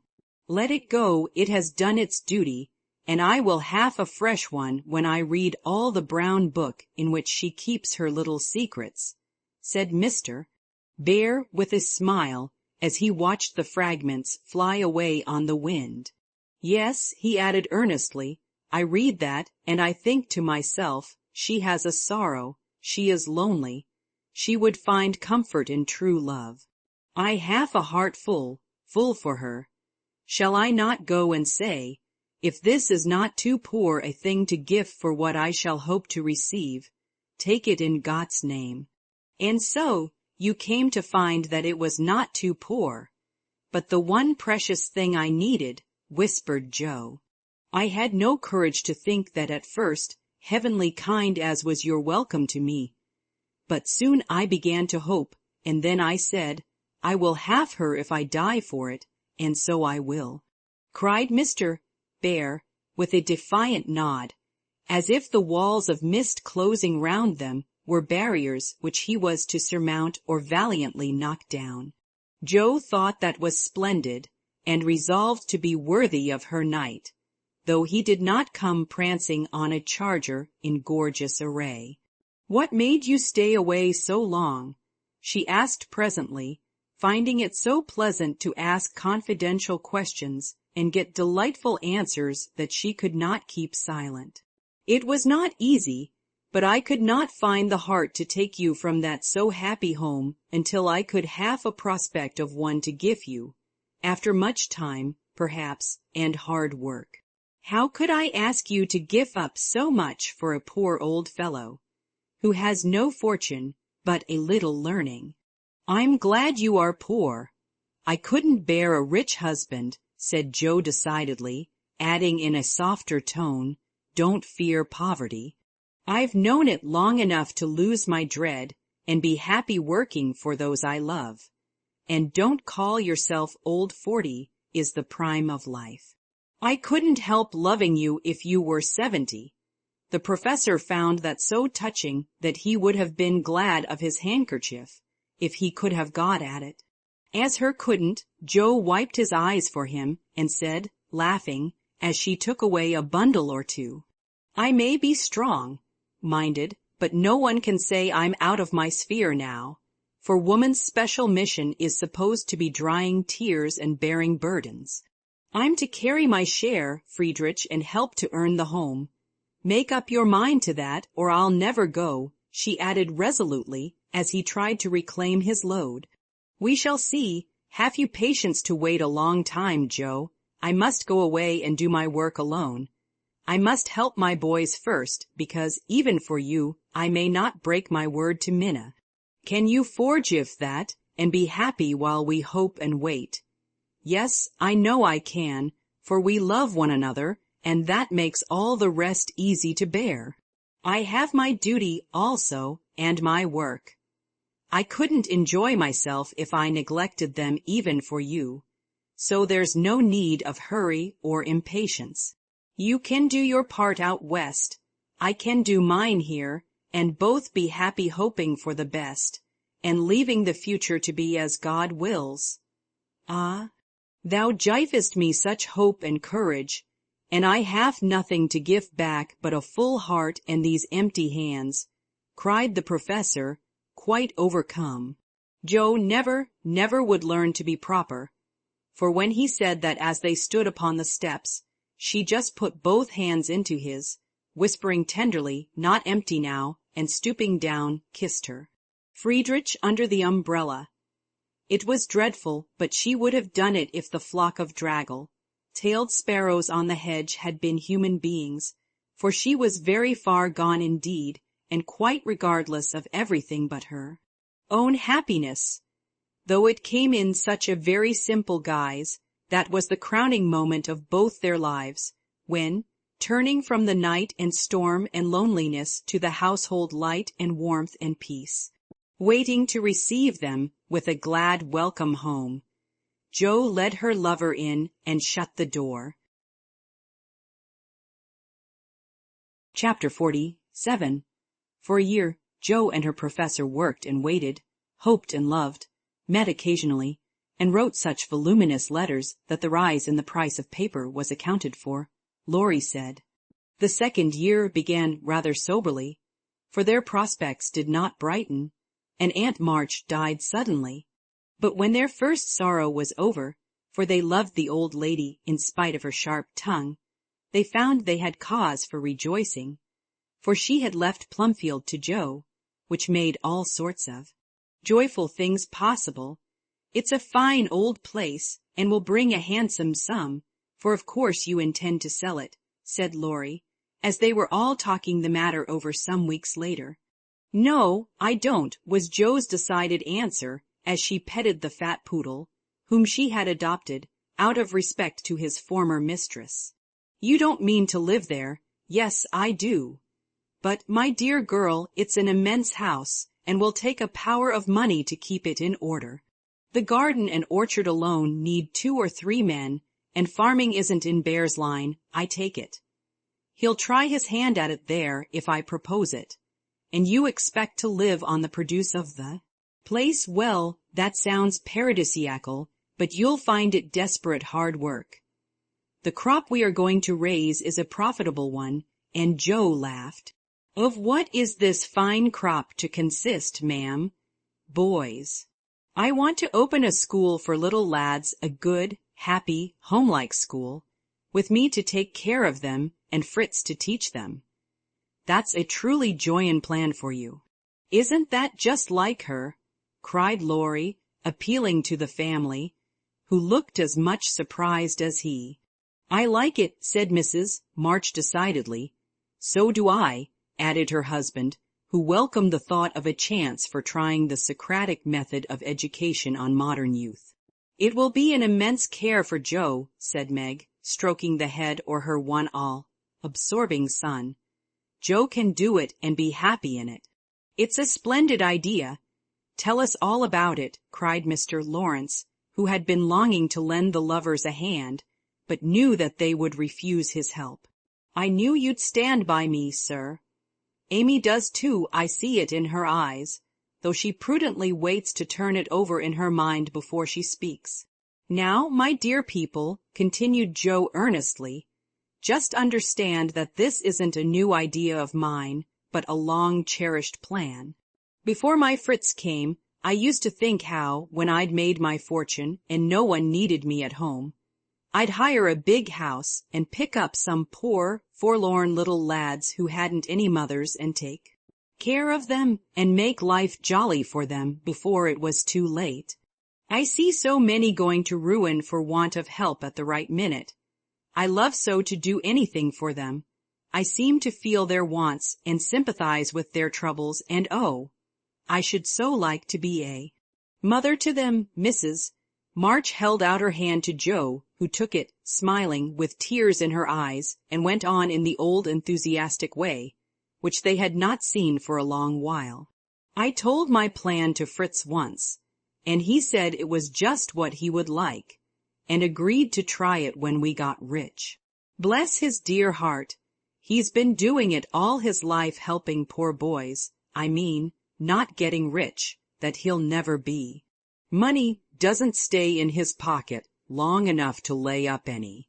But now, thanks to my good old aunt, who loved me better than I ever deserved, I'm rich, at least I feel so, and we can live at Plumfield perfectly well if we have a flourishing school. It's just the place for boys, the house is big, and the furniture strong and plain. There's plenty of room for dozens inside and splendid grounds outside. They could help in the garden and orchard.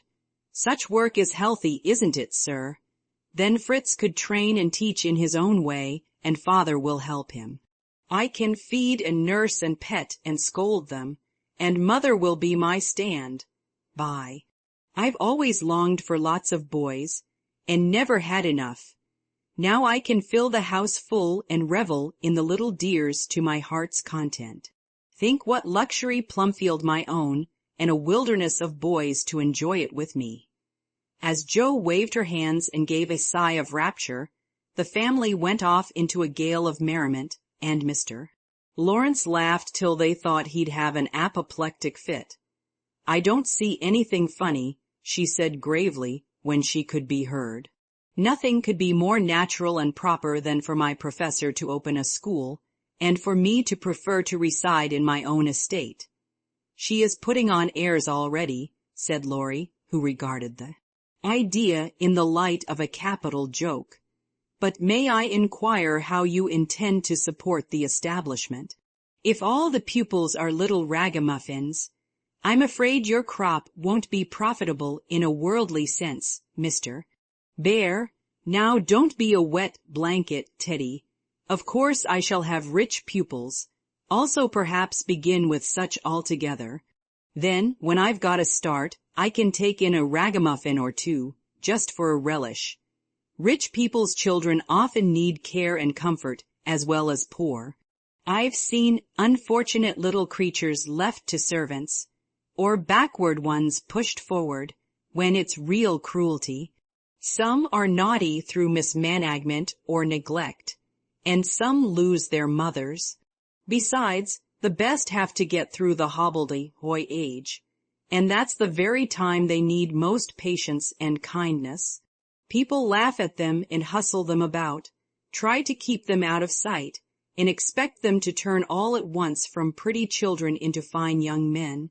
They don't complain much, plucky little souls, but they feel it. I've been through something of it, and I know all about it. I've a special interest in such young bears, and like to show them that I see the warm, honest, well-meaning boys' hearts, in spite of the clumsy arms and legs and the topsy-turvy heads. I've had experience, too, for haven't I brought up one boy to be a pride and honor to his family? I'll testify that you tried to do it, said Laurie with a grateful look. And I've succeeded beyond my hopes, for here you are, a steady, sensible businessman, doing heaps of good with your money, and laying up the blessings of the poor instead of dollars. But you are not merely a businessman. You love good and beautiful things, enjoy them yourself, and let others go halves, as you always did in the old times. I am proud of you, Teddy, for you get better every year, and everyone feels it, though you won't let them say so. Yes, and when I have my flock, I'll just point to you and say there's your model, my lads. Poor Laurie didn't know where to look, for, man though he was, something of the old bashfulness came over him as this burst of praise made all faces turn approvingly upon him. I say, Joe, that's rather too much, he began, just in his old boyish way. You have all done more for me than I can ever thank you for, except by doing my best not to disappoint you. You have rather cast me off lately, Joe, but I've had the best of help nevertheless. So if I've got on at all, you may thank these two for it. And he laid one hand gently on his grandfather's head, and the other on Amy's golden one, for the three were never far apart. I do think that families are the most beautiful things in all the world, burst out Joe, who was in an unusually uplifted frame of mind just then. When I have one of my own, I hope it will be as happy as the three I know and love the best. If John and my Fritz were only here, it would be quite a little heaven on earth, she added more quietly.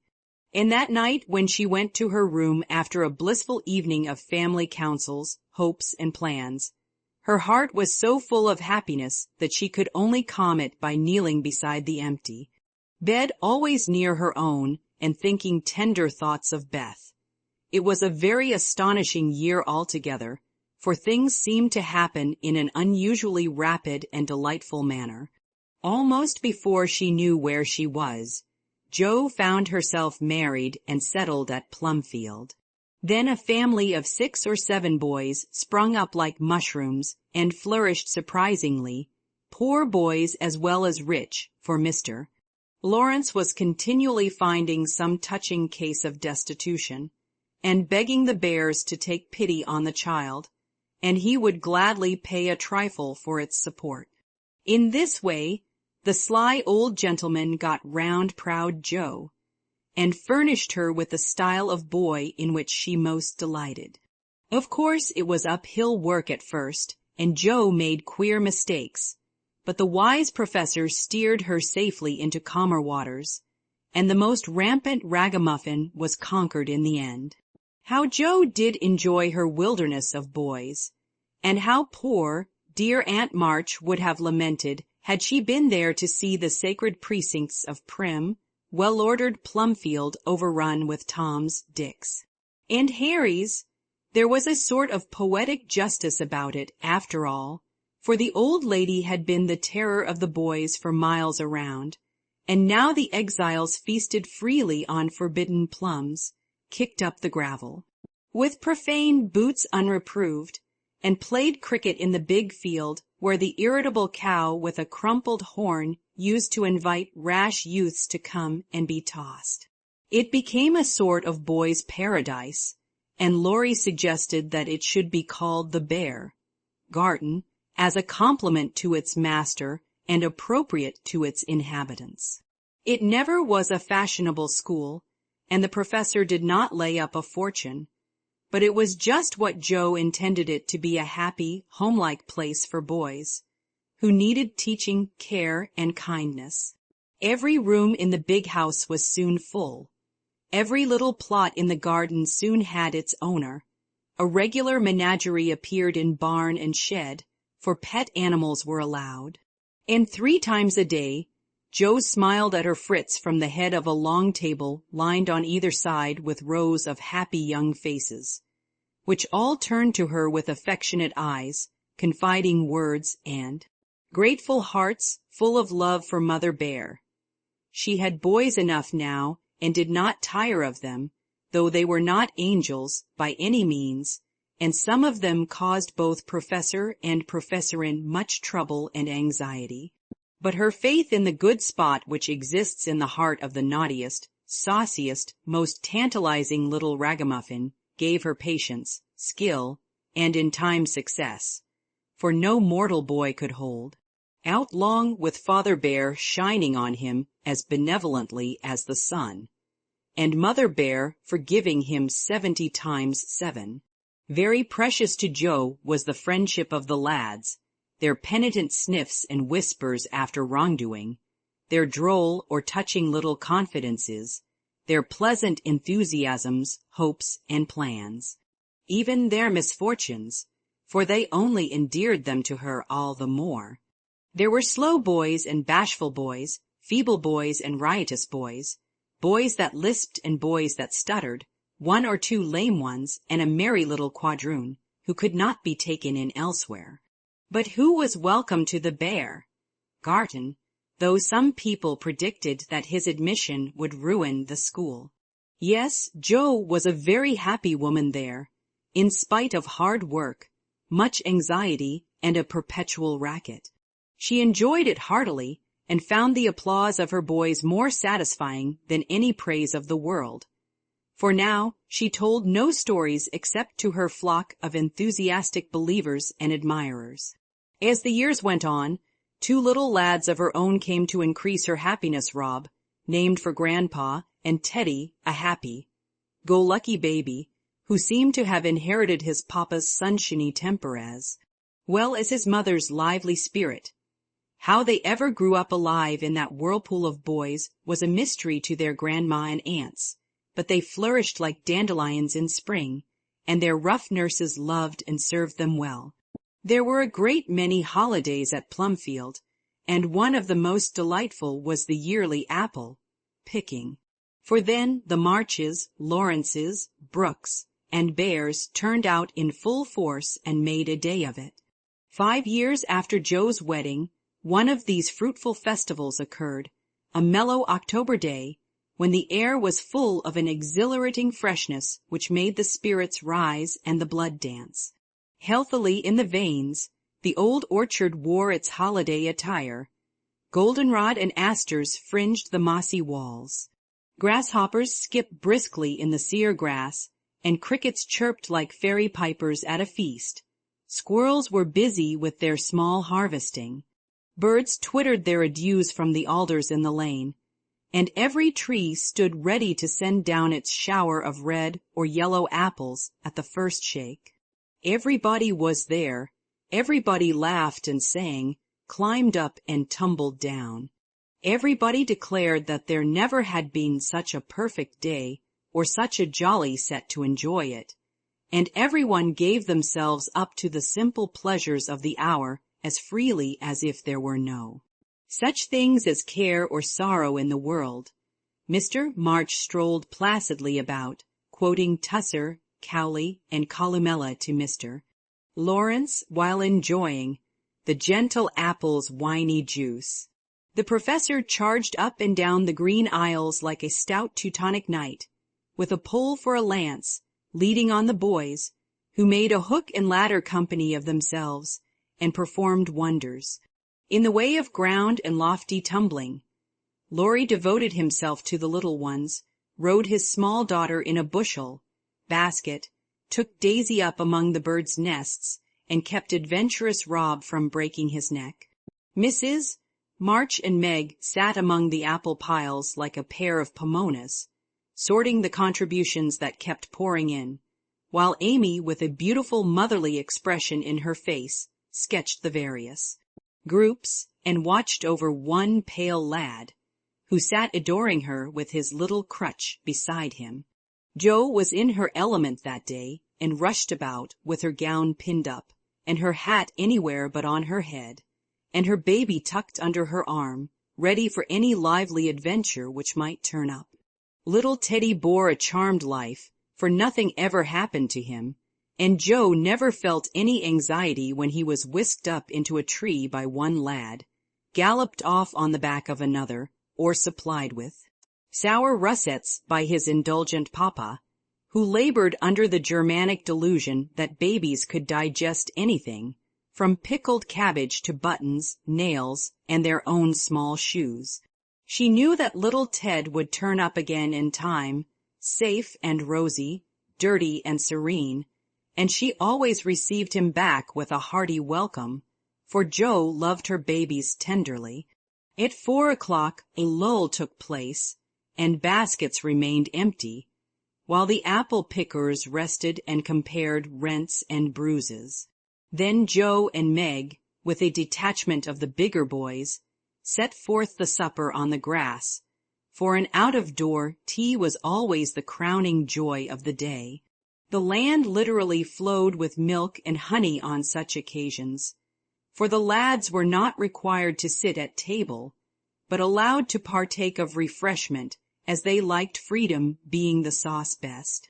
Beloved by the boyish soul, they availed themselves of the rare privilege to the fullest extent, for some tried the pleasing experiment of drinking mild while standing on their heads, others lent a charm to leapfrog by eating pie in the pauses of the game. Cookies were sown broadcast over the field, and apple turnovers roosted in the trees like a new style of bird. The little girls had a private tea party, and Ted roved among the edibles at his own sweet will. When no one could eat any more, the professor proposed the first regular toast, which was always drunk at such times Aunt March, God bless her, a toast heartily given by the good man, who never forgot how much he owed her, and quietly drunk by the boys, who had been taught to keep her memory green. Now Grandma's 60th birthday, long life to her with 3 times 3, that was given with a will, as you may well believe, and the cheering once begun, it was hard to stop it. Everybody's health was proposed, from Mr. Lawrence, who was considered their special patron, to the astonished guinea pig, who had strayed from its proper sphere in search of its young master. Demi, as the oldest grandchild, then presented the queen of the day with various gifts, so numerous that they were transported to the festive scene in a wheelbarrow. Funny presents, some of them, but what would have been defects to other eyes were ornaments to Grandma's, for the children's gifts were all their own. Every stitch Daisy's patient little fingers had put into the handkerchiefs she hemmed was better than embroidery to Mrs. March. Demi's miracle of mechanical skill, though the cover wouldn't shut. Rob's footstool had a wiggle in its uneven legs that she declared was soothing, and no page of the costly book Amy's child gave her was so fair as that on which appeared in tipsy capitals the words to dear Grandma from her little Beth. During the ceremony the boys had mysteriously disappeared, and when Mrs. March had tried to thank her children and broken down, while Teddy wiped her eyes on his pinafore, the professor suddenly began to sing. Then from above him, voice after voice took up the words, and from tree to tree echoed the music of the unseen choir, as the boys sang with all their hearts the little song that Joe had written. Laurie set to music, and the professor trained his lads to give with the best effect. This was something altogether new, and it proved a grand success for Mrs. March couldn't get over her surprise, and insisted on shaking hands with every one of the featherless birds, from tall France and Emile to the little quadroon, who had the sweetest voice of all.